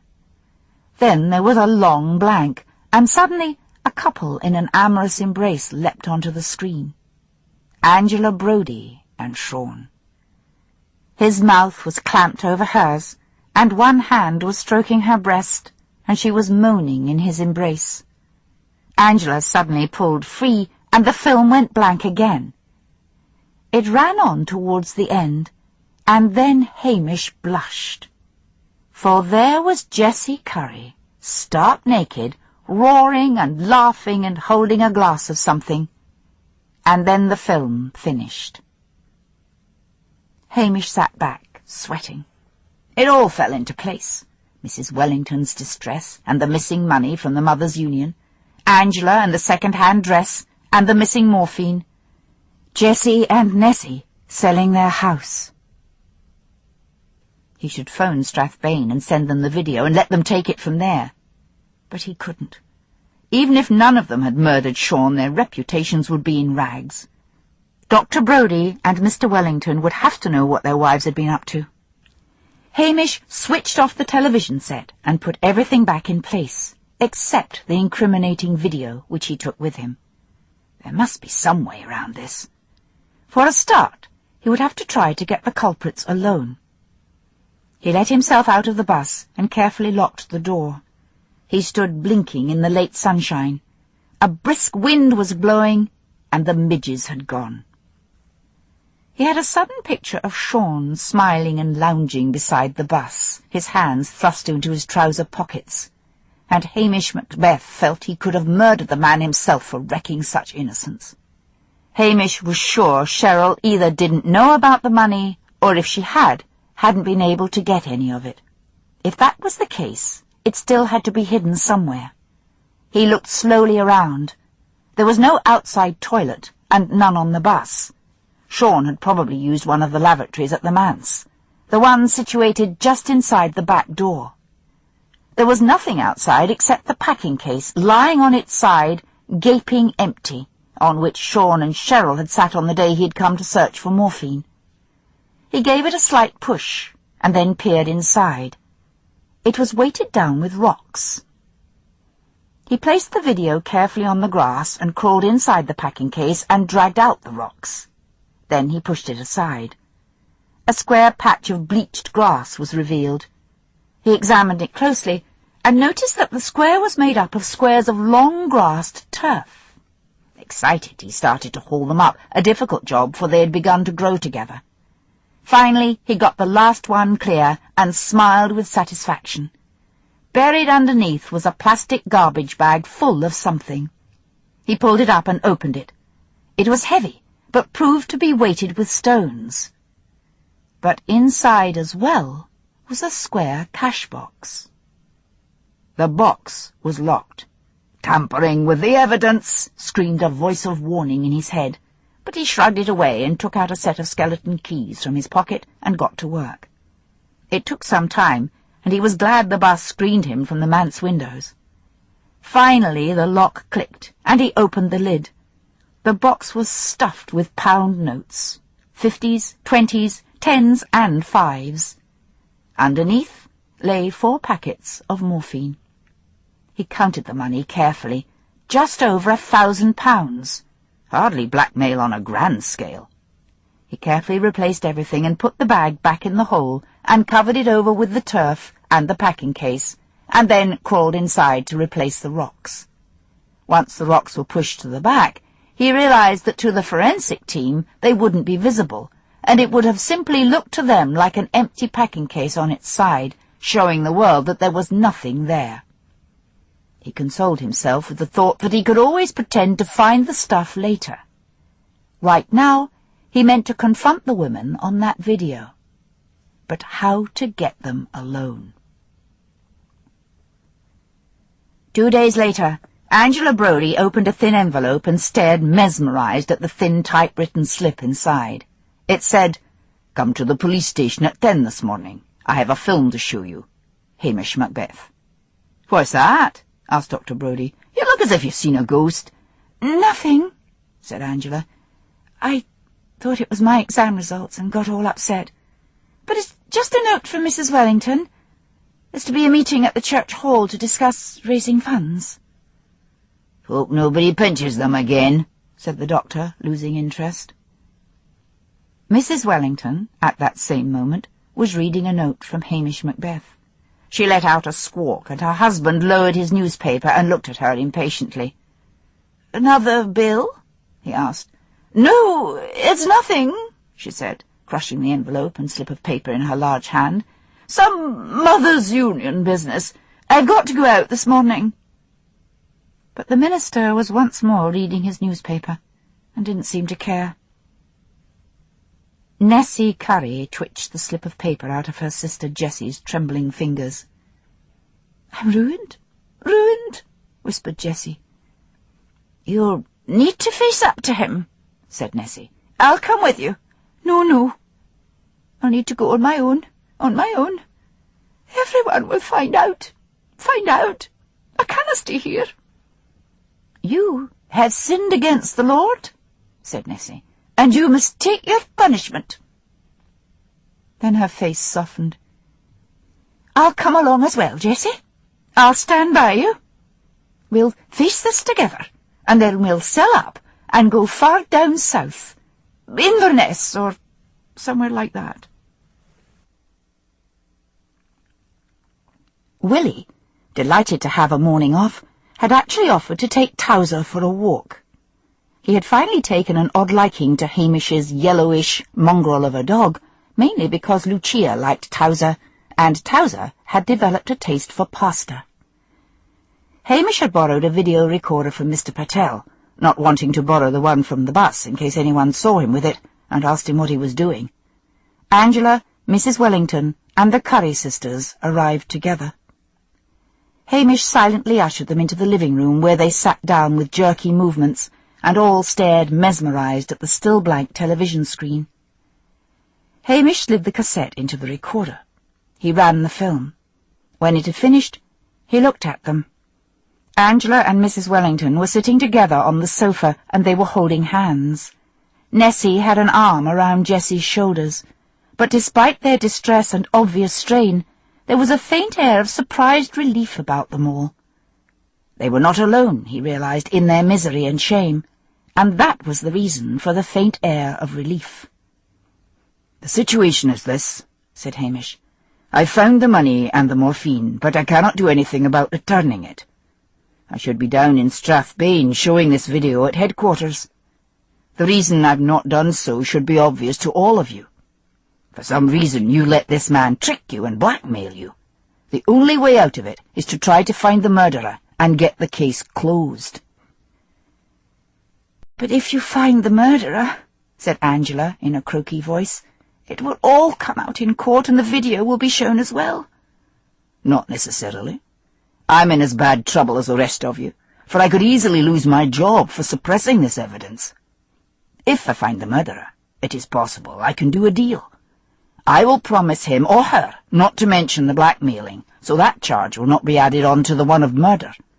But I'll never find out who murdered Sean unless everyone here tells the truth." He turned to Angela. "You first." She pushed her wispy hair back from her eyes. "It was a sort of madness," she said. "He was so handsome. He made it clear that he had no interest in Cheryl other than giving her a home, and I believed him. He was so interested in this degree I'm studying for, the only person who's ever shown any interest." "Except me, who pushed you into doing it," thought Hamish huffily. "It was easy to forget Cheryl," went on Angela, "because as soon as I arrived, she went out. I'd never even looked at any other man since I married John. Oh, I was flattered that such a young and good-looking man seemed to find me attractive. If he'd come on too strong at the beginning, I would have shied away. But I'm very romantic, and he used the romantic approach. He asked me to come one evening and said he had some films to show me. I told John I was going to see Mrs. Wellington. Instead of any films, he produced a bottle of champagne. I'm not used to drinking. I had told him that, and I got drunk pretty quickly. We were sitting on that bench at the end of the bus. He began to kiss me, and I responded. And then I heard this whirring sound, very faint, and I looked down the bus, and I could see the video camera propped on the table facing us, and I realized it was running. I pushed him away and stumbled out of that bus and ran home, and I vowed never to go near him again. I only thought he was weird because he was prepared to film our lovemaking without telling me. He stopped me in the street a few days later. He said he would show the film to my husband unless I paid him. John and I have a joint account. I panicked and said I couldn't. He laughed and told me to get him some morphine, and then he would leave me alone. I took the keys to the surgery that night when John was asleep and got the drugs. I thought that would be an end of it, but next week he was back, asking for money. I was frantic with worry. He said he didn't want much. At first he asked for 50, then it was 100, then another 100, and so on. I pretended to John that I was buying expensive dresses in Inverness and paying cash for them, when in fact I was buying them cheap from the thrift shops. I was so glad when I heard he was dead, and then, when I realized the police would probably find that video, I was frightened to death all over again. Oh, Hamish, John must never find out. "I'll do my best," said Hamish heavily. He faced Jessie. "Now you." Jessie sobbed and stumbled over the words and repeated everything, but the sad story slowly emerged. She, too, had been flattered by the attentions of this young man. She'd gone to the bus. He gave her something to drink, and she didn't remember a thing after that until somehow she was in her own bed at home and Nessie was sitting next to her. "He must have put something in her drink," said Nessie, "for she was raving and seeing things. I didna call the doctor, thank the Lord for that, for I thought she maybe had the DTs, and that would have been a shame and disgrace. When she told me she had had one drink and didn't remember anything after that, I didn't believe her. Then Sean Gurley called as bold as brass. He asked to see her alone. After he'd gone, I could see she was frightened to death, and so I got it out of her. He wanted £20. That's a lot for us. Dad left us the house and a bit in the bank, but just enough for us to get by on if we watch carefully. I told Jessie to give him the 20, but warned her he would probably be back. And so he was.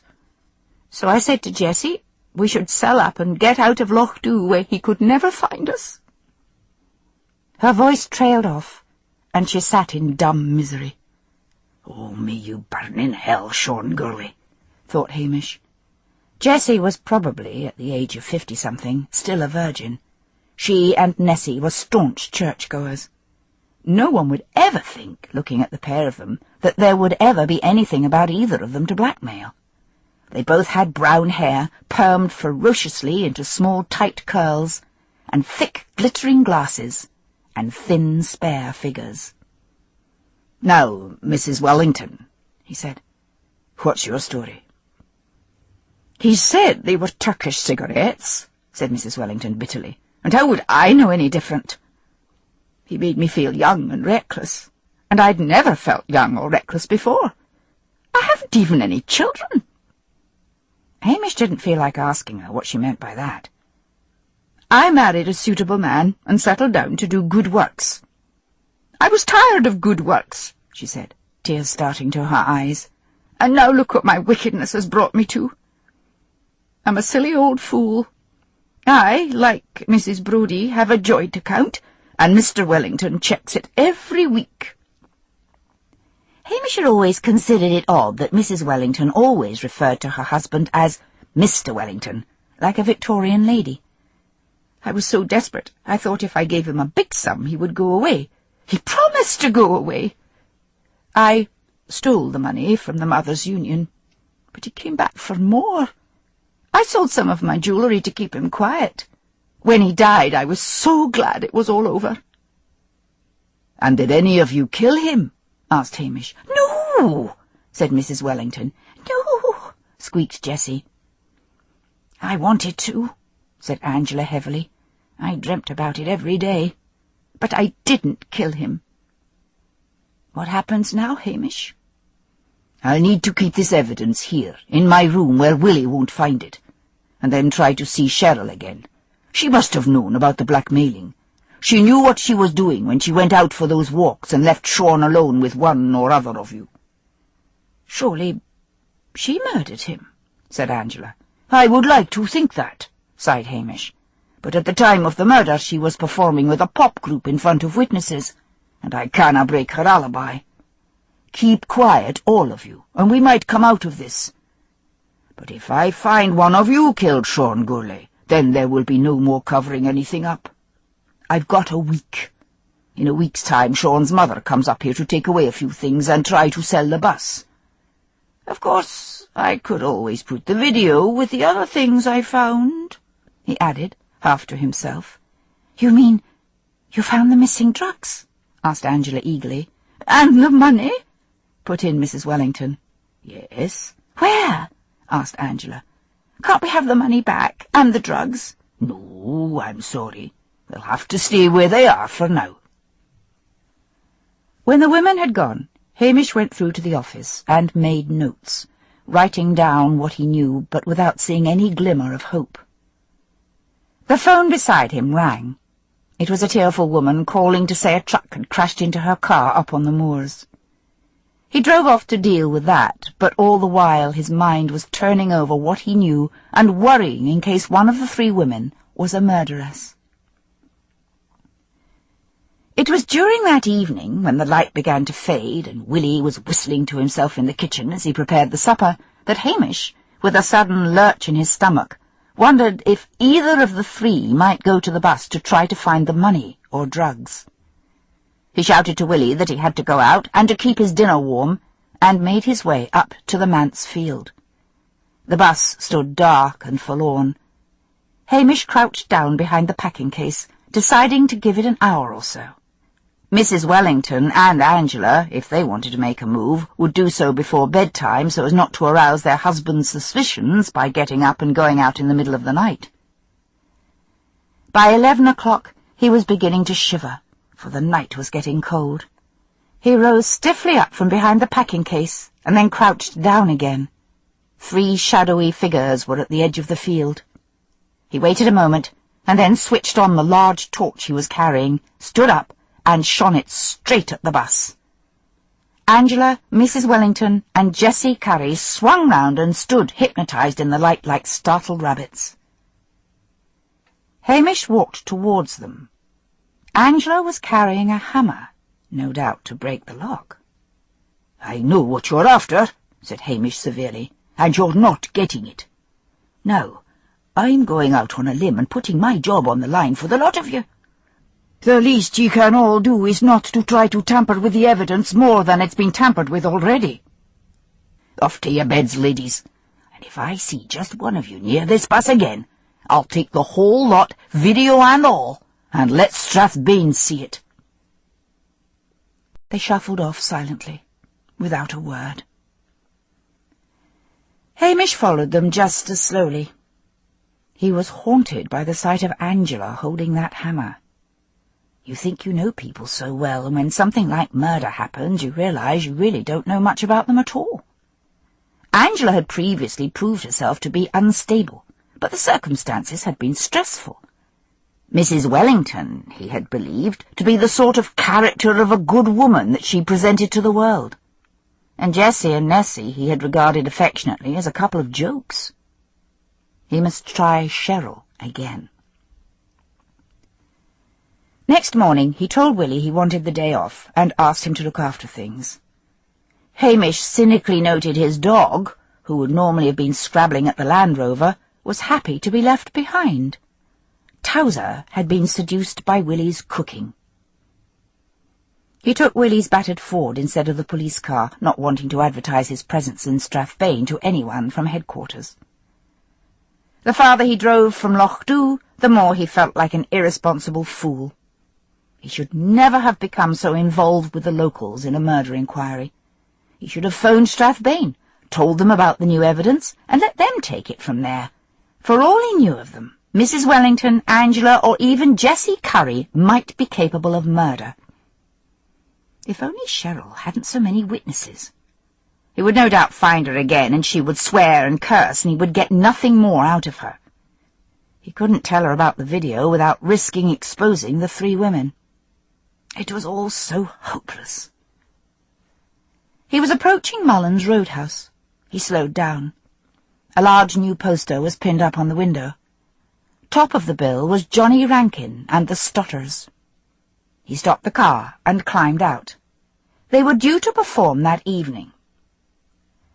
He decided to phone Willie and say he would be in Strathbane until very late. He had to see that performance and judge if there was any way Cheryl might have managed to slip out. She had that scooter. But it would take about 2 hours, surely, to get to Lochdubh, park the scooter outside the village, go to the bus on foot, murder Sean, and then get back. He was turning the problem over in his mind when a slim figure on a scooter shot past. Under the crash helmet, he could see the driver had bright orange hair. Cheryl! He set off in pursuit, wishing he were in the Land Rover, wishing he could switch on the siren. The scooter had been painted bright pink and the license plate was obscured by dirt, but there couldn't have been more than one person in the Highlands with that colour of hair. The figure on the scooter glanced back and then simply swerved off the road on a forestry track and sped through the tall, thin pine trees. Hamish swung the car off the road, but after only half a mile the track disappeared, and ahead he could see that orange hair flitting off through the darkness of the trees. He cursed under his breath, turned, and went back to the road. He would go on to the campsite and confront Cheryl when she arrived. When he drove into the campsite, that woman was still there, still stirring the pot. As he wasn't in a police car or in uniform, no one ran away at his arrival. There were fewer old buses and caravans this time, but the bright blue one belonging to the Stoddarts was still there. He went up and knocked at the door. Again, the thin, bearded man answered it. "I would like to wait until Cheryl Higgins returns, Mr. Stoddart," said Hamish. "Why wait?" he asked amiably, and then stood aside. "Help yourself. Herself's in bed, as usual." Chapter 8. What will not woman, gentle woman, dare when strong affection stirs her spirit up? Robert Southey. The Stoddarts were again watching television. Hamish thought, as he leant over Cheryl to wake her, that he would have expected the Stoddarts to be weaving cloth, painting pictures, or doing something artistic, rather than watching an Australian soap. They didn't seem in the least troubled by his presence. Cheryl came awake, and as soon as she saw who her visitor was, began her usual litany of oaths and curses. Once he could get a word in, Hamish asked, "Where's your scooter?" "What?" "You heard." "I sold it," she said sulkily. "Who to?" "Some fella I met in a bar." "What's his name?" "I dunna ken," said Cheryl, shifting restlessly among the frowsty bedclothes. "He gied me cash. I gied him the papers." "What did he look like?" "Wee man, wi' a leather jacket and black hair." "Why don't I believe you?" demanded Hamish plaintively. "Were you out this morning?" "No, I was here in my bed." Hamish stood up and approached the Stoddarts. "Was Cheryl out this morning?" Wayne Stoddart wrenched his eyes from the television screen. "Don't ask me, man," he said. "I only just got up." Bunty Stoddart, whose face was hidden under a tangled mass of hair, continued to watch and listen avidly to the Australian soap, a vision of sanitized life in the Antipodean middle class. Hamish returned to Cheryl. "I think it was you I chased this morning. There can't be more than 2 of you in the Highlands with that colour of hair." Cheryl gave a contemptuous yawn. Hamish gave up and went outside and began to search around for the scooter. The wind was howling among the piles of refuse and old cars which dotted the field among the buses and caravans. A dismal scene, but there was no sign of the scooter. He began to experience a pressing, nagging fear that he was in the wrong place, that the clue to the murder lay back in Lochdubh, buried among the inhabitants. But he stubbornly decided to wait in Strathbane until evening and see Johnny Rankin and the Stotters. It was no use questioning Cheryl again. He wouldn't get anything out of her. He drove into Strathbane, a misery of a place, with tall concrete blocks of flats and an air of failure. Nothing had changed. The seagulls here seemed dirtier than anywhere else, and the oily sea sucked at the rubbish-strewn shore, heaving in on long, rolling, slow waves, as if exhausted by pollution. He went to the Glen Bar, which he had once frequented when he had been briefly stationed in the town, ordered an orange juice, and then sat in a corner and took out a notebook and began to write anything that came into his head about the case. It slowly dawned on him that he had let his feelings become involved in a dangerous way. Not only was he protecting the three women, he hadn't questioned Mr. Ferrari thoroughly enough, having let his partiality for hard-working Scottish Italians sway his judgment. Then there was the minister. There was no doubt that the normally scholarly and gentle Mr. Wellington had gone temporarily mad, and the murder had definitely been done by someone in the grip of a murderous rage. Had Mr. Wellington considered himself to be the hammer of God? He had half a mind to call at headquarters and report the finding of the money, drugs, and video, and then ask for leave so that he could get away from the village and leave the Strathbane police to do their work. But perhaps, just perhaps, he might find a clue during the performance of the pop group. It was a long, dreary day, and he was glad when evening arrived and he drove to Mullen's Roadhouse, anxious to get it over with. The huge bar was crowded with a mixture of young people wearing what looked to Hamish like an assortment of jogging suits, and staid Scottish couples who had no doubt come because the entertainment was free, and there was nothing much else in the way of entertainment in Strathbane. He was getting tired of orange juice, and switched to tomato juice. There was a small stage in the bar. Various young men were setting up sound equipment and plugging in things and arranging loudspeakers. At last, Johnny Rankin and the Stotters came on. Johnny Rankin was an emaciated young man wearing black leather trousers covered in sequins, and nothing else.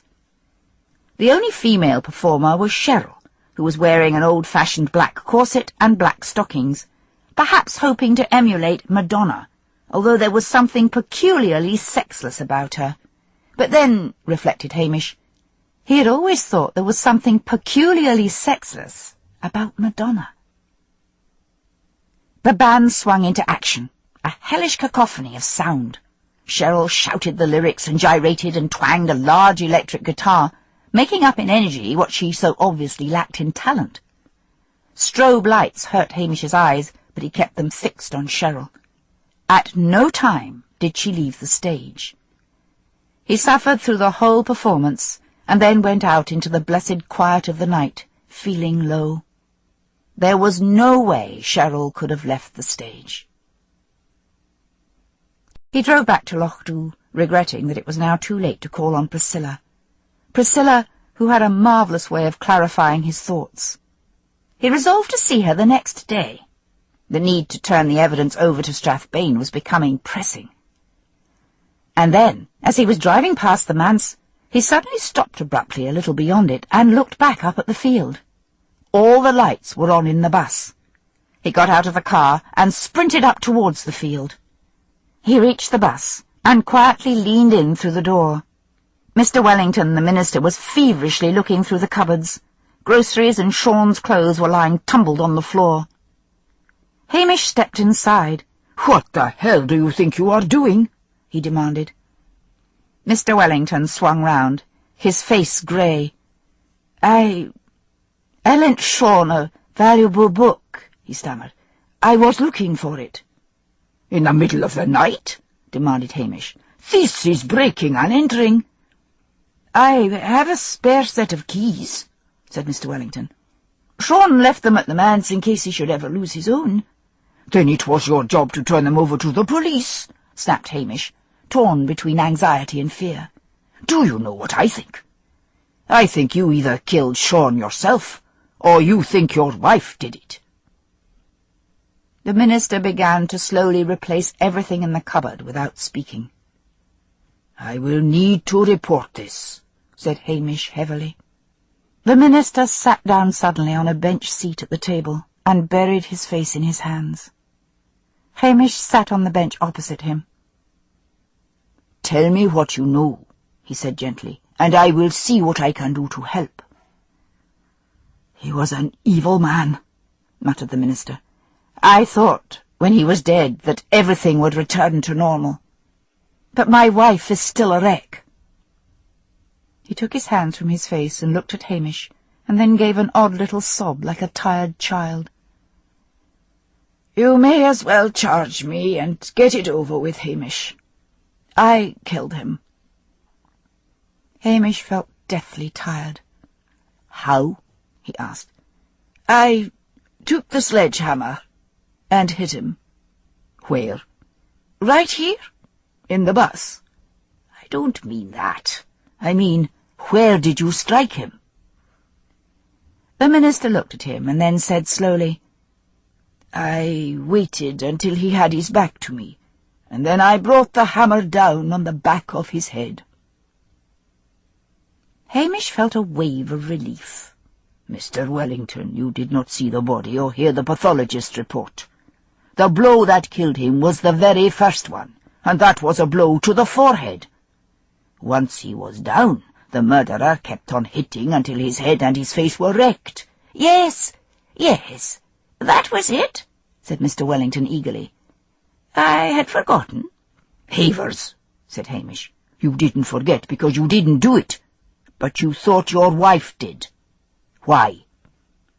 The minister looked defiantly at Hamish, and then seemed to collapse. "She was in his bus on the night of the murder," he said. "What?" "It was right after the evening service. I saw her walk across. I followed her. I couldn't hear what she was saying, but she was crying when she came out. I seized her and demanded to know what was wrong. She became almost hysterical and refused to tell me. I took her indoors and went back. Sean laughed at me and said she had lost her faith as well and was pleading with him to hand it back. "Just like a book," he said. I tried to punch him, but he was so very strong. He simply picked me up and threw me out onto the grass, laughing his head off. I told my wife what he had said, and she agreed that was the case. I suggested we play together, and then she began to laugh at me in a terrible parody of Sean's laughter and told me not to be such an old fool. Later that evening I heard the back door slam and was sure she had gone back to him again. Perhaps Sean was in love with her. Mrs. Wellington can be a very seductive woman, although she is not aware of it." Hamish thought of the large and tweedy Mrs. Wellington and blinked. "Your wife has not been honest with me," he said. "Look, put all the stuff away, lock up, and give me the keys. Get your wife out of bed." But by the time everything was put away, Hamish had decided to leave interviewing Mrs. Wellington until the morning. He said he would call for her and take her along to the police station. If he interviewed her now, he would find it hard to get her alone without the minister. Although his loyalty to the 3 blackmailed women had been badly shaken, he still didn't want to speak to her in front of her husband, and so revealed to the minister that his wife was a thief. Willie was asleep in his room by the time Hamish got home. He went to bed but didn't undress. He lay on top of it with Towser at his feet, worrying. Evidence was piling on evidence, and he was keeping it all from Strathbane. He fell into a heavy sleep at dawn and woke at 9 o'clock, all the worries pouring back into his brain. His one thought was to see Priscilla before he interviewed Mrs. Wellington. "You can't go out like that," said Willie reprovingly from the kitchen sink. "You've no shaved, and you look as if you slept in your clothes." "Haven't time," said Hamish. "Look after Towser for me." He drove up to the castle. Priscilla was in the office, working at the computer. "Hamish, what's happened?" she cried. "You look awful." The door of the office opened, and her father came in and bristled at the sight of Hamish. "Shouldn't you be about your duties, officer?" he barked. "I don't want you coming in here and keeping my daughter off her work." "I've nearly finished," said Priscilla. "Go away, Daddy." "Show a bit of respect for your father," raged the colonel. "You used to be such a sweet child, and you've changed since you came under the pernicious influence of this layabout." He stormed out. "Rats," said Priscilla, switching off the computer. "Now he'll be in a foul mood all day. You smell awful, Hamish. Have you started smoking again?" "No. I was at Mullen's bar last night, and there was enough smoke in there to make an old-fashioned London fog." "Of course, some normal people change their clothes from day to day," said Priscilla sweetly. "You'd best come upstairs to my quarters, Hamish, or Daddy will be back to make trouble." She led him up to the top of the castle, where she had turned 2 servants' rooms into bedroom and sitting room for herself. Hamish looked around appreciatively.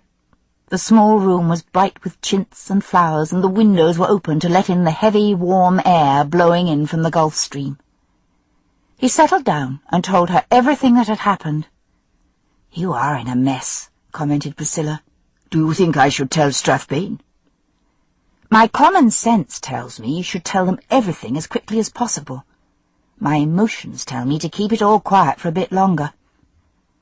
You're going to have to start questioning everyone all over again. Do you remember when Sean was popular in the village? And then, when he was killed, no one had a good word to say for him? Look at it this way. I think he only directly affected the Currys, the Wellingtons, Cheryl and Angela. But sooner or later, that odd sort of Highland telepathy in this village beamed in on the nastiness of the real Sean. Besides, they're quite happy to tolerate some layabout on the dole. They don't like it when the layabout seems to have money to throw around the place on gifts from this shop and meals at the Napoli. So, if any man or woman had been up at that bus on the night of the murder as well as Mrs. Wellington, who's going to tell you? Your suspects are desperate to have the murder solved in the hope that their own activities might be covered up. But the villagers would protect one of their own, even if they suspected that person of murder. Mrs. Wellington was at the bus. Maybe she saw someone else that evening." Hamish passed a weary hand over his unshaven face. "You're right. I'd better go." "Wait and have some coffee, and I'll go and borrow an electric razor for you. You've got red bristles." When she handed him a mug of coffee, Hamish looked at the television set and video in the corner, and then at the various remote controls on the table. "I thought you only needed one control," he said, picking one of them up. "We've got satellite TV now," said Priscilla. "I'll leave you to play with it while I get you that razor. Press 5 on this one, and that'll get you satellite TV, and then press the various channels on this other one." Hamish idly switched through the channels, finally ending up with a music one. A thin girl was gyrating to a thudding beat. She was wearing a brief black leather bikini and thigh-length leather boots. "All I gotta say is, screw you, baby," she sang. "Is that supposed to be sexy?" Hamish asked Priscilla as she came in and handed him a razor. "Not to you," laughed Priscilla. "That's Jonathan Carty." "Are you telling me that's a bloke?" "Yes, a transvestite." "But he's got boobs." "Silicone injections, Hamish. The marvels of modern science." Oh. He switched it off. "Don't worry, Hamish. The moral revolution's coming. Reaction will set in, and even mild womanizers like yourself will be regarded as evil beasts." "I am not the womanizer," said Hamish. "Where's the bathroom?" "Along the corridor and on your left. Have a bath while you're at it. I left one of Daddy's clean shirts on the chair in there for you. He'll kill you. I really don't take any notice of his rages any more, said Priscilla. If someone's always raging about something or another, one ceases to listen. Hamish bathed and shaved and felt considerably better. He said goodbye to Priscilla and drove to the manse and collected Mrs. Wellington, despite protests from the minister. Instead of going to the police station, he drove up on the moors and parked off the road on a heathery track. Willie's at the station, he said, and I'm still trying to protect you. But I don't know how long I can go on doing it. I want the whole truth, and nothing but the truth. Now, you were at the bus on the night of the murder. When exactly? 9 o'clock, she said in a dull voice. Why did you go? I pleaded with him to give me that video. He asked for £1,000. I began to cry. I begged him. I said I couldn't possibly get that amount of money, and he laughed at me. I was only there for a few minutes. I realized it was hopeless, so I left. My husband grabbed me outside. He demanded to know what I'd been saying, why I had been there, but I couldn't tell him. Then he returned to the manse later and said Sean had told him I was worried about losing my faith. For one wild moment I felt hope. Sean hadn't betrayed me. Perhaps he would relent. Then I realized that of course he would not tell my husband the truth while there was still hope of getting money out of me for his silence. And you went back out again? Where? Back to the bus? Mrs. Wellington hung her head. I couldn't go back. There were men there. Men? Hamish howled in exasperation. What men? Mr. Ferrari from the restaurant and 2 others. Good God, woman, raged Hamish. Why did you not tell me this before? She raised her head and glared at him with something of her old manner and said distinctly, Because if they killed him, I was not going to betray them for doing a service for mankind. Hamish forced himself to be calm with an effort. So, where did you go?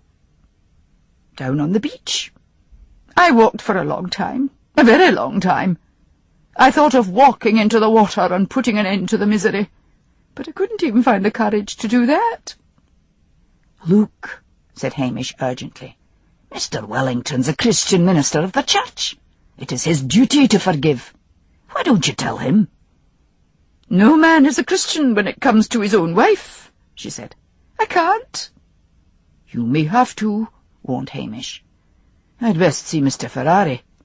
And you'd better start saying your prayers again. Half an hour later, Hamish was sitting opposite Mr. Ferrari in the flat above the restaurant. It always amazed him that a man who looked so Italian could have such a strong Scottish accent.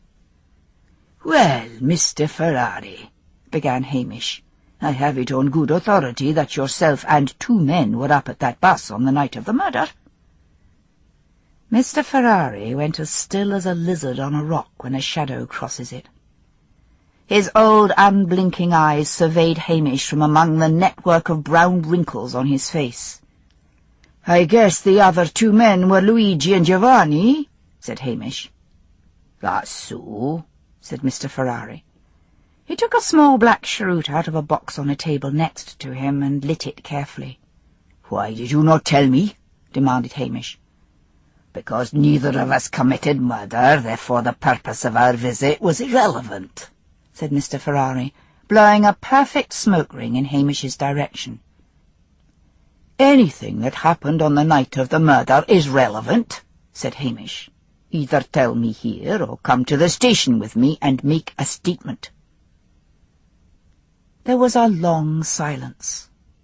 Then Mr. Ferrari said, I have come to love this village. I am part of it. I'm involved in the welfare of Lochdubh. Sean Gurley, in the eyes of the villagers, had outstayed his welcome. It was evident to all that he was the reason for Mrs. Wellington's distress, although no one knew why. I took it upon myself to tell him to move on. With threats. Dinna be daft, he said, his accent broadening. "I told him if he stayed on, I would see to it that the shops didn't serve him." "And what did he say to that?" "He said he would move." Hamish leaned back in his chair and momentarily closed his eyes. He was in no doubt that Mr. Ferrari had threatened Sean with physical violence. Perhaps he'd carried out that threat. "I will type up a statement," said Hamish, "and get you to sign it. I will also have to take statements from Luigi and Giovanni." Mr. Ferrari carefully stubbed out his cheroot. He looked thoughtfully at Hamish from under heavy-lidded eyes. "I am not pleased that you are pursuing inquiries into the death of a piece of shit," he said evenly. "I am not pleased at all with you, Sergeant." "Listen to me, Mr. Ferrari," said Hamish, standing up. "This is not Italy. There are no headmen in this village, and I, for one, will not tolerate anyone who tries to achieve his ends with threats. You are not pleased with me. Just who the hell do you think you are?" Hamish stalked back to the station and typed up the statement. He took it back and waited until Mr. Ferrari signed it, and then took statements from Luigi and Giovanni. At 5 o'clock, Luigi and Giovanni called at the police station. With many smiles and deprecatory waves of the hands, they said they'd come to collect Mr. Ferrari's television set, which had been on loan. "You must have done something to make them mad," said Willie after they had left, carrying the set between them. "Oh, just when I thought I might have a chance with Lucia." "You've got a snowball's chance in hell," said Hamish, with true Highland malice. "The only thing that's likely to marry you, Willie Lamont, is a vacuum cleaner." "For aught you know, sir," said Willie, "Thorn Lucia's a real woman." And he wrenched off his apron, dragged on his coat, and went out and slammed the door. Hamish slumped down in his favourite armchair, tossed his cap on the floor, and stretched out his long legs. He thought of the Curries, of Angela Brodie, of Mrs. Wellington, and groaned. "Damn all women," he said, and closed his eyes, and fell fast asleep. He plunged straight into a dream in which he had just got married to Priscilla, and they were on their honeymoon. They were in a hotel bedroom, and Priscilla was undressing, and he was staring in horror at her flat-muscled, hairy chest.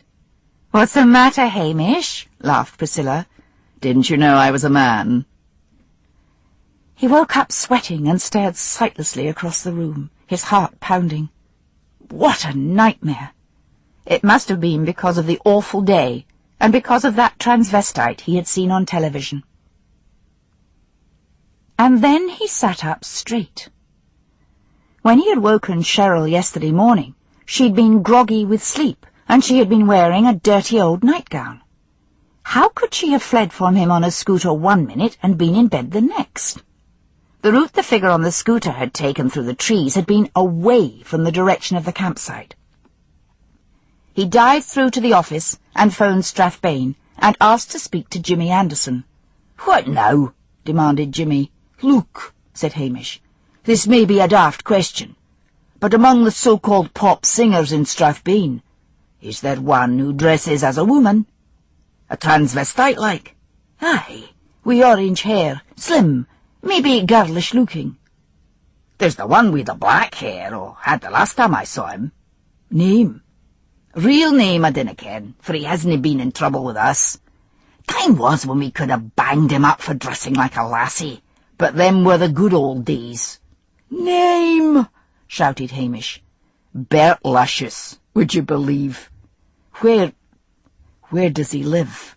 "I don't know, but he does a turn at a drag club down by the docks called Jessie's." "A drag club? In Strathbane?" "We move with the times, Hamish, laddie, we move with the times. Started up a few months ago. Put a plain-clothes man in for a few nights, but he said it was all quiet, no drugs, no mayhem, just a lot of fellows in lassies' frocks." "Thanks," said Hamish feverishly. "What for? Are you into the marabou and the rhinestones yourself?" "Maybe," said Hamish, and put down the phone. He scrabbled in his desk and came up with the notebook he had used when Sean and Cheryl had appeared on that scooter. He had taken the number. But if she had sold it, He couldn't find out the new owner until morning. Damn! He should have phoned immediately after he got back. He went to the Napoli restaurant. Willie was sitting comfortably at a corner table being waited on by Lucia.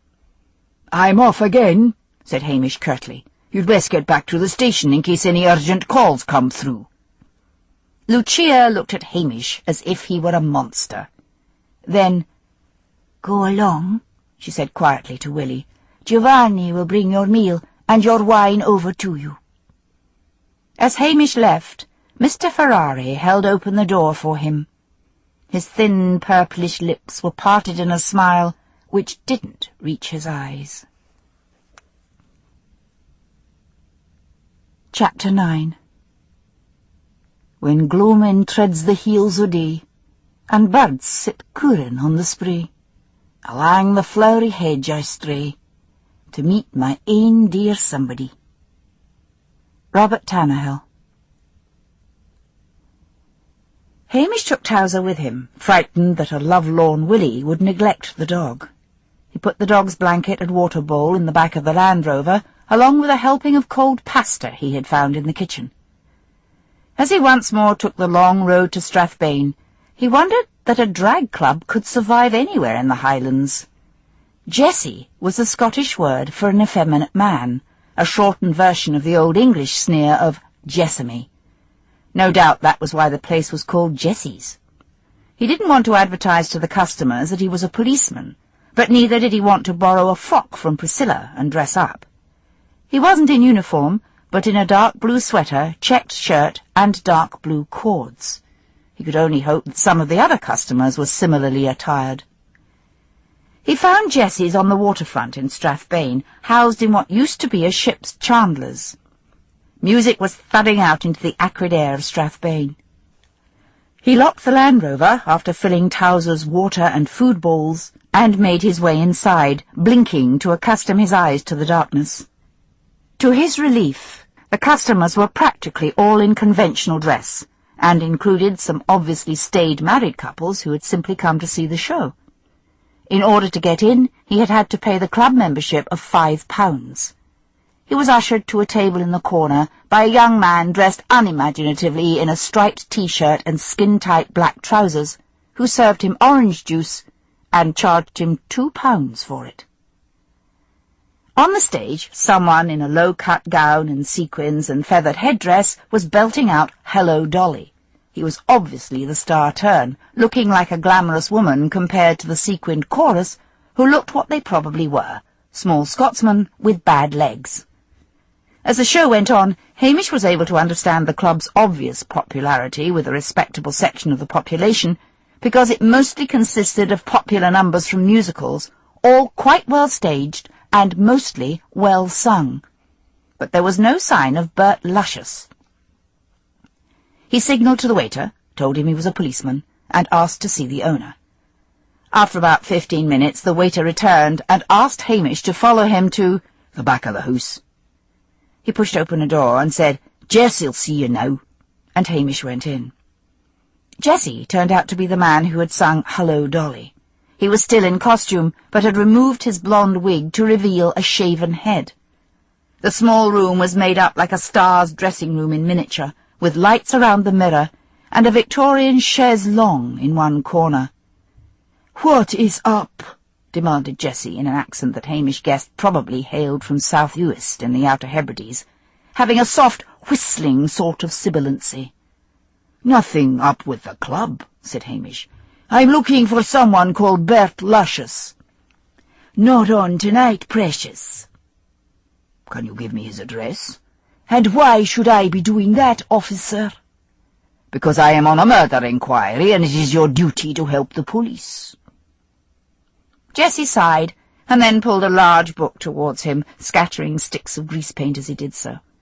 With one large, white, well-shaped hand, he flicked through the pages. "Aye, here we are. Quite close by he is, number 141, Highland Towers, on the estate up back." "Thanks," said Hamish. Jessie batted his false eyelashes at him.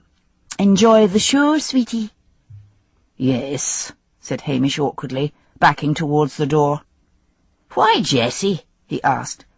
"Because that's all what those nasty little boys at school used to call me. Big Jessie. My real name is Cyril Crumb, and believe me, anything is better than that."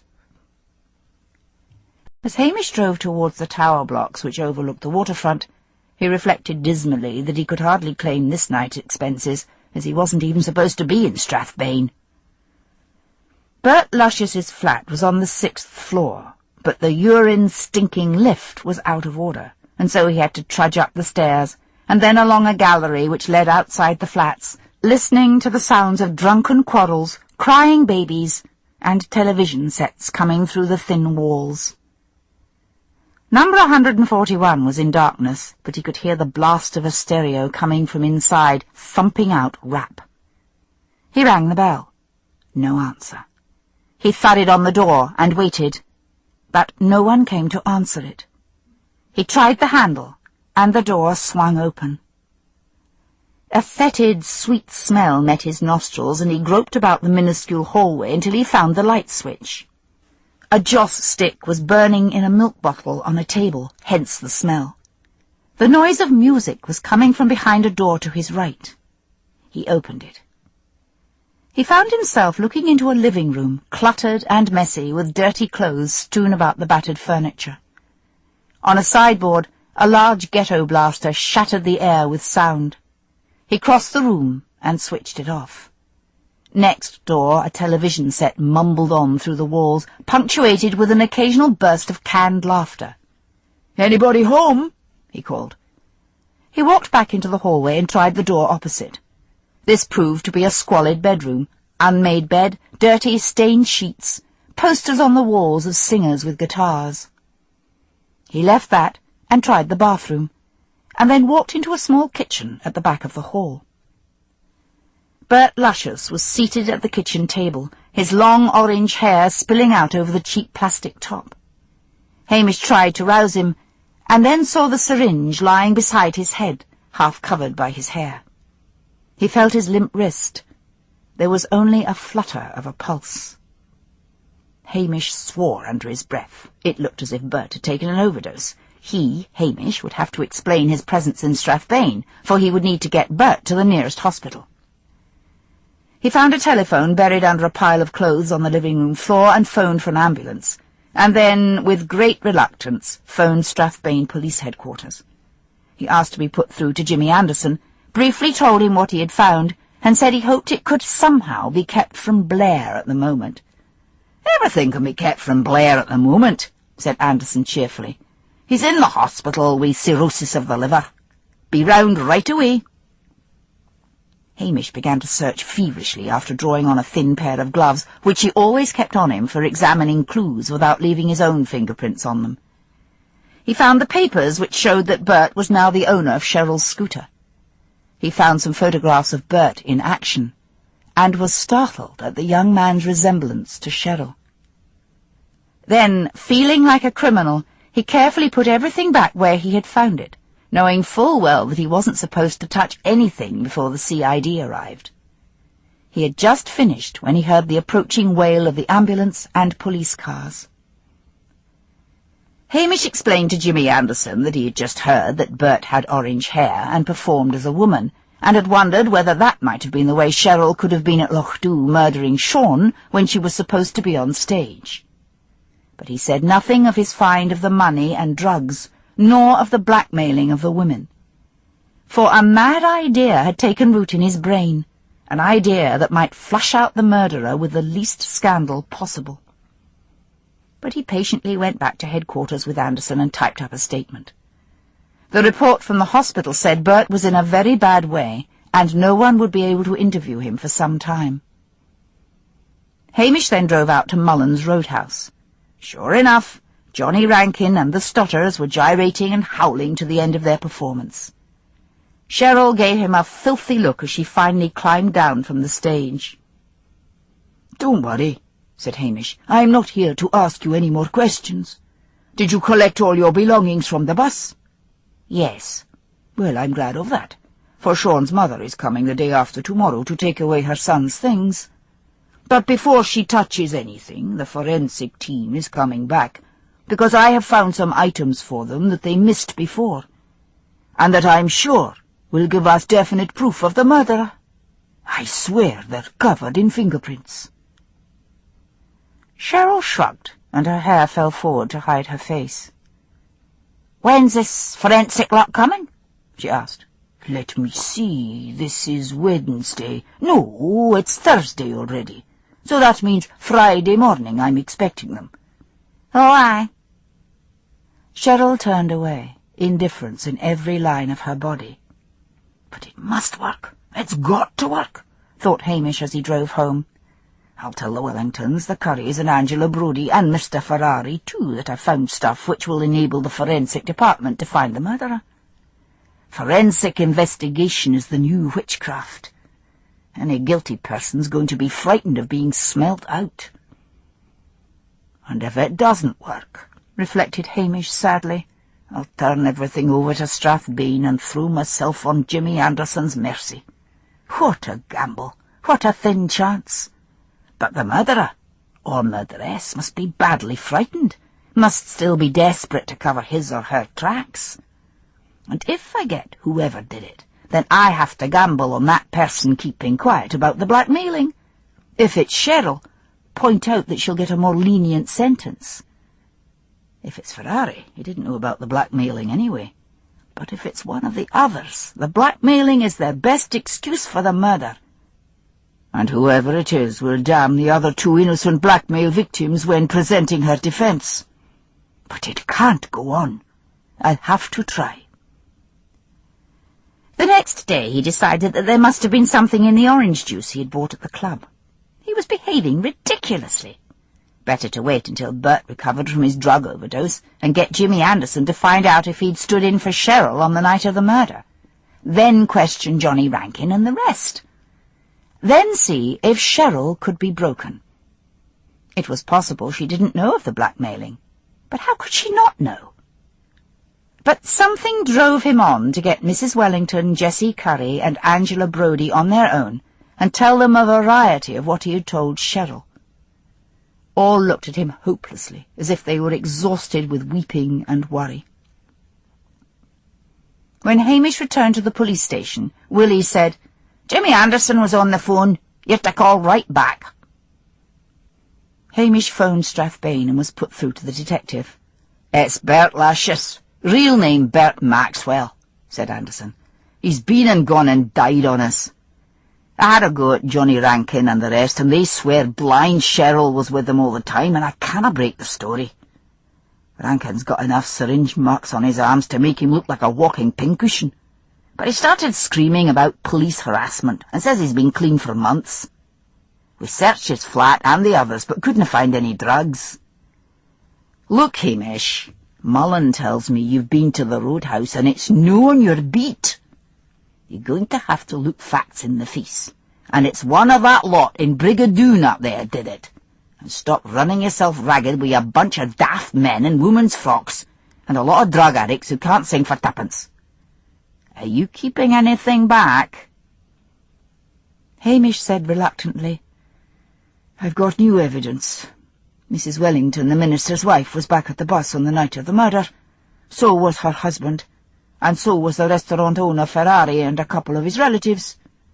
"And why haven't we seen those statements?" "I've just done them," said Hamish. "Look here, when's that mother coming up to sell the bus?" "In a few days' time."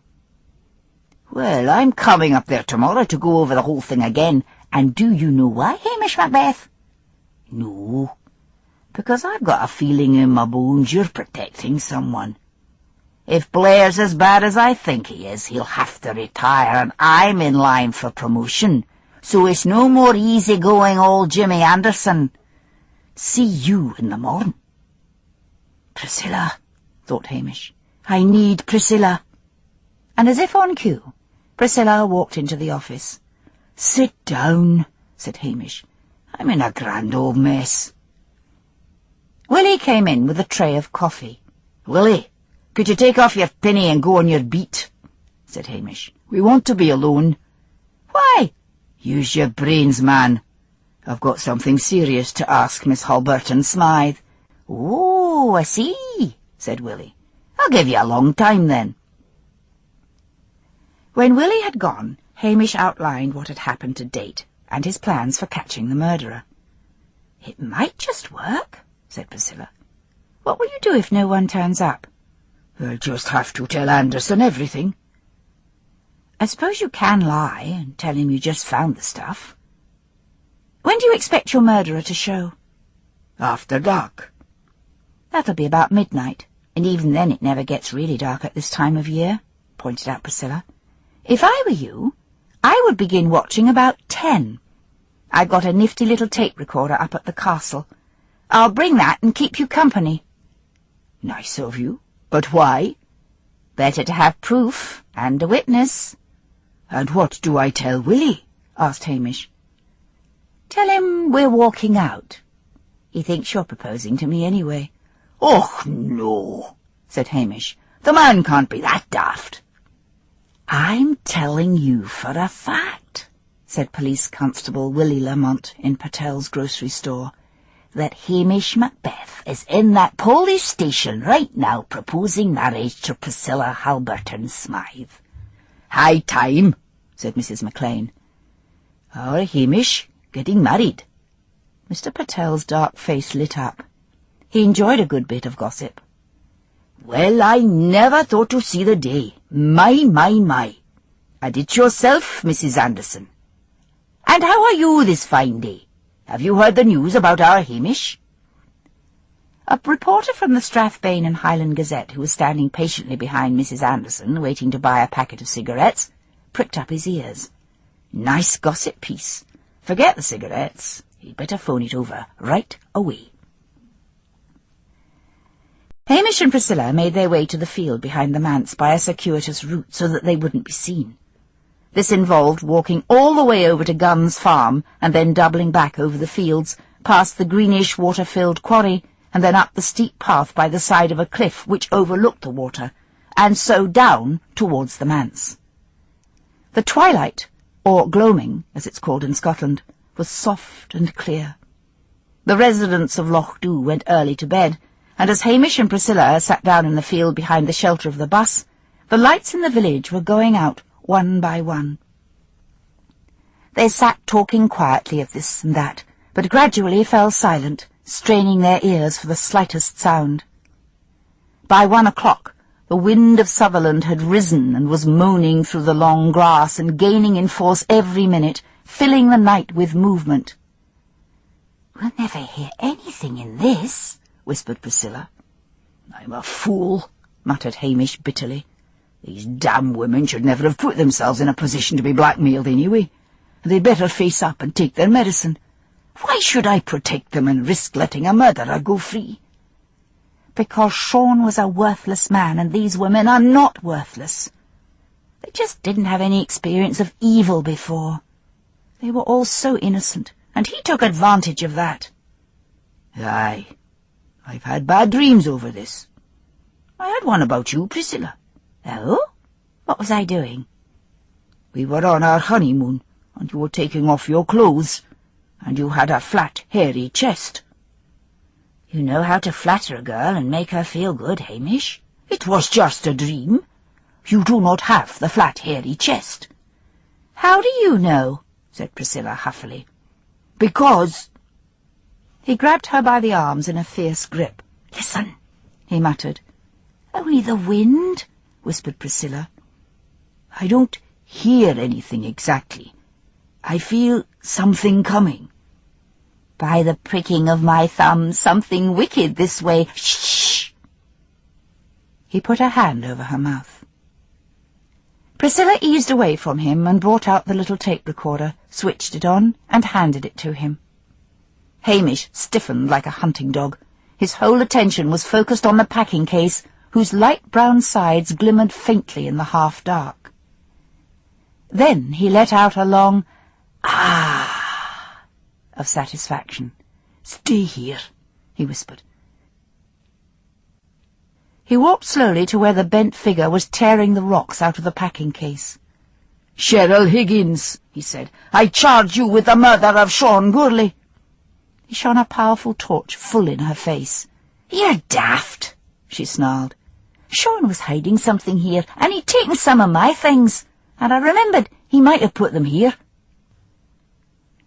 So, thought Hamish bleakly, she could well stick to that story and look horrified and surprised when the contents of that bag were revealed.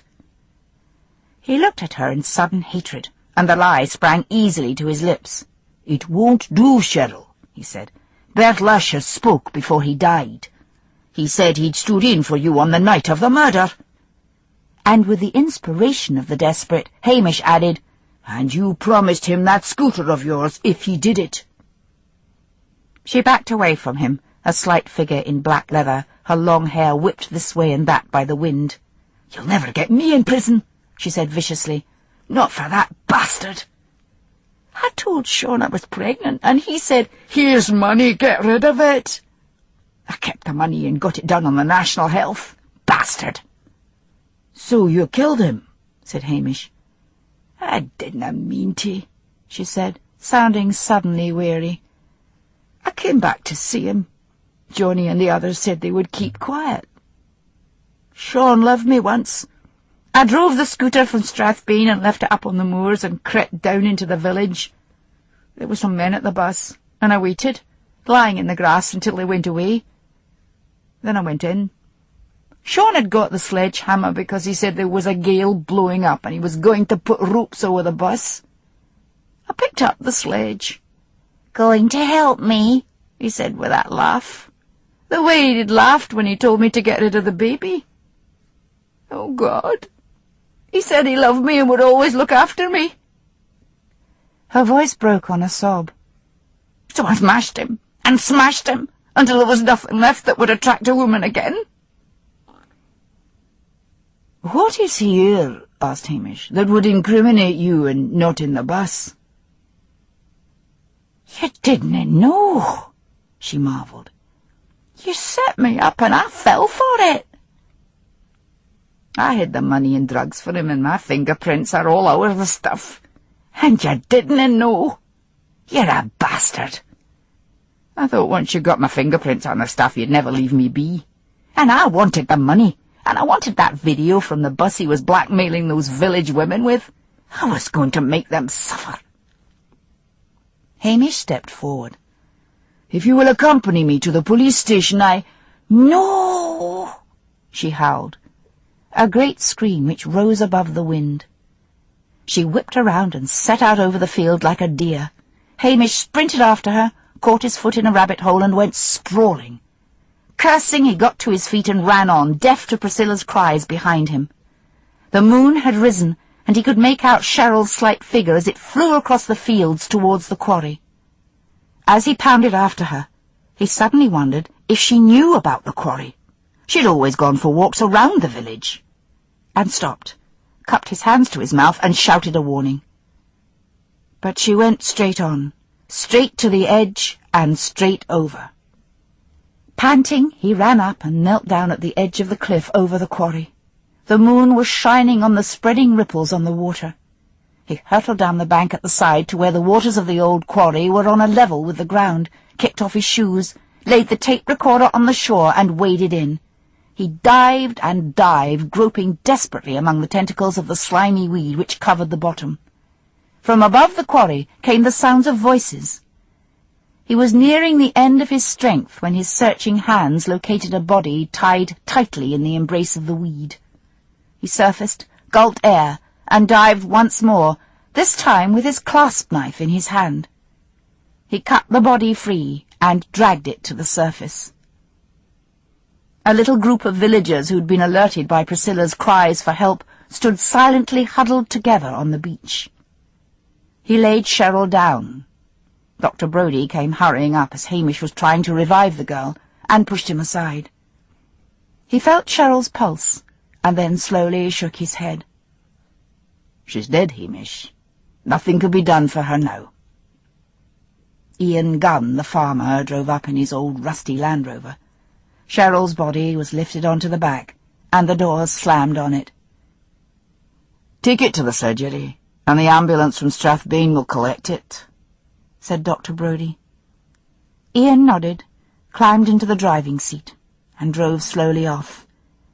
But the field was bumpy, and he hit a rock, and Cheryl's body jerked up in the back of the Land Rover, and for one horrible moment her white face, lit up by the moonlight, stared back at the watchers through the back windows. Hamish gave a shiver. "We should have closed our eyes," he said wearily. "Why did we forget to close her eyes?" Dawn was breaking. Hamish had changed into dry clothes. Detectives Jimmy Anderson and Harry Macnab were sitting in his living room facing him. Priscilla sat beside Hamish on the sofa. In his bedroom, Willie slept on, as he had slept during the whole business. "So, Hamish," said Anderson, "you've got it sewn up nicely, and you've got her confession on tape. Good man. Where is it?" "It is where I left it," said Hamish slowly. "It is by the old quarry." "No, it's not," said Priscilla cheerfully. "I picked it up." She opened her handbag and drew out the tape recorder. Hamish gave her an agonized look. On that tape was Cheryl's voice, not only admitting to the murder, but talking about the drugs and money and the video. "Just leave it be, Priscilla," he said quickly. "I'll type it up, Jimmy, and let you have it."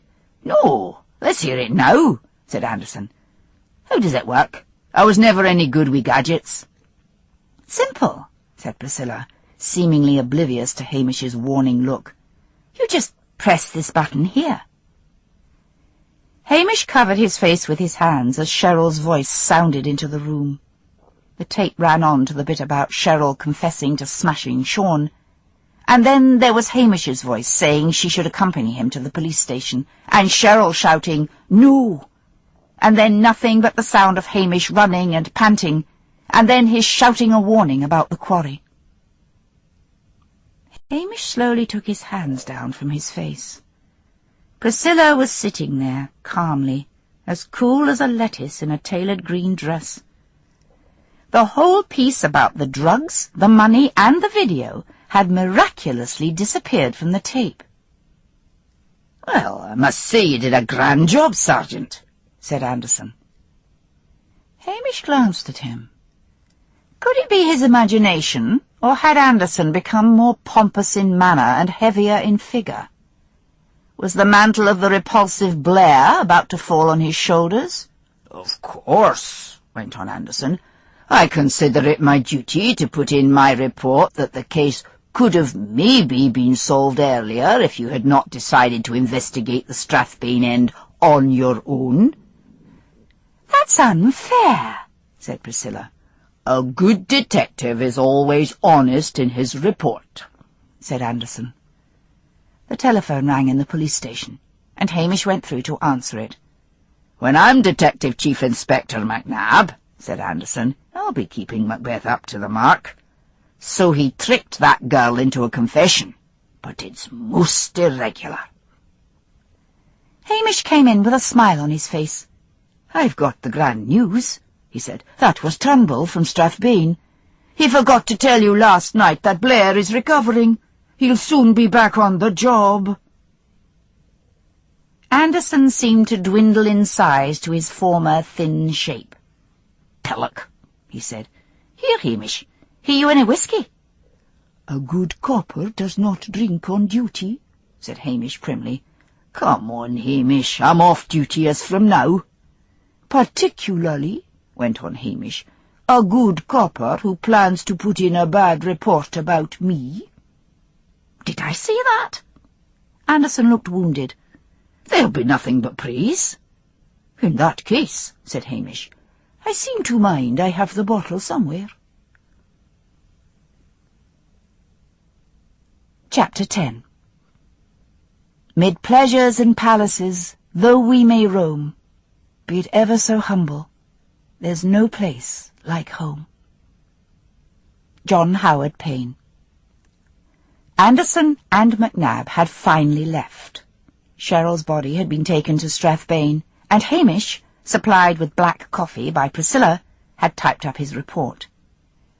He came back into the living room and sat down with a sigh. "What a night!" Now, tell me how on earth you managed to doctor that tape. Easy. The minute I heard Cheryl was dead, I ran back to the castle with it. Someone had found it on the shore, and I grabbed it and said I'd give it to you. I simply cut that bit out of the tape and then spliced it together again. How do you know how to do that? Oh, some friend showed me how some time ago. You'd better get to bed, Hamish. Not yet. I've got to get that stuff up from under the packing case, and I've got to erase the video. Are you awfully tired, or can you get the 3 women here? Yes.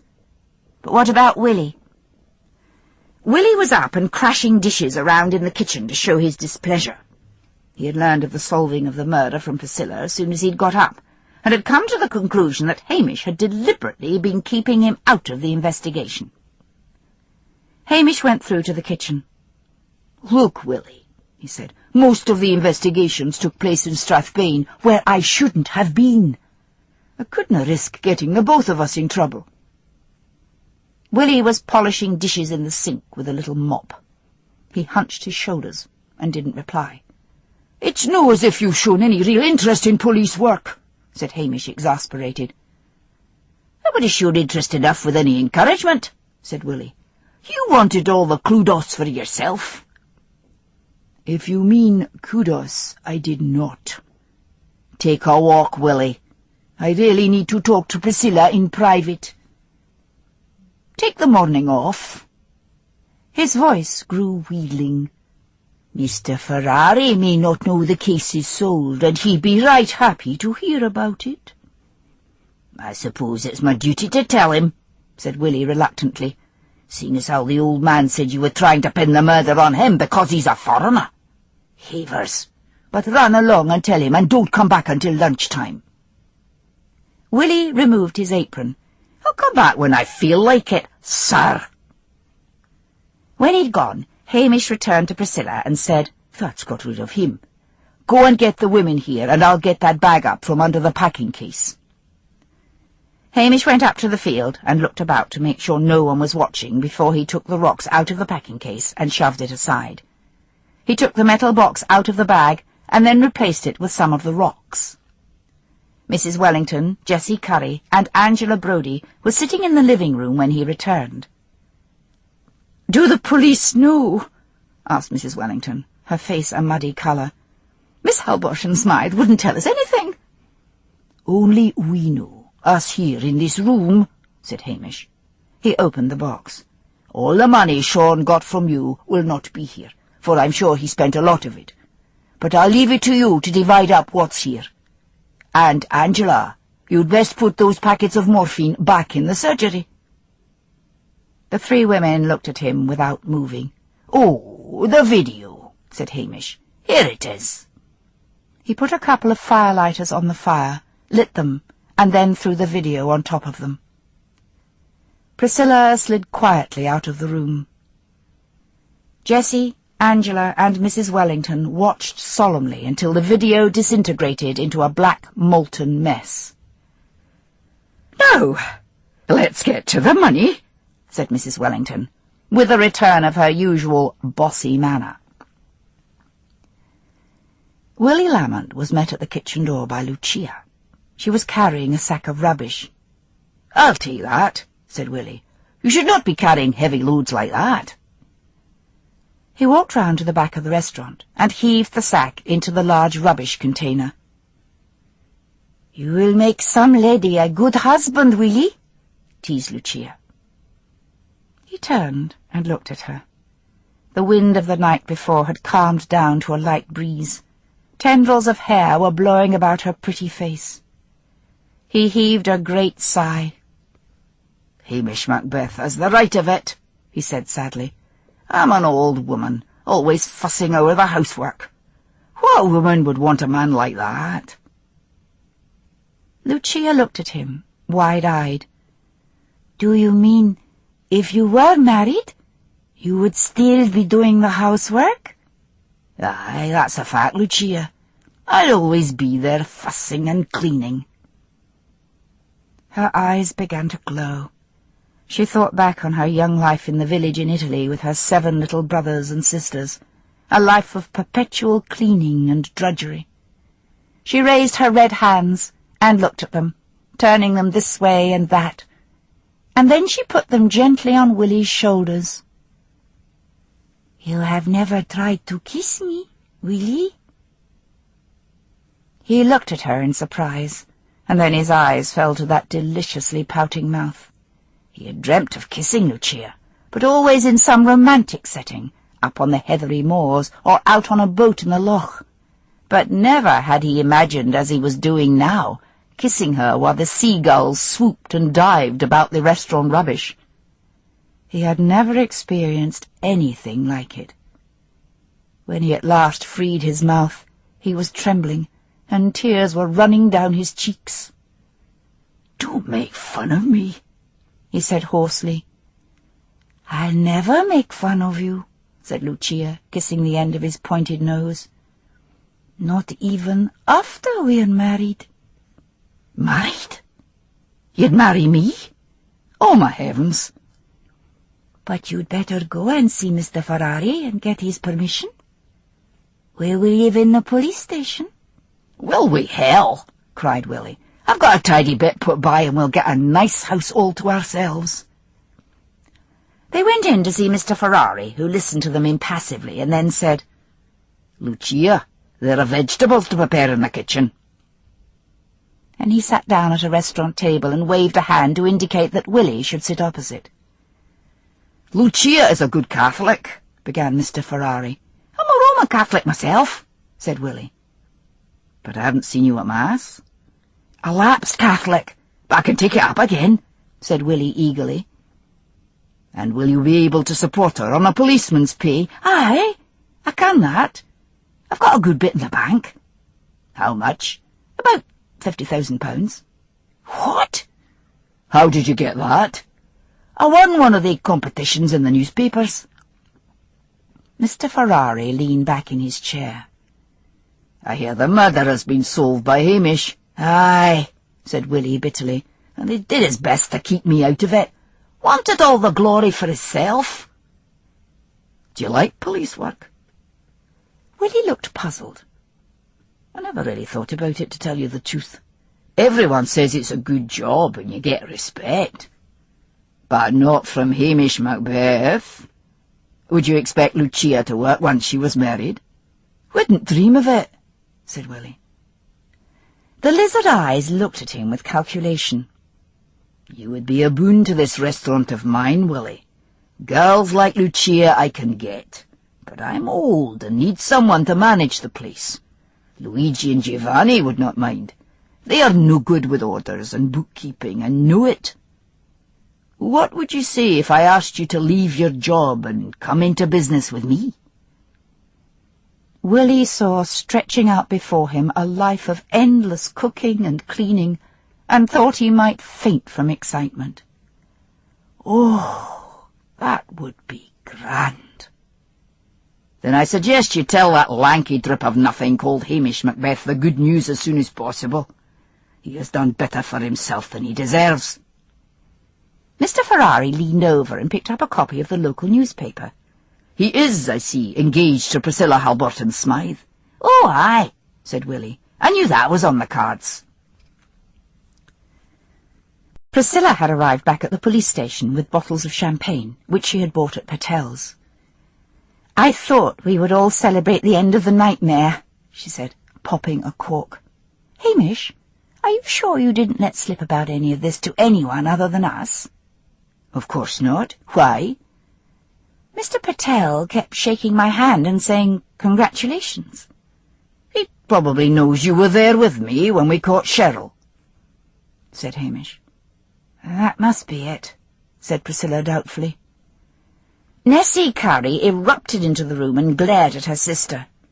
"So this is where you are," she cried, "and drinking champagne like the veriest whore!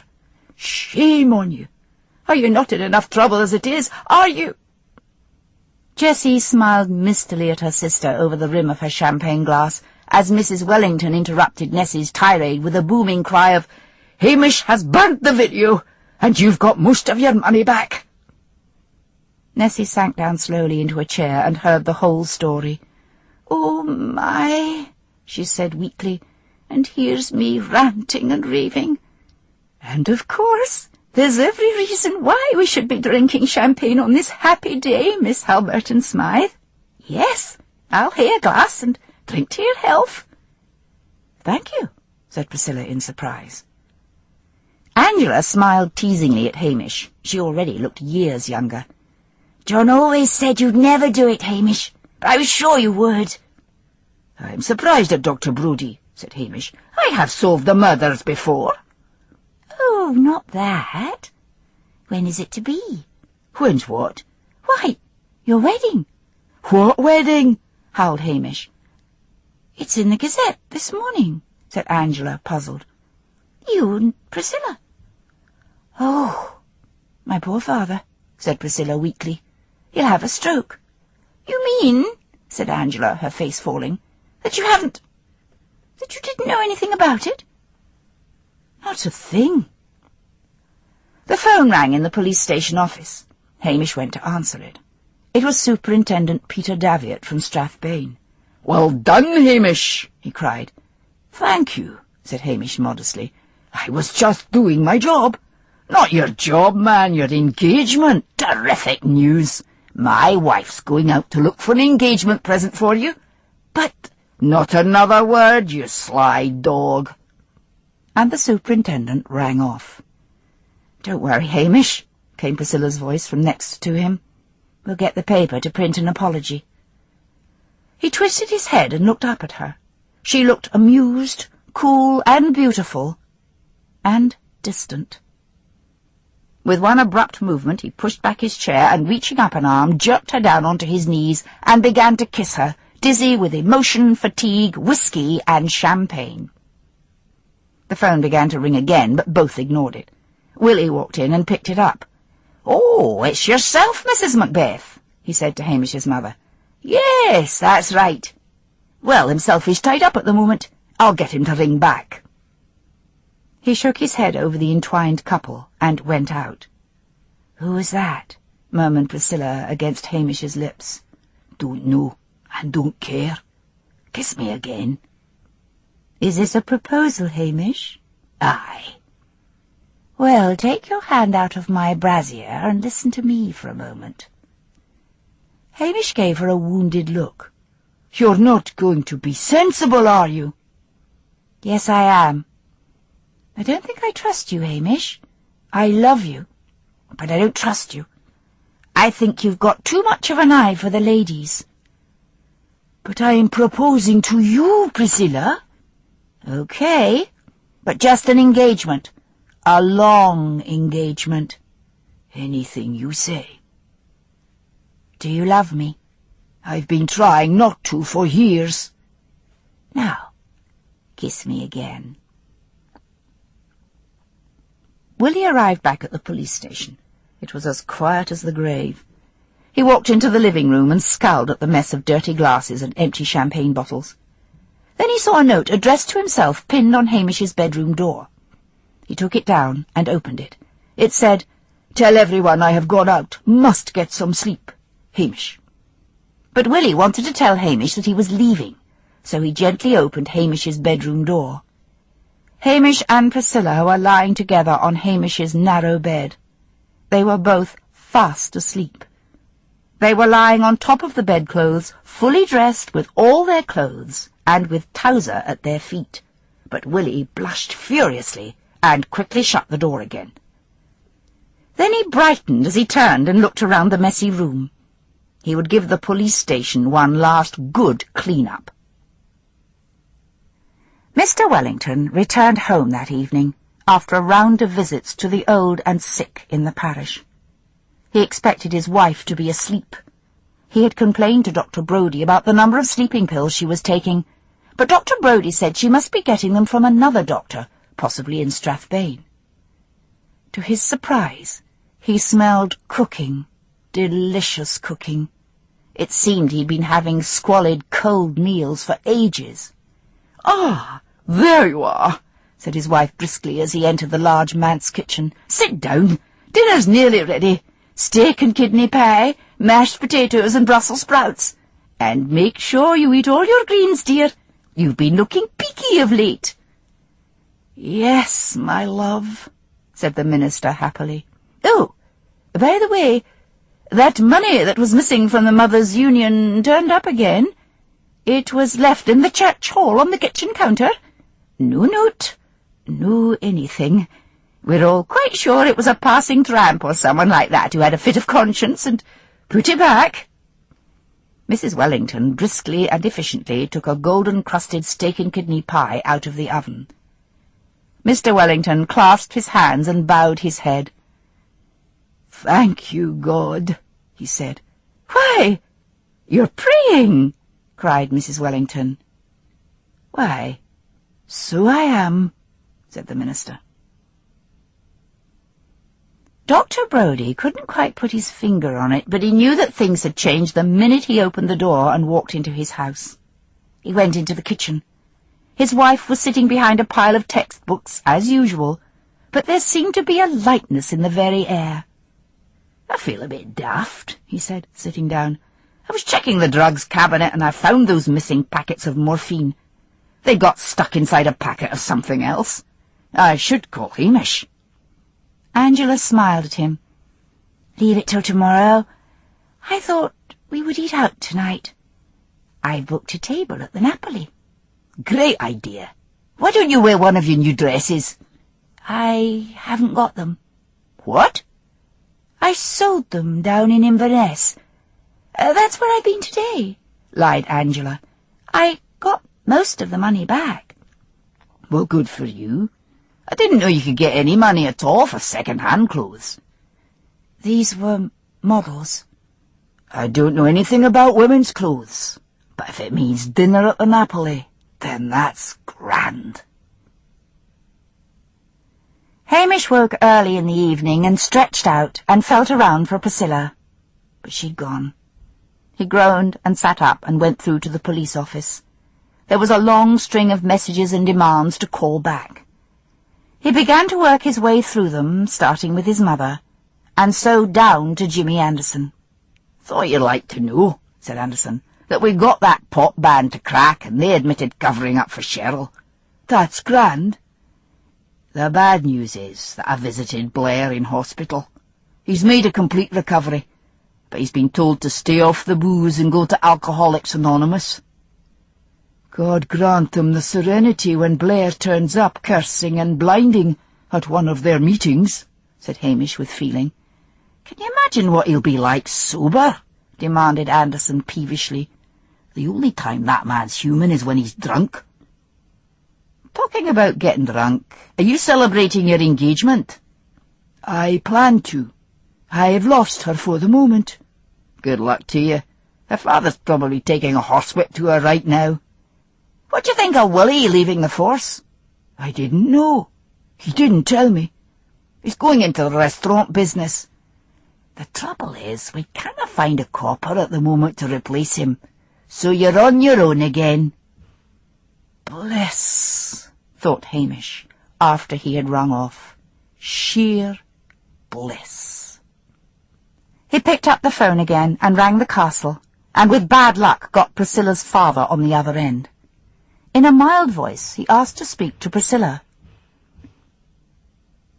"Before I get my daughter," said the colonel in a low, quiet voice, quite unlike his usual blustering tones, "if you think you are going to marry her, you've got another think coming. She will never marry you, Hamish Macbeth, and I will do my best to stop you. I am warning you." "So I'm warned," snapped Hamish. "Just get her."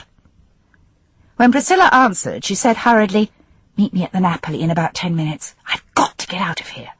"That bad?" "Worse. He's gone all quiet and sinister, and Mummy keeps crying and saying I'm ruining my life." "They'll get used to it," said Hamish heartlessly. The Napoli was crowded.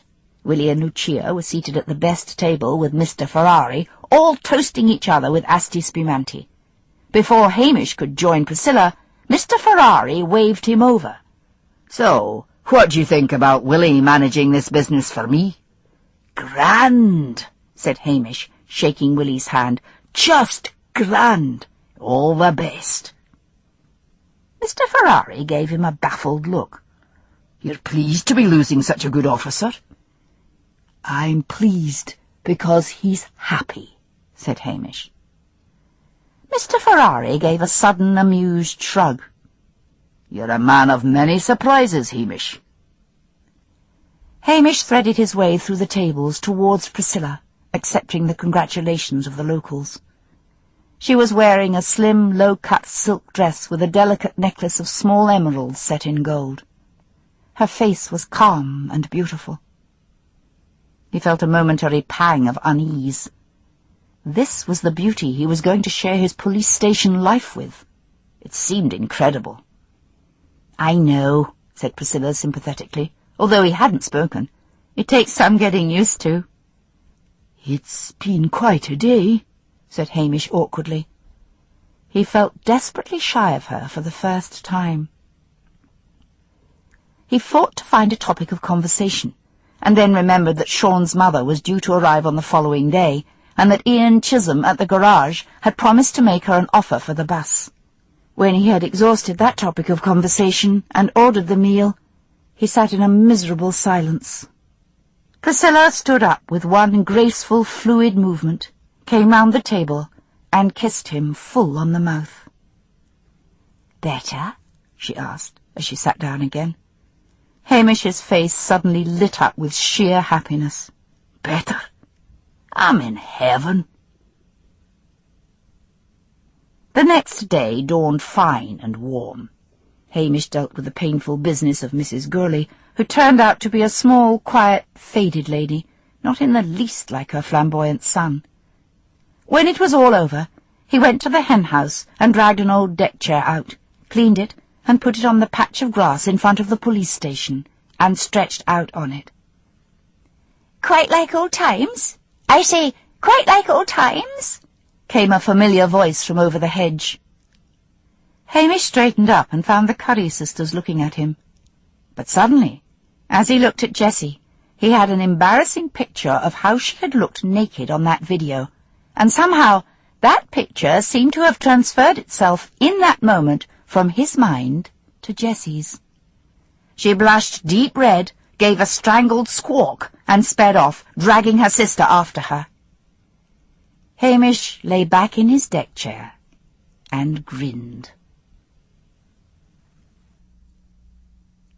The End. You've been listening to Death of a Travelling Man by M.C. Beaton, narrated by Davina Porter.